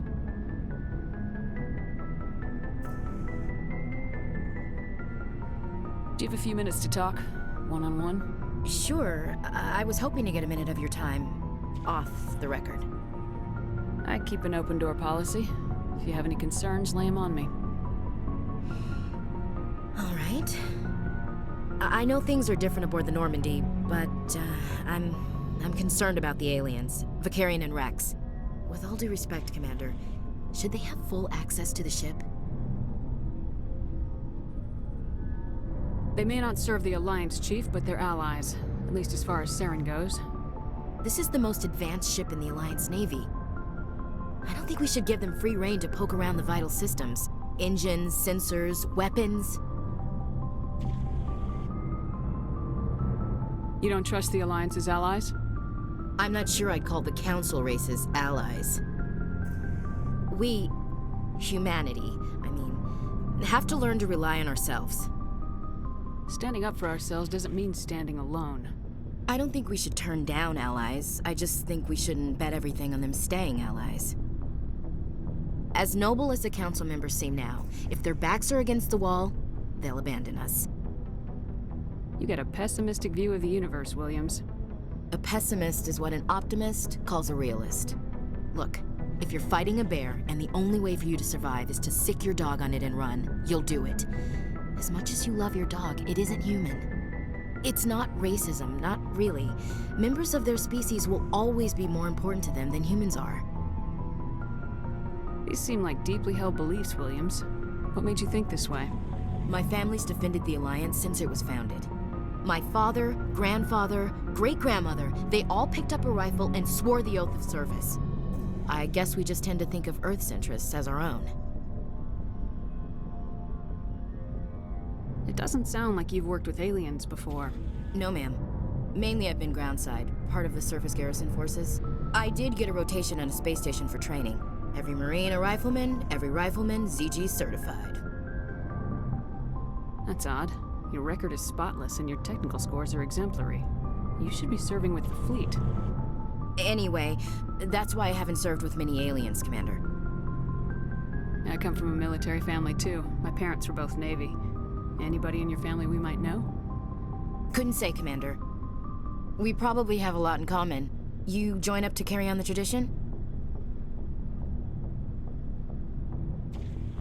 Mainly I wanted to serve. Protect the Alliance, save lives, you know? Glad to hear it. I'd hate to think you were out here for a free college education.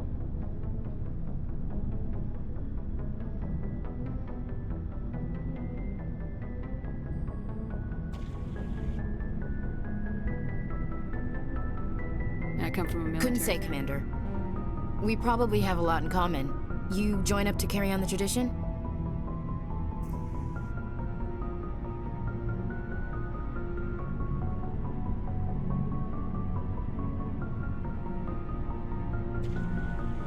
I'm here to put hypervelocity rounds through the heads of bad guys.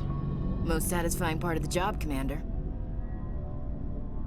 All right, I can see where your concerns are coming from, Williams. But this is a multilateral mission. You're gonna have to work with aliens, like it or not. It won't be a problem, Commander. You say jump, I say how high. You tell me to kiss a Turian, I'll ask which cheek. I don't think kissing Turians will be necessary. You never know, Commander. What's your opinion of the last mission? Not sure I buy Dr. Tassoni's story about her and her mom not talking. They're family, right? I think she's being straight with us. Or at least I don't think she lies very often. Yeah, she's probably really bad at it. Hey, want me to ask her about her sex life? Might be illuminating.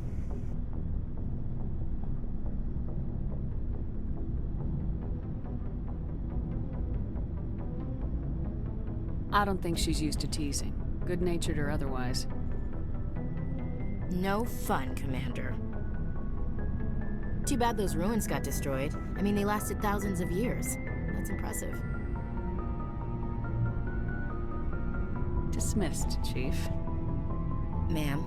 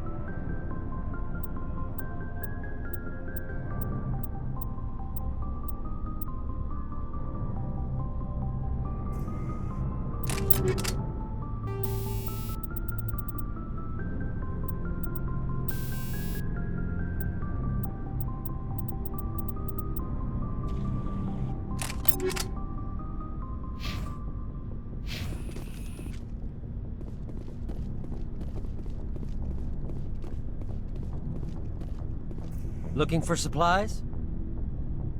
Let's see what you got. You bet, Commander.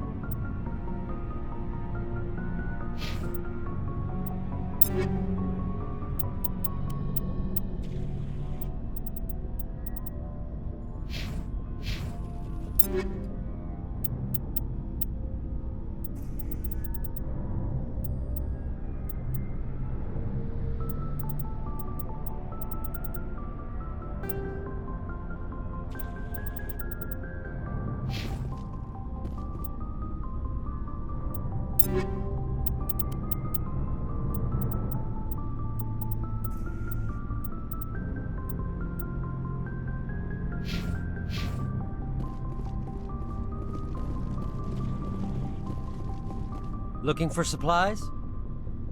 Let's see what you got. You bet, Commander.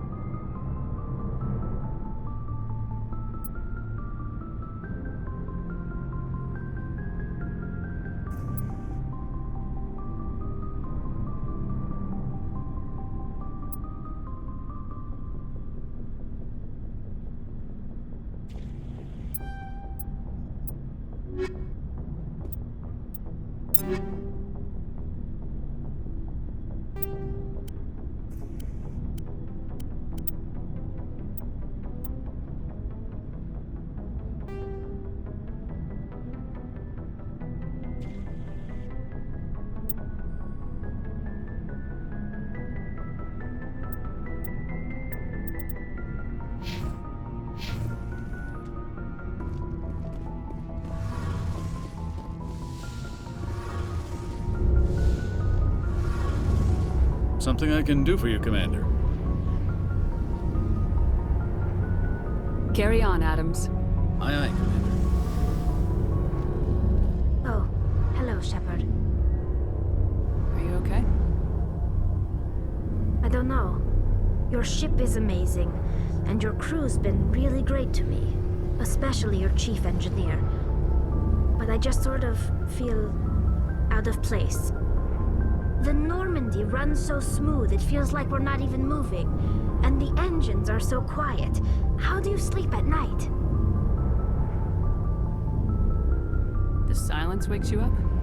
Back on the flotilla, the last thing you want to hear is silence. It means an engine's died or an air filter shut down. I guess you don't have to worry about that here. But old habits die hard. But it's more than just the silence. This ship feels so empty. It's like half the crew is missing. Back home, I couldn't wait to go on my pilgrimage. I couldn't wait to get away from the crowds. Now that I'm out here, I kind of miss them. Sometimes we don't appreciate what we have till it's gone. That's true. I'm starting to wonder if that's what the pilgrimage is really about. It's given me a whole new perspective on my people and our culture. You know, there's always a few who go on their pilgrimages and never return. I always assumed something bad happened to them, but maybe they just wanted a different life. You do plan to return to the migrant fleet, right? I could never abandon my people, Shepard. I will go back eventually, but we have to stop Saren first. Otherwise, I might not have a home to go back to. Tell me about your people. Our lives aren't... Unfortunately, we have had to surrender many of the freedoms and... What kind of freedom? Well, in extreme cases of population decline... Like what? I should go. See you later.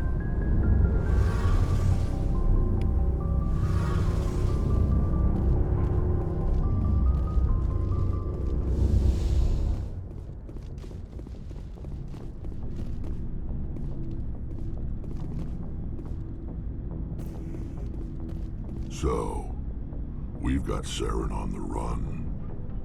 It won't be long now. Saren's good, but I'm better. Good. He's rotten. To the core.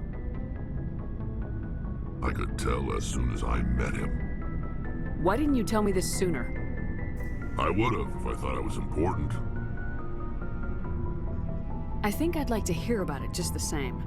This was a while ago. A bunch of mercs were bragging about a job out near the edges of the Terminus systems. They said it paid well and the boss was never around to ride them. They said he was looking for more men, too. So I checked it out. I didn't know Saren was openly recruiting mercs. It wasn't that open, and he only showed his face once. We'd been raiding ships in the area for months when we took out this massive cargo freighter.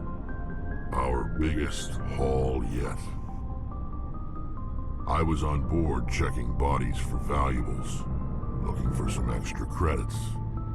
That's when I saw him. What did Saren want with the ship? I don't know what he wanted. He was just moving through the ship, watching. A couple of the mercs called him by name, but he never spoke to them.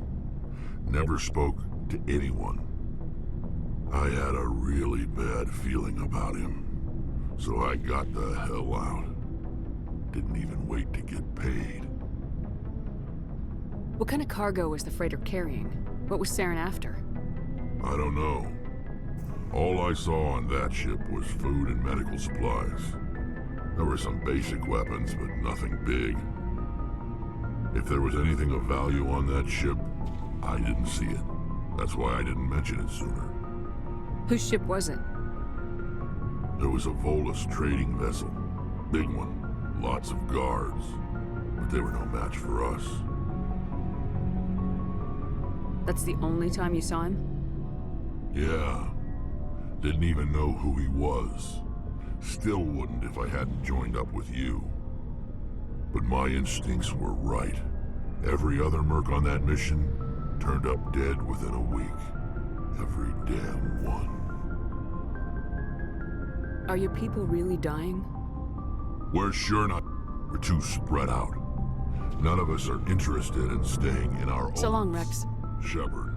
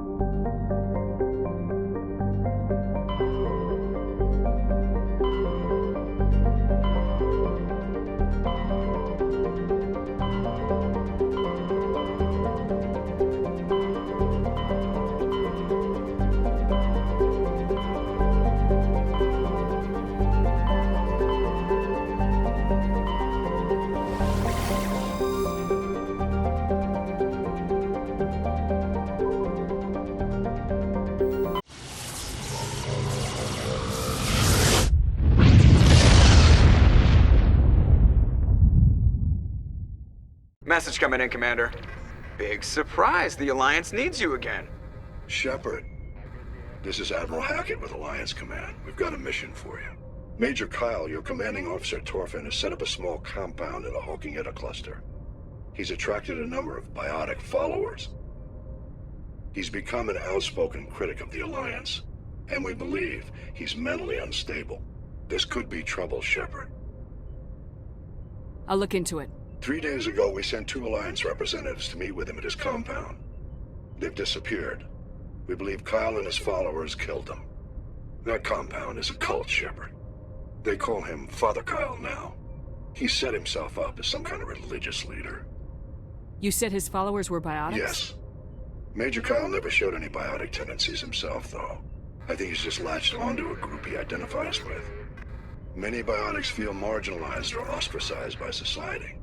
Kyle probably sees them as victims who need his protection, and they see him as someone who will fight for them. Unfortunately, he's convinced them that the Alliance is somehow responsible for all their problems. We can't let him go on like this. What were those Alliance representatives going to talk to Major Kyle about? They wanted to bring him back to an Alliance facility for treatment. Major Kyle served us faithfully for many years. We weren't going to abandon him. Given his state of mind, however, he probably saw them as a threat. We're almost certain he had his followers killed him. What else can you tell me about Major Kyle? He's not the same man you served under. He feels responsible for the Alliance soldiers who died at Torfin. His psych evaluations showed he couldn't handle the stress of command anymore. He was given an honorable discharge in early retirement. We'd hoped he would get better in time, but we underestimated how far gone he was. Now it looks like it's too late. I might be able to end this without violence. That may not be possible, Commander. We don't want a bloodbath, but Kyle is dangerous. I'll trust you to use your judgment. Hack it out.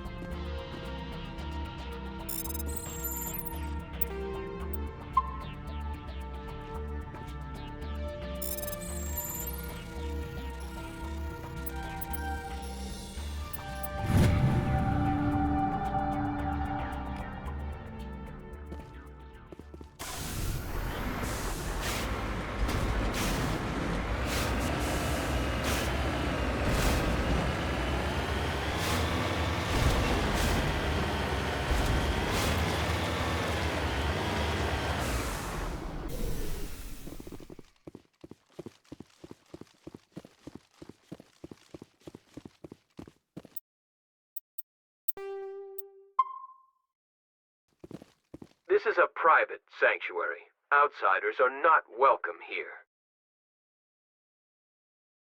I need to talk to the man in charge. It's important. Father Kyle wants nothing more to do with the Alliance.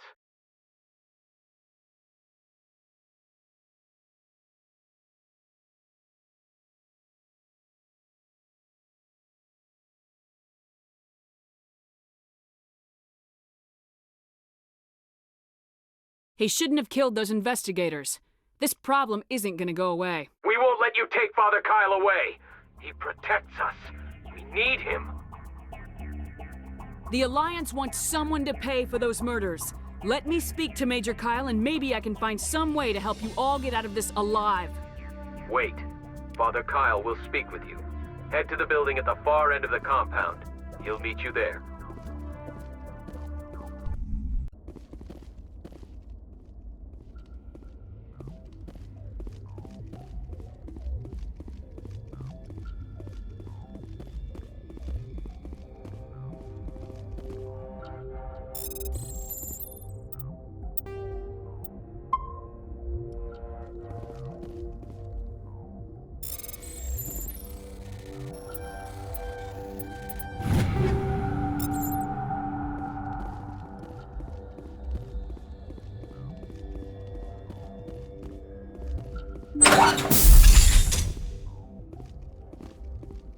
Those other men from the Alliance tried to kill Father Kyle.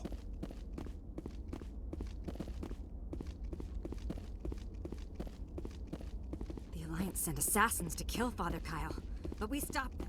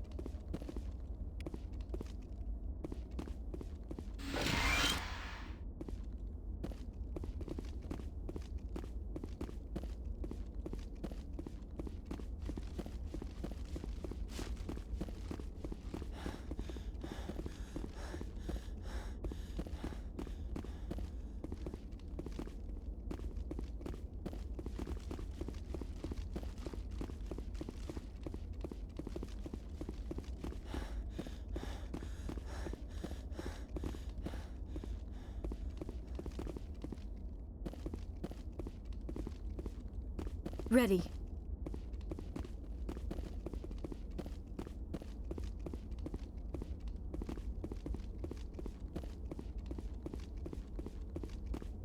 The Alliance wants to wipe us out. Father Kyle told us. We can't trust the Alliance. We can't trust the Alliance.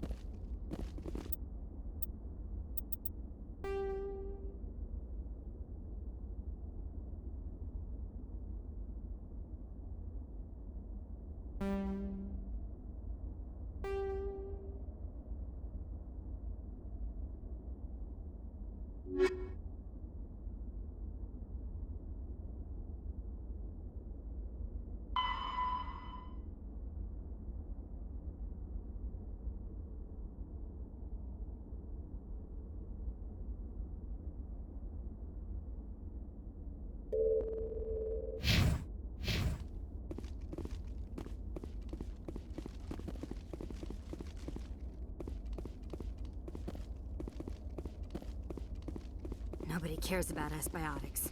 We have to look out for each other.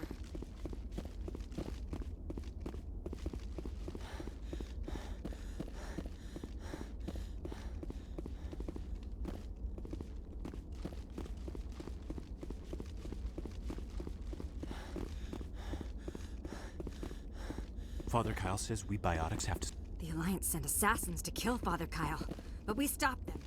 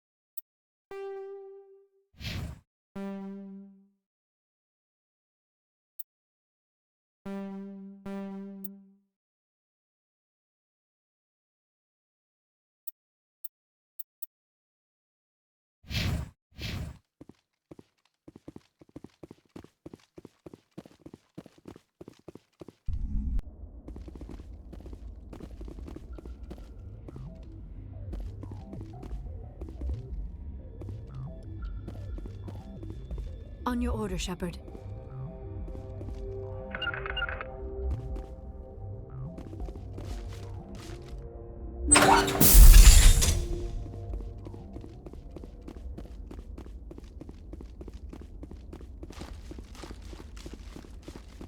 On my way.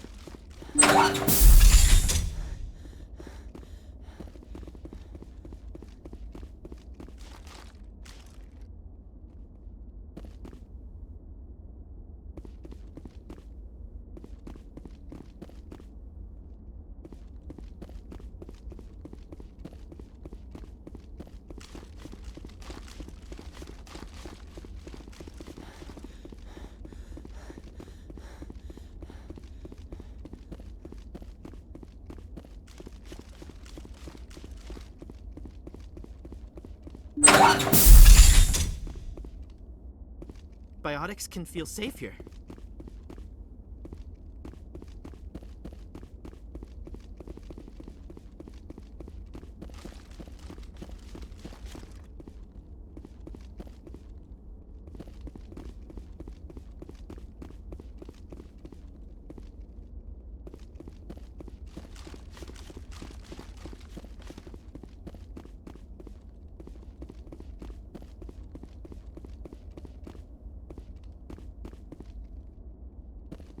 Those other men from the Alliance tried to kill Father Kyle.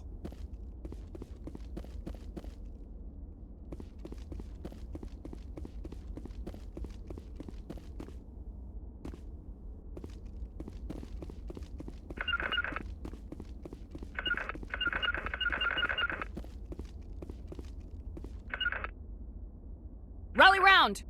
I'm on my way.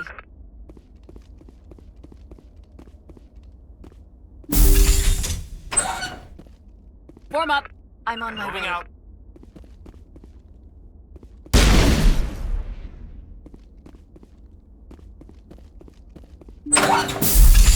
On me! En route.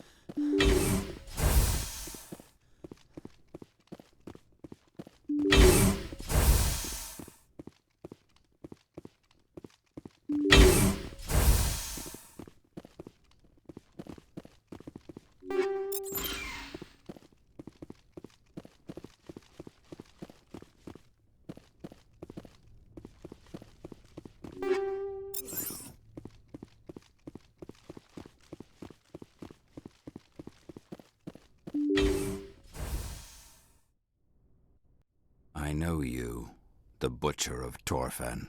Why have you come here, Shepard? Why can't you leave us alone?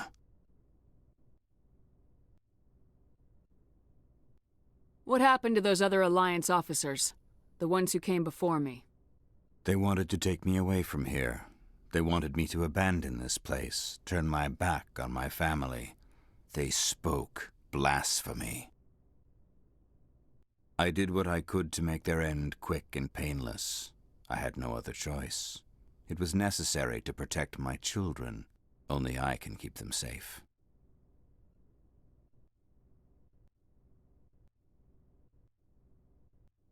The Alliance sent me to bring you in, Major. Can't you see this has gotten out of hand? Don't you understand you are endangering your followers?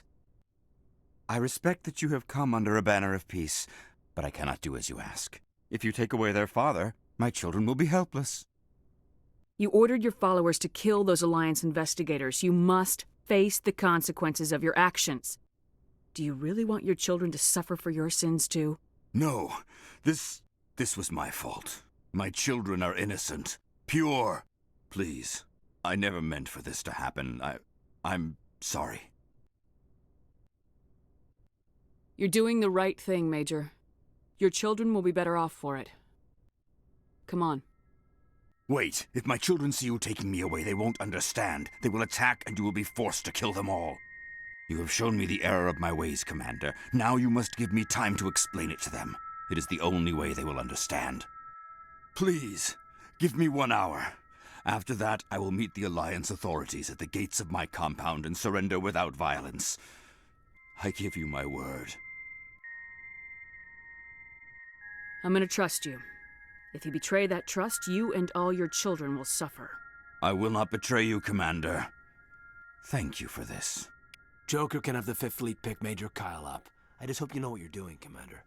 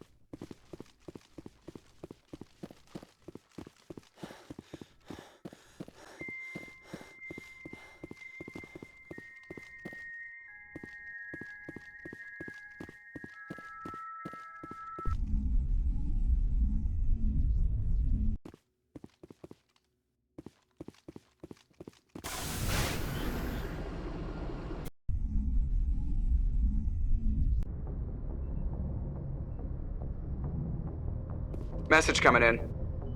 Patching it through. Admiral Hackett here, Commander. Your helmsman just forwarded your report on Major Kyle. We sent in a team as you instructed. Kyle's followers have disbanded, and the Major surrendered to us without incident.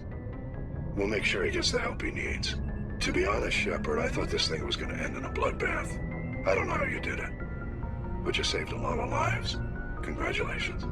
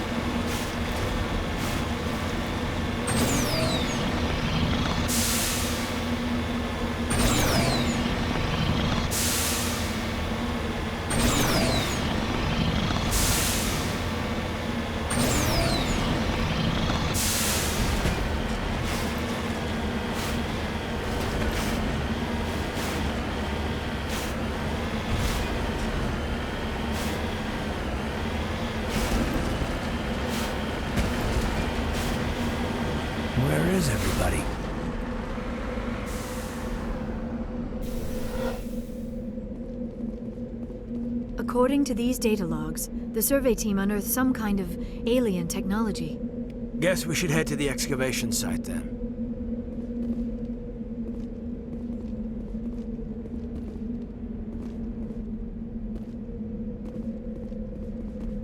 According to these data logs, the survey team unearthed some kind of alien technology. Guess we should head to the excavation site then.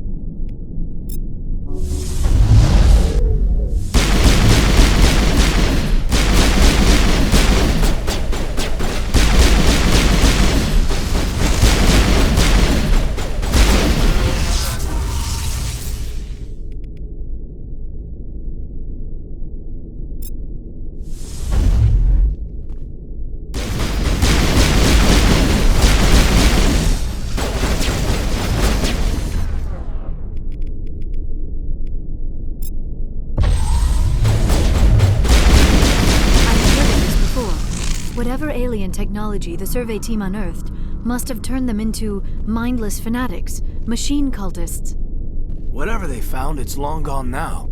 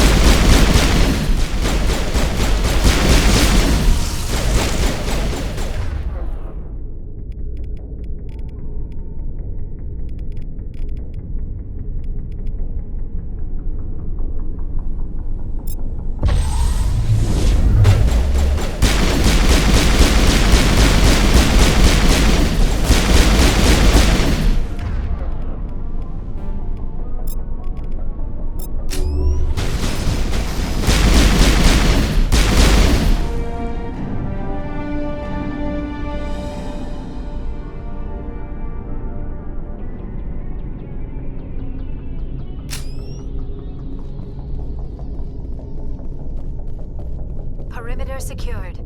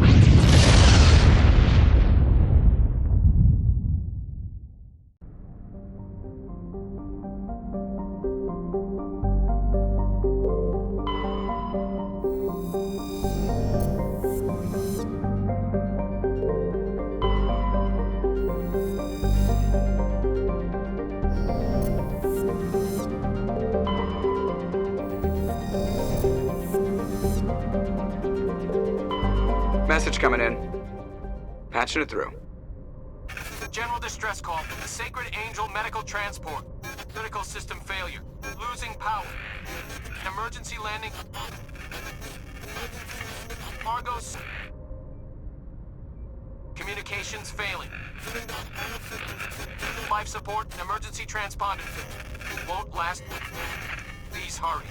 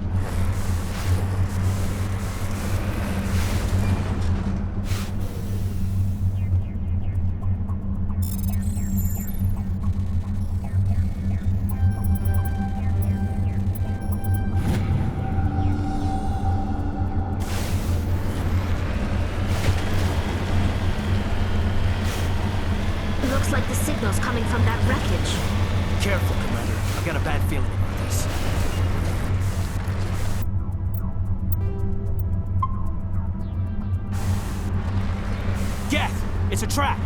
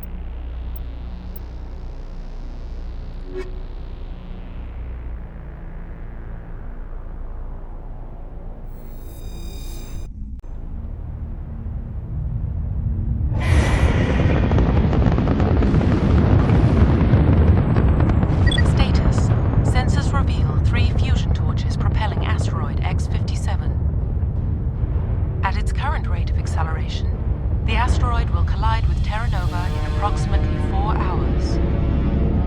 Analysis. Torches must be disabled to cease the acceleration. Hello. I heard your transmission. Can you hear me? You haven't found me yet, but I can't talk long. Shut down the fusion torches. I'm going to die. God, I hope you're hearing this.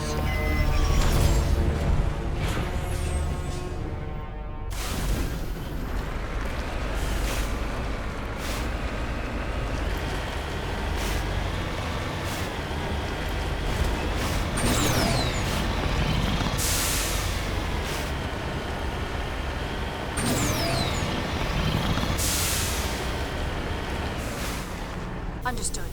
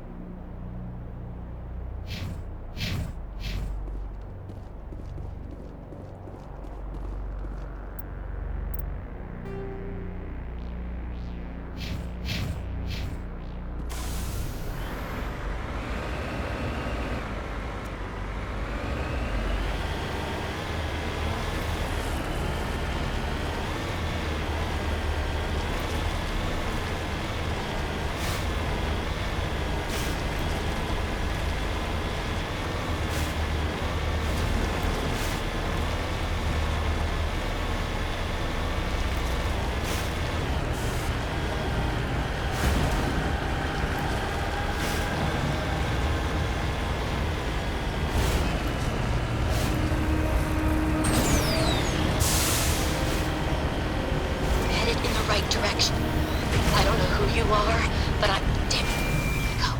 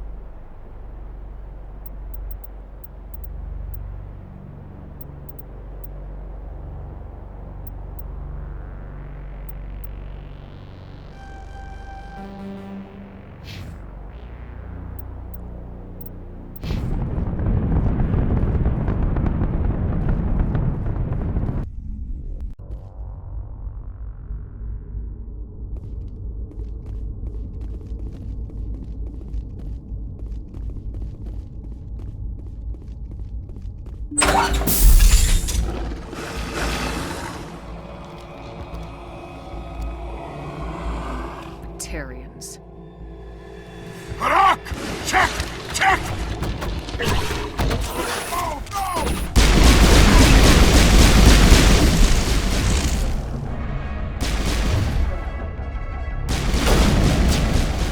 Release the Baron!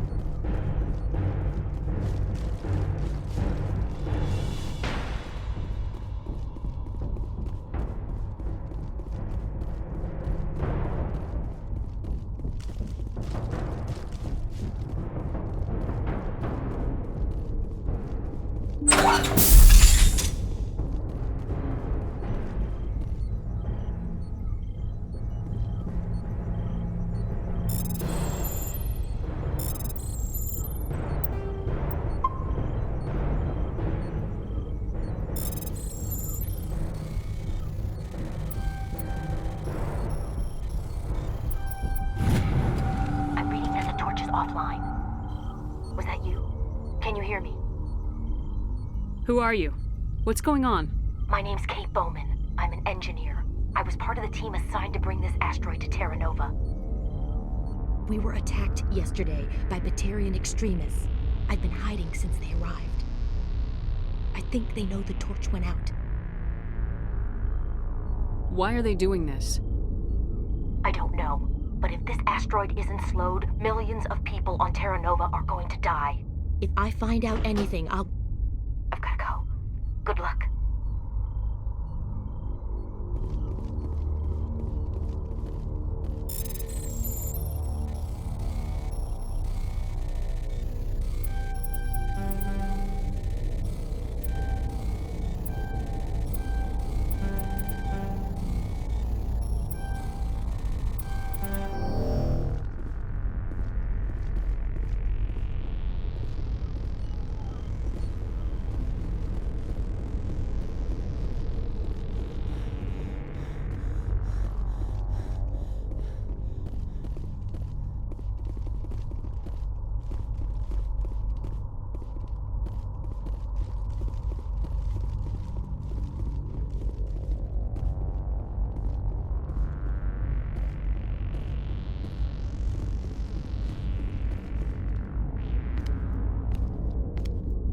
Hey. Oh God. I didn't mean to... Are you hurt? You can't go firing your weapon at everything that moves. What the hell's wrong with you? Sorry. I thought you were one of them. Leave the fighting to me from now on. Commander Shepard, Systems Alliance. Simon Atwell. I'm the chief engineer on this rock. Listen, we don't have much time. The Batarians fired up the fusion torches. You've got to shut them down before we hit Terra Nova. There are 4 million people down there, Shepard. My family. They live in Aronis. My kids and grandkids. Nice community, good schools. Batarians everywhere, and I need to shut down all 3 torches. Anything else I should know? One of the torches is surrounded by live blasting caps. We were set up to excavate when we arrived at Terra Nova. I rigged them with proximity detectors. That tank of yours will set them off, so you'll have to go in on foot. Even then, they'll explode if you get too close. Just go slow and easy. You should be fine. You set them up. Can you disable them? Not from here. No. There are manual controls by the entrance to the torch facility inside the blast zone. You can disarm the caps there. One last thing. I had a crew working off-site when the attack hit. I'm worried about them. These Batarians are ruthless.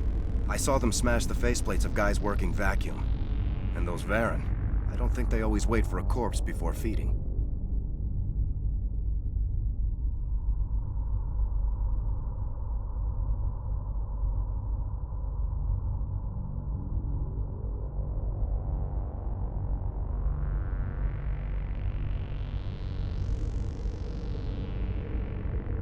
I'll look for them, but the torches have to be my priority. Yeah, you're right. Saving Terra Nova is more important than my team. There were a bunch of engineers over at the main facility, but they're probably all dead. That or being held hostage by the Batarians. A woman named Kate Bowman contacted me. The Batarians haven't found her yet. Katie's alive? She's one of my best engineers. She signed on with her brother, Aaron, I think his name is. He's part of the security detail. I hope they're okay. You better find a good place to hide. If the Batarians come back and find you... Yeah. I think I'll make myself scarce. Good luck, Shepard.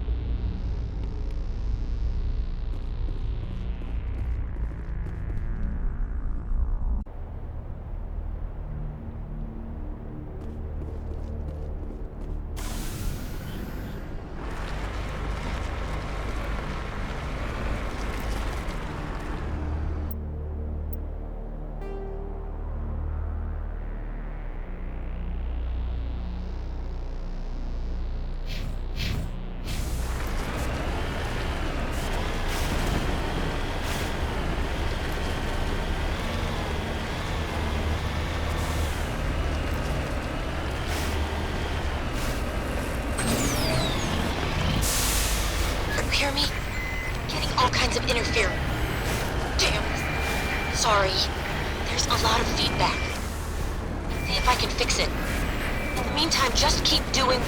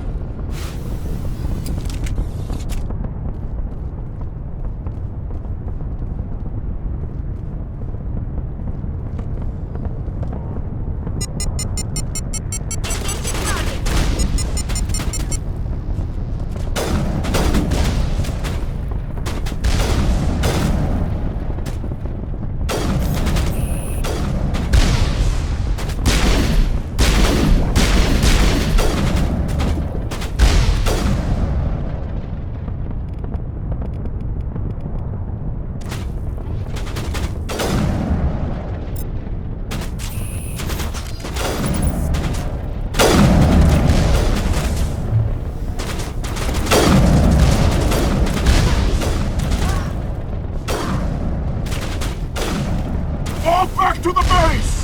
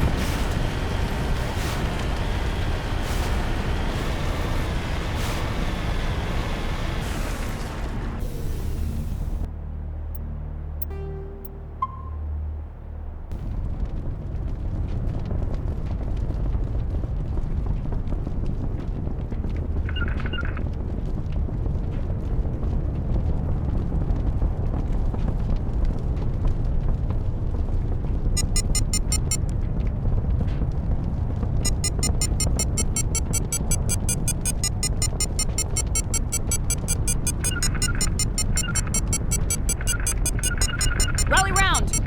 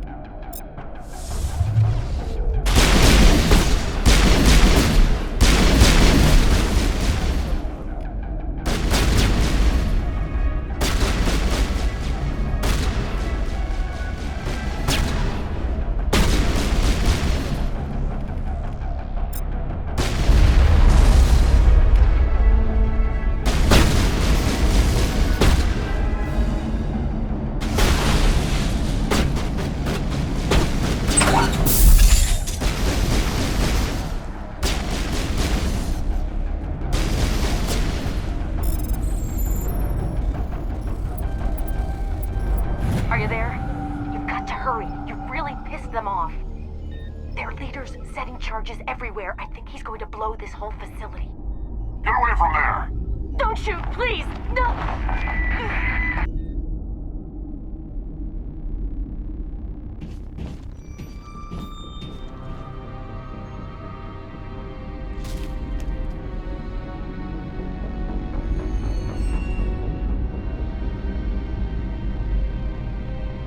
Who's shutting down the torches?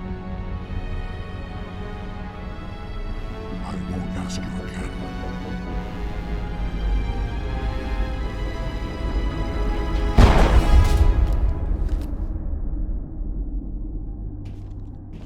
Find this problem and deal with it.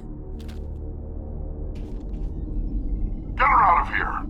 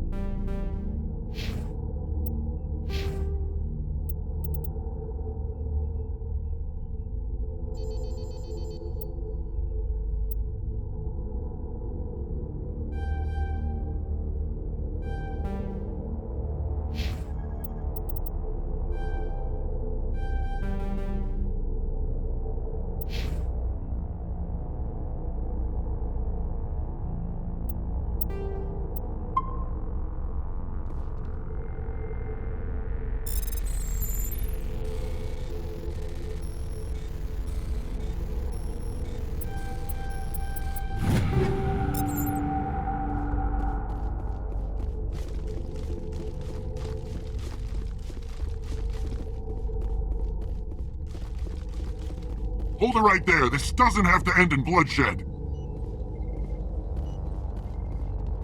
Don't come any closer. We can do this the hard way, or we can end this peacefully. I didn't think you Batarians knew the meaning of the word. Look, I'm just doing my job here. Hijacking this rock wasn't my idea. I signed on to make a little profit. A quick slave grab, nothing more. This isn't just a slave grab anymore. Millions of people are going to die. Don't you think I know that? I'm just following orders here. If it were up to me, we'd have already left. Well, it's not too late. You can still leave. I don't think so. Bollock would skin me alive and sell my hide out of spite. Crazy bastard. This whole mission's gone to hell and I'm gonna pay for it.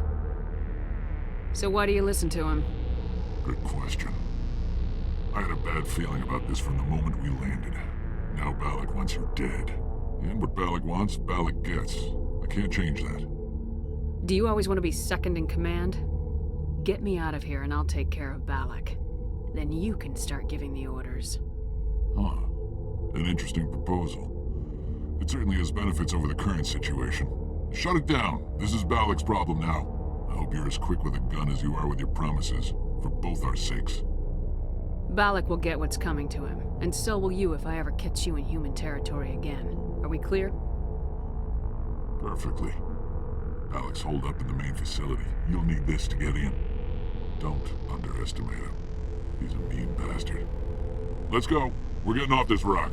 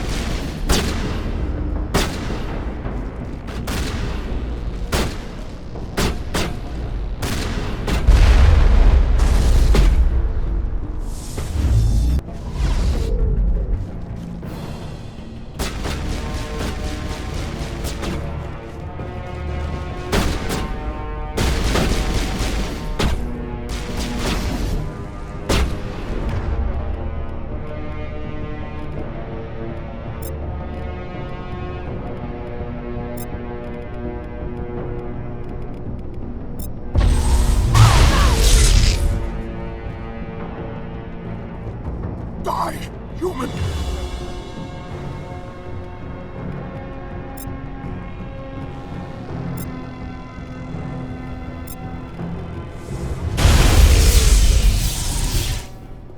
You humans.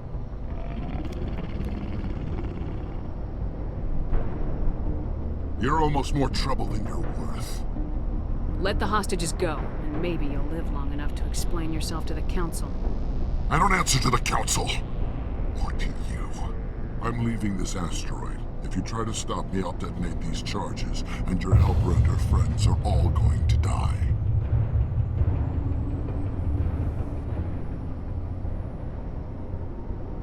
I can't just let you go, Balak. Not after what happened here. This is nothing. You humans have done far worse to the Batarians. We've been forced into exile, forced to survive on what we can scrounge up. It's been like that for decades. Why take it out on these people? They didn't do anything to you or the Batarians. Didn't do anything. Aside from colonizing a world that could have been ours. Aside from using resources that should have been ours. We were left to defend ourselves. But the humans were stronger than us. We knew that. The Council knew that. But it didn't matter. It was you. You and your kind are the only reason we're in this position.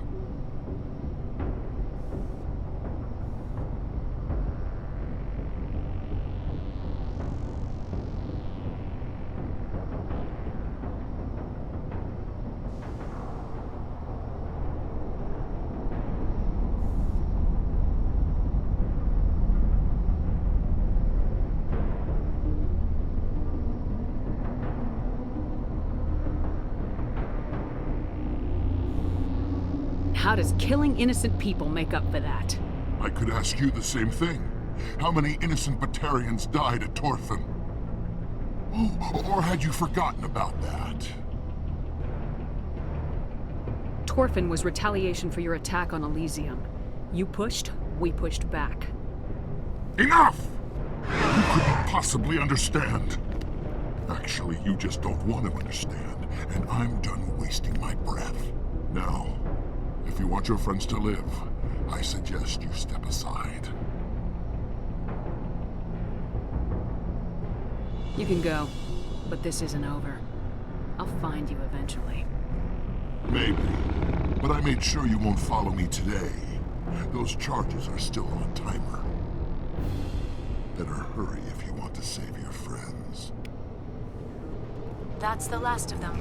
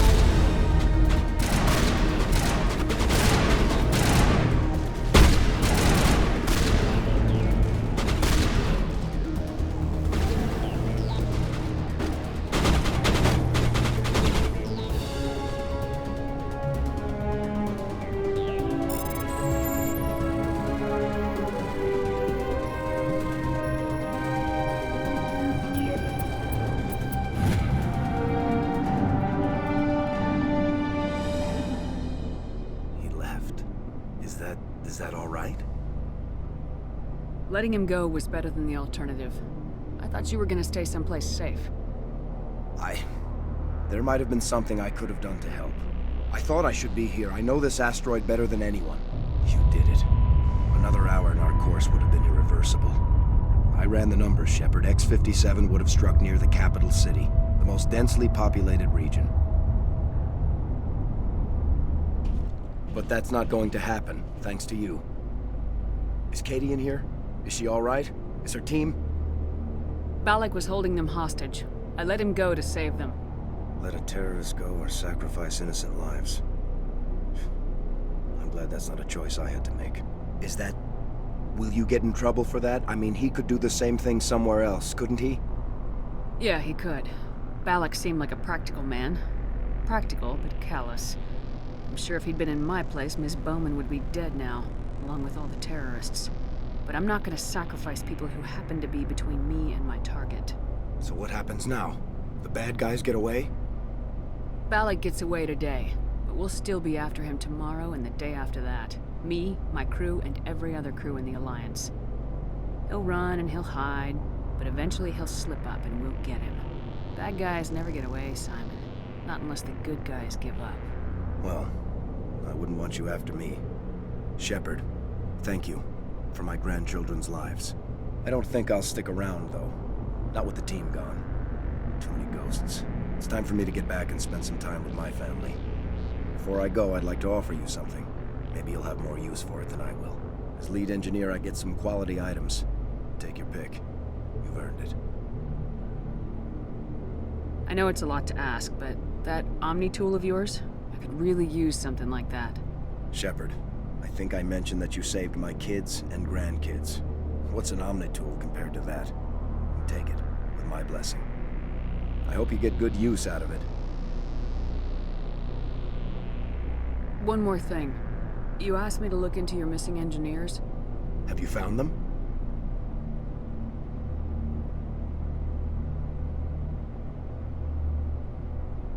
I came across a member of your crew.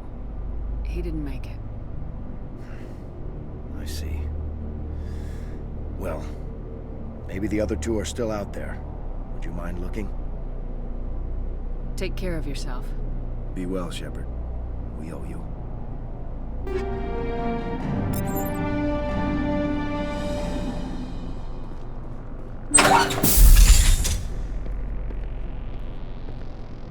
I can't believe you let Balak go. To save us. I half expected you to just let us die. Sacrifice the few for the many. Then I'd be no better than the Batarians. Besides, Balak won't get away with this. I know who he is now. He can't run forever. You sound like my brother.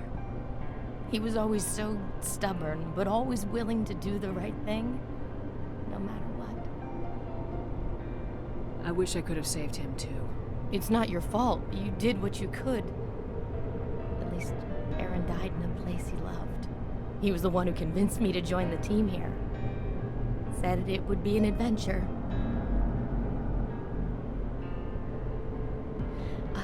I don't mean to sound ungrateful, but I should see to Aaron. I understand. You've been through enough today. I'll get out of your way. Thank you. I don't even know your name. Shepard.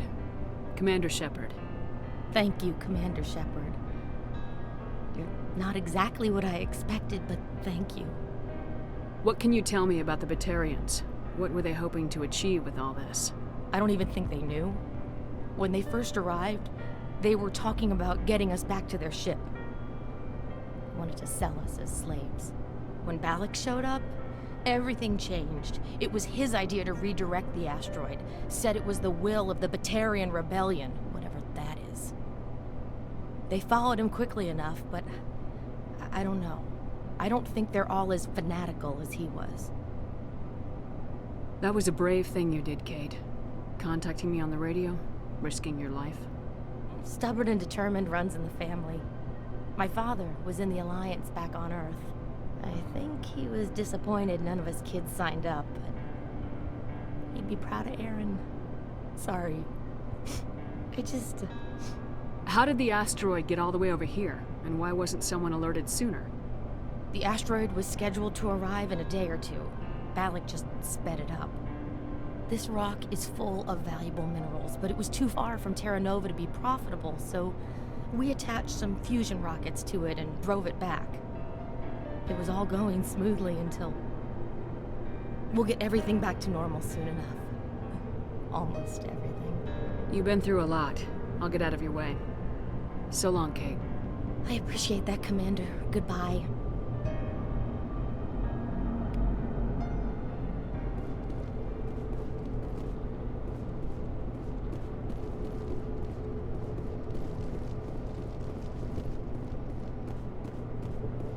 Thank you so much.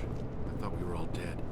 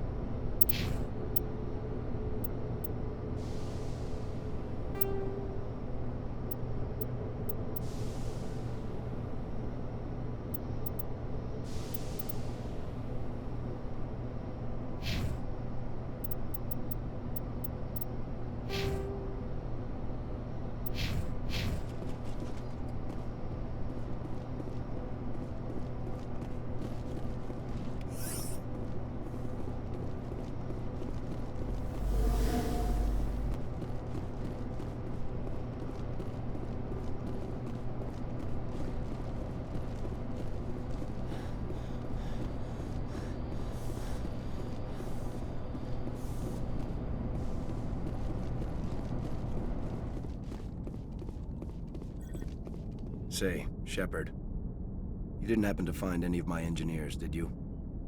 Not yet. Can you think of anything that would help me find them? See if you can tap into our transmission tower out on the surface. Their equipment sheds will show up on your sensors. Take care of yourself. Be well, Shepard.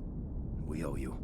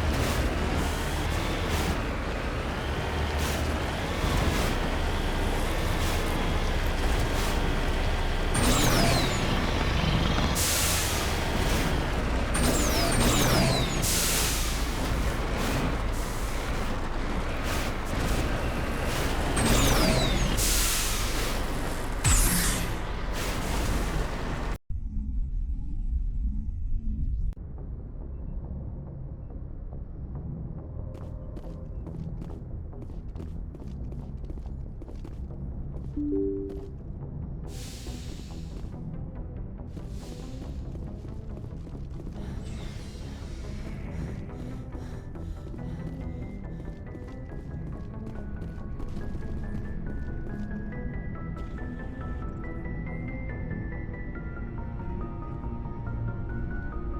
you have some time to talk now, Commander? Let's hear it, Lieutenant. I'm always open to my officers. We've played it pretty close to the book so far, but we're a long way from backup. We've got some tough calls to make.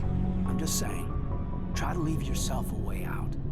I've seen what cutting corners can do, and I'd hate to have that happen to you, Shepard. Commander? This a personal observation, Caden? I don't want to step on anyone else's toes, especially if you're if I have misread your interests. Someone? You're referring to our young Prothean expert. I think she's older than both of us put together, but, yeah. There's a lower deck rumor that she's, interested in you. As more than a source of Prothean data. She's a very interesting lady. Not to my, tastes, but, I never claimed to be big on alien culture. My relationship with Dr. Tassoni is professional. All right, only a rumor. But you don't have to spend your off-duty time with me.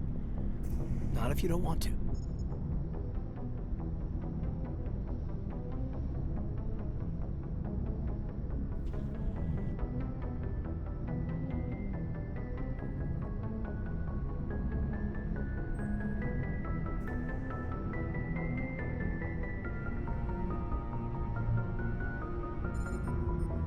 I'm tired of this, Lieutenant. I don't care if you have a problem with me chatting up Liara. It's none of your business. Yes, Commander. Just had some static on my comm. Got some signals wrong. It won't happen again. Anything you need, Commander? We'll talk another time, Lieutenant. Commander?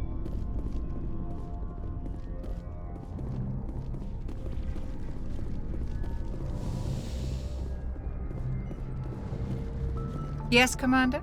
Is there something you need? I should go. Goodbye, Commander.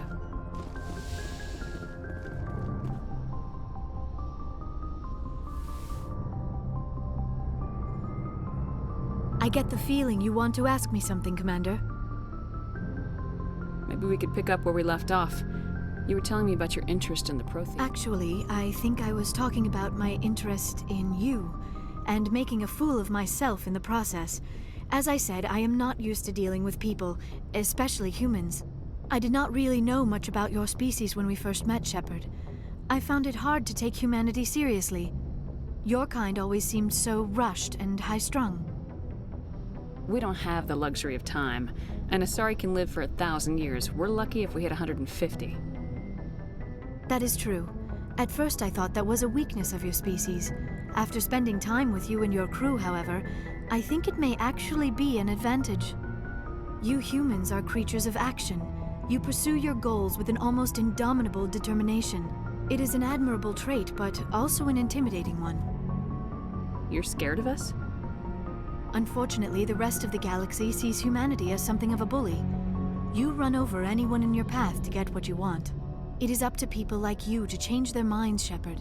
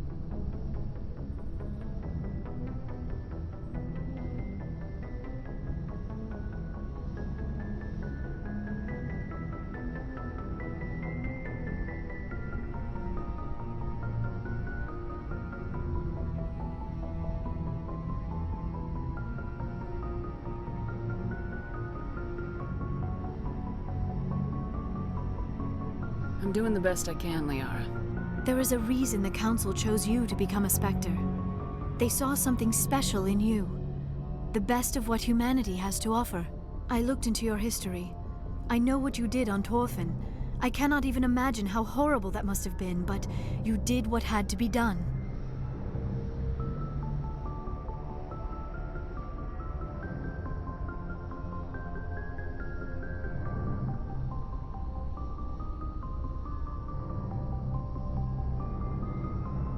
You didn't need to go behind my back. I would have told you whatever you wanted to know. I apologize, Commander. After our last conversation, I was afraid I would say something stupid again. I wanted to know more about you, to understand what made you into the woman you are. There is something compelling about you, Shepard. Are you sure you're interested in me, or is it my visions of the Protheans? I admit, your connection to the Protheans had something to do with my initial interest, but it has grown beyond that. You intrigue me, Shepard, but I was not sure if it was appropriate to act on my feelings. I thought there might already be a relationship between you and Lieutenant Alenko.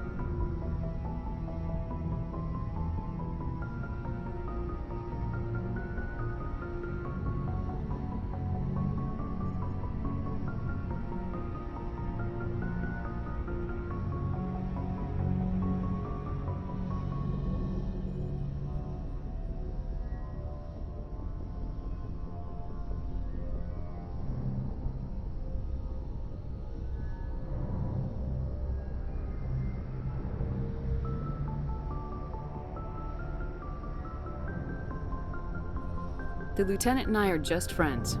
Nothing more. My mistake, then. I am not as adept at understanding human relationships as I thought. But what about us, Shepard? Is there a mutual attraction, or was I wrong about that too? No, you were right. There is something between us. I knew it, and I knew you felt it too. But does this not seem rather strange?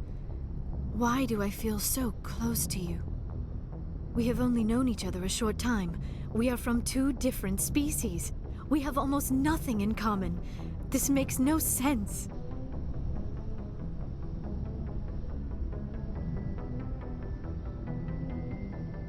These things never make sense.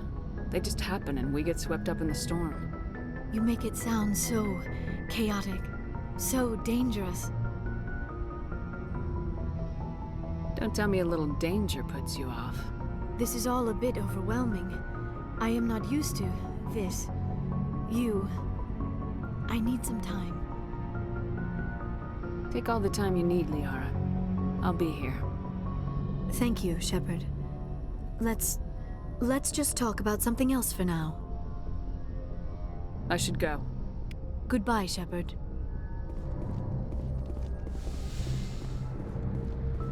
Yes, Commander?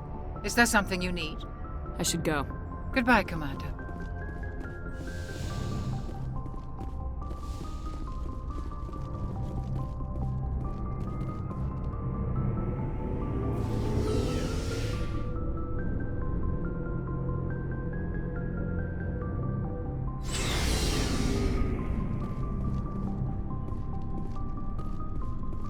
Commander, good to see you.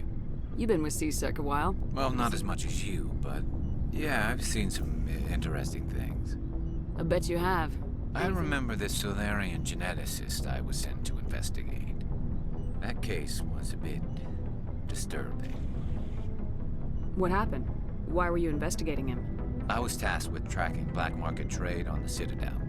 Most of it harmless, nothing I needed to pursue. But during the course of my investigation, I noticed an increase in the trade of body parts, organs mostly. We usually get a few of those, but not the numbers I was seeing. We weren't sure if there was a new black market lab or if some freak was harvesting organs from citizens. So what was it? Both, actually. But it took us a while to figure that out. So how did you figure out what was happening? First, we got a hold of a sample and ran DNA tests. The weird thing was, the match led us to a Turian who was still alive and was very convinced he'd never lost his liver. After a bit of digging, I discovered this Turian worked briefly for Dr. Salion, the geneticist. So I went to his lab hoping to find evidence of cloned organ development, but there was nothing. No Solarian hearts, no Turian livers, not one Krogan testicle. You're kidding, right? Why would anyone want Krogan testicles? Some Krogan believe that testicle transplants can increase their virility, counteract the effects of the genophage.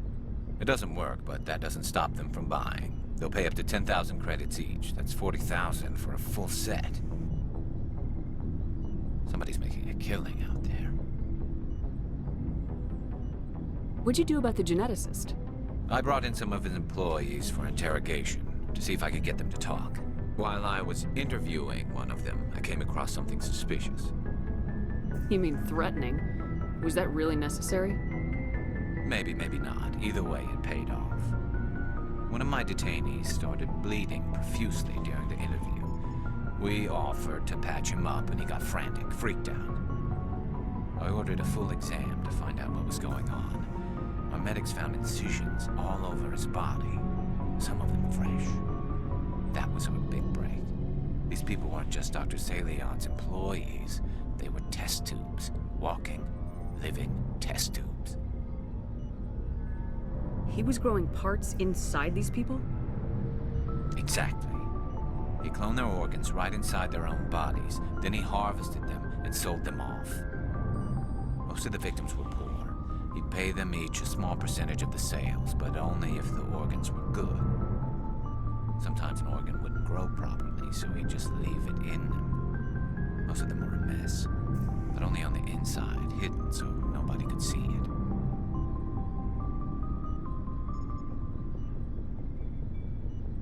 I hope he got what he deserved.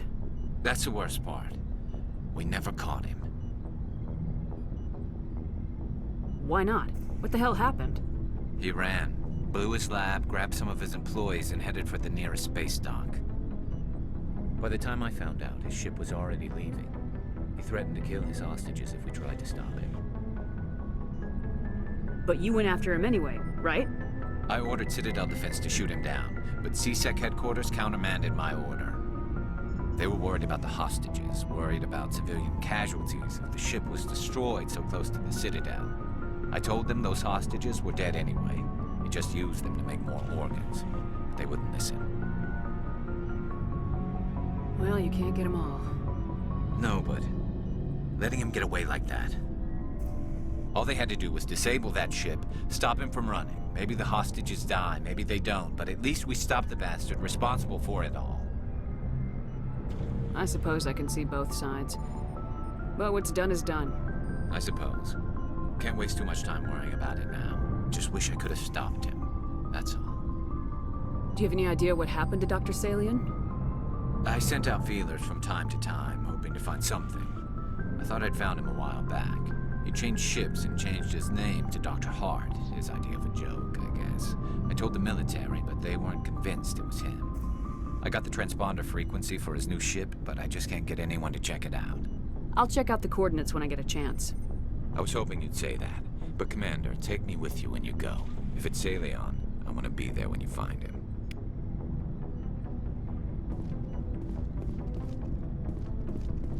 Commander?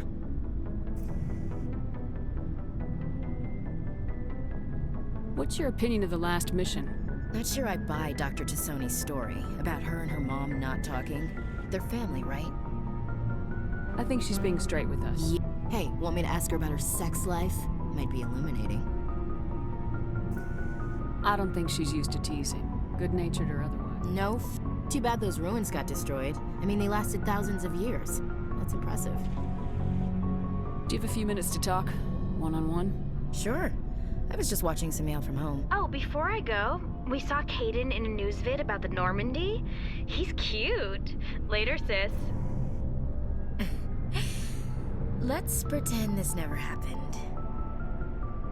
Are you interested in the Lieutenant Chief? Fraternization is against regulations, ma'am. Don't ask, don't tell. What's up? You didn't come by to eavesdrop on family mail.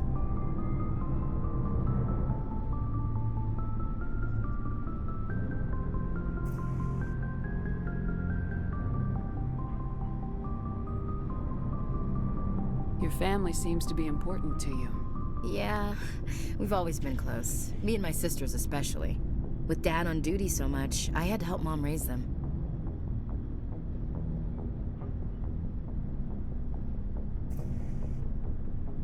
After helping raise them, your sisters still talk to you? Amazing. Things were tense between Sarah and me for a while. Then we bonded. Sounds like a story. Feel like sharing? Sarah got herself a boyfriend who wanted to go faster than she did, Mike. I didn't think he was a bad kid, just pushy. Lynn would send me these worried vid mails, and I'd tell her to relax. Where were you when this was going on? I was on active duty. Sarah's graduating high school this year. This was only a couple of years back. They were on Amaterasu. At the time, I was assigned to Chernobog. Same cluster, but a dozen Hellwire away. Close enough to talk regularly, too far to make it back in an emergency. I couldn't afford a fast packet flight. Sounds like that situation didn't last. Mike thought they'd go for a romantic walk in the woods, because he figured it was past time they did the deed.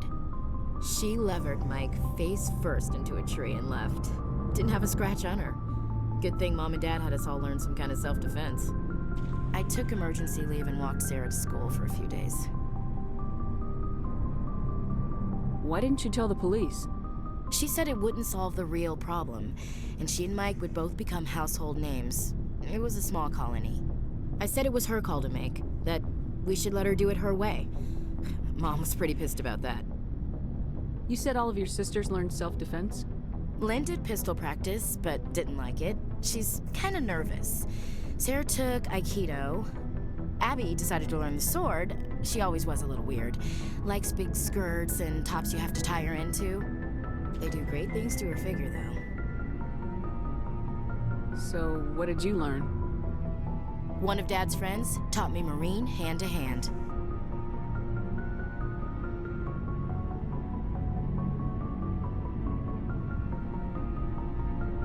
Did anything happen while you were home? My last day out, Mike was waiting for us. Sarah had told her friends, so everyone at school knew what he did. He wasn't happy.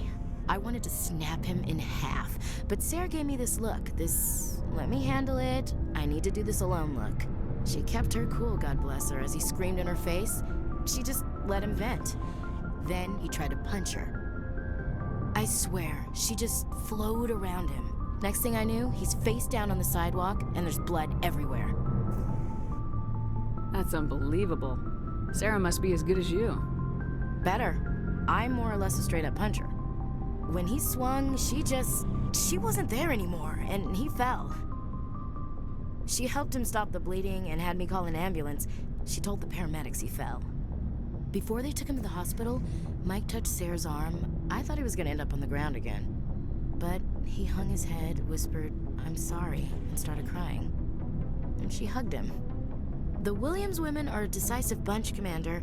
We do things when we're ready. Not before, not after.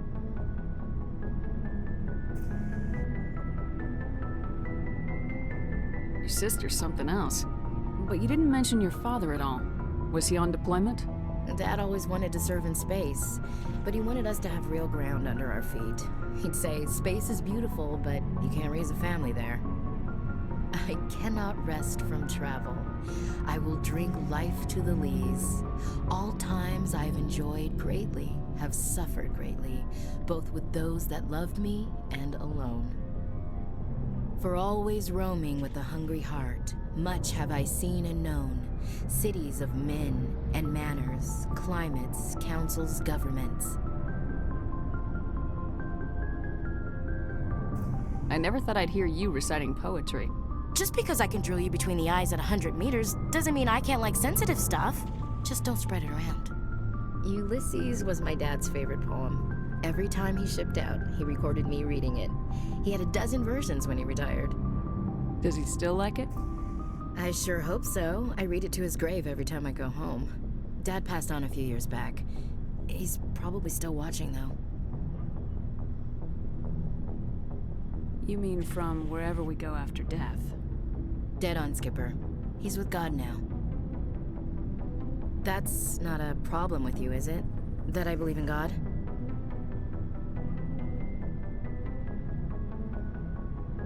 You know that old saw, there's never an atheist in a foxhole? I've been in a lot of foxholes. Yeah, I guess you have. I've met a few people who were really weirded out by my faith. Because I work in space, I can't believe in a higher power? Jeez.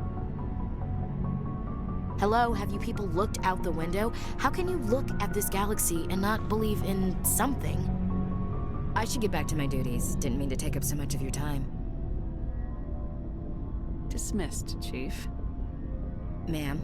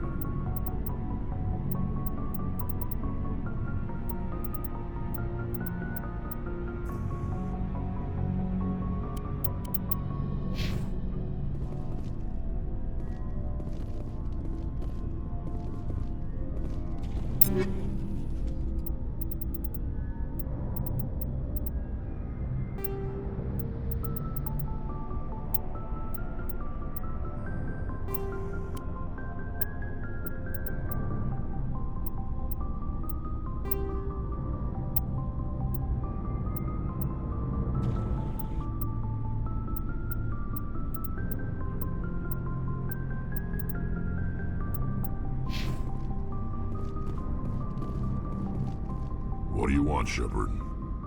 Why did you become a mercenary? Lots of reasons. Such as? Such as, I needed to get out of our system. I needed to eat. I needed to survive. Why not stay and help your people? I tried to help. That's why I had to leave. What happened? I was betrayed. I was head of a small tribe. We were trying to restore order after the war, but the other tribes were against us. They followed Jared. One of the few warlords who survived the war with the Turians. But he was old, and so were his ideas. He wanted to continue the war. He wanted us to fight. Turians, Solarians, each other. It didn't matter who, as long as we were fighting. What did you want? I just wanted Jared to shut up, to stop his ranting. I wanted him to stop leading the tribes astray. But he couldn't understand how much things had changed. We didn't have the numbers to go to war. Even if we did, the genophage made sure we couldn't replenish our numbers fast enough. I told them all to forget about war. We needed to focus on breeding, at least for one generation. And for a while, we were getting through. Some of the tribes started coming around. I take it the warlord didn't appreciate that. No, he didn't. He arranged a crush with the tribes. A meeting on neutral ground. He wanted to talk. We met at the Hollows, near the graves of our ancestors. The skulls of our dead laid bare to remind us where we come from, and where we all go. It's as sacred as any Krogan place can be. Violence is forbidden. Sounds like a trap to me. You must have suspected as much. I did. But when your father invites you to a crush, well, there are some laws that even we hold sacred. Jared was your father? He was. Until that day. We talked, but we didn't get anywhere. When it was clear that I wouldn't join him, he gave the signal. His men leapt from the graves of our ancestors like Krogan undead. The few that were loyal to me died quickly. I escaped with my life, but not before I sank my dagger deep into my father's chest. That is why I left, and that's why I'll never go back.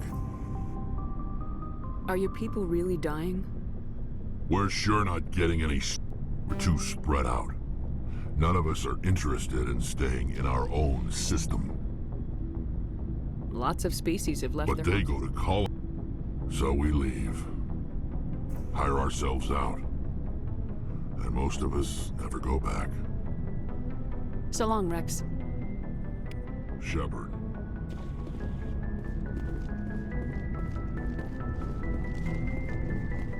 Looking for supplies? Let's see what you got. You bet, Commander.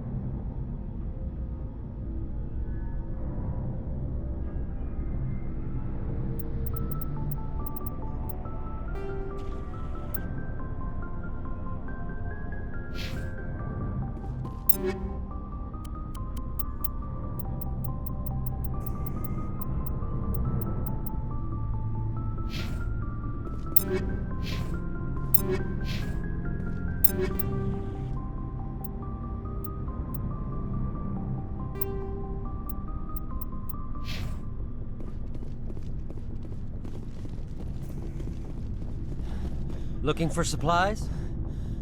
Let's see what you've got. You bet, Commander.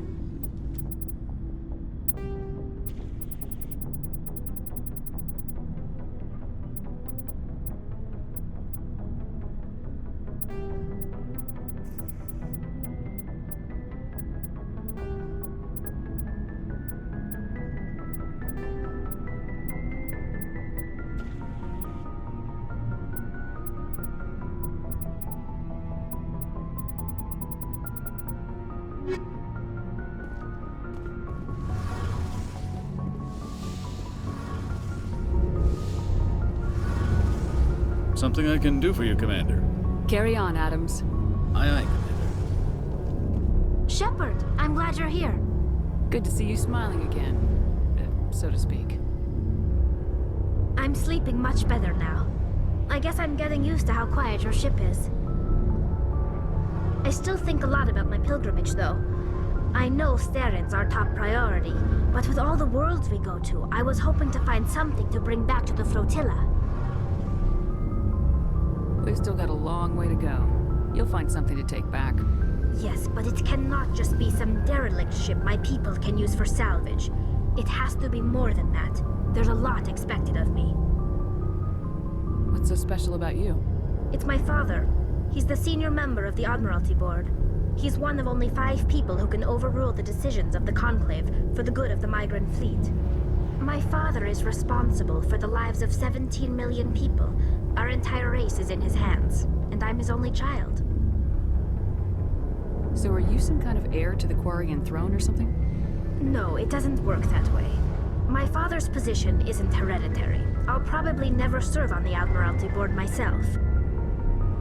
Officially, I'm just the same as any other citizen, but it doesn't work that way in practice. People have always treated me differently because of who my father is. You must get all kinds of special privileges. I probably had it easier than most growing up, but it's not all good. People like my father have enemies, and they're not above using me to get to him. That must be tough on you. My people place a high value on family and ancestry. There's an unspoken expectation that I'll live up to my father's example. Everyone's waiting for me to do something great on my pilgrimage, something that will forever change our lives for the better. If I don't, it's like I failed, and that reflects badly on both me and my father. The work you're doing here is more important than anything any Quarian's ever done before. Yes, I know. But you have to understand Quarian culture. We're a very insular society. The events beyond the flotilla don't much matter to the average citizen. Our greatest dream is that one day we'll return to our homeworld and drive out the Geth. But even if we stop Saren, that's not going to happen. There's still millions of Geth behind the veil. Until they're gone, our exile will continue. What would you need to bring back to make everyone happy? Something that would help us better understand the Geth. They've changed significantly since the exile. They've continued to evolve. We've done our best to study them, but it's not easy. They're very reclusive. Until recently, they never went beyond the borders of the Veil. And all the Geth we run into now are under Saren's control. We'd need to find Geth operating on their own, independently. But I don't want this to get in the way of our mission, Shepard. First, we stop Saren. Then I'll worry about my own problems. What was your father like? It wasn't easy growing up as the daughter of one of the Admiralty. Even before he joined the board, he was a prominent figure. People looked to him for leadership. He had to set an example, and he expected the same of his daughter. Plus, he was pretty strict, a military man through and through. He never allowed me to settle for anything less than excellence. As a kid, I sometimes felt like he was pushing me too hard.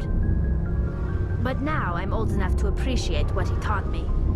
The world doesn't owe us anything. If we want something in life, we have to earn it. Where was your mother in all this? Mother was around, but she always seemed to kind of blend into the background. Almost like she was overshadowed by my father. He tends to do that to people. She passed on about 5 years ago. Some airborne virus that swept through the fleet. Happens sometimes when the filters start to break down. I think my father took it pretty hard. After she was gone, he became even more focused on his work. I think that was his way of dealing with the grief. Where was your mother in all this? Mother was around. I think my father took it pretty hard. After she Sounds was like gone. a tough upbringing. You don't resent your father at all? Like I said, it wasn't easy. My father's not the kind of person you bond with. And he wasn't around all that much. Too busy. People counted on him, and he took his duties seriously. Even when he was around, he always seemed a bit distant. Like his mind was always somewhere else. Come to think of it, I can't ever remember seeing him smile. Not once. It's like he was always weighed down by all that responsibility. I mean, I know he cares about me, but he never really showed it, not in the usual way. I guess the best thing I can say about my father is that I respect him. I want to talk about something else. Like what? I should go. See you later.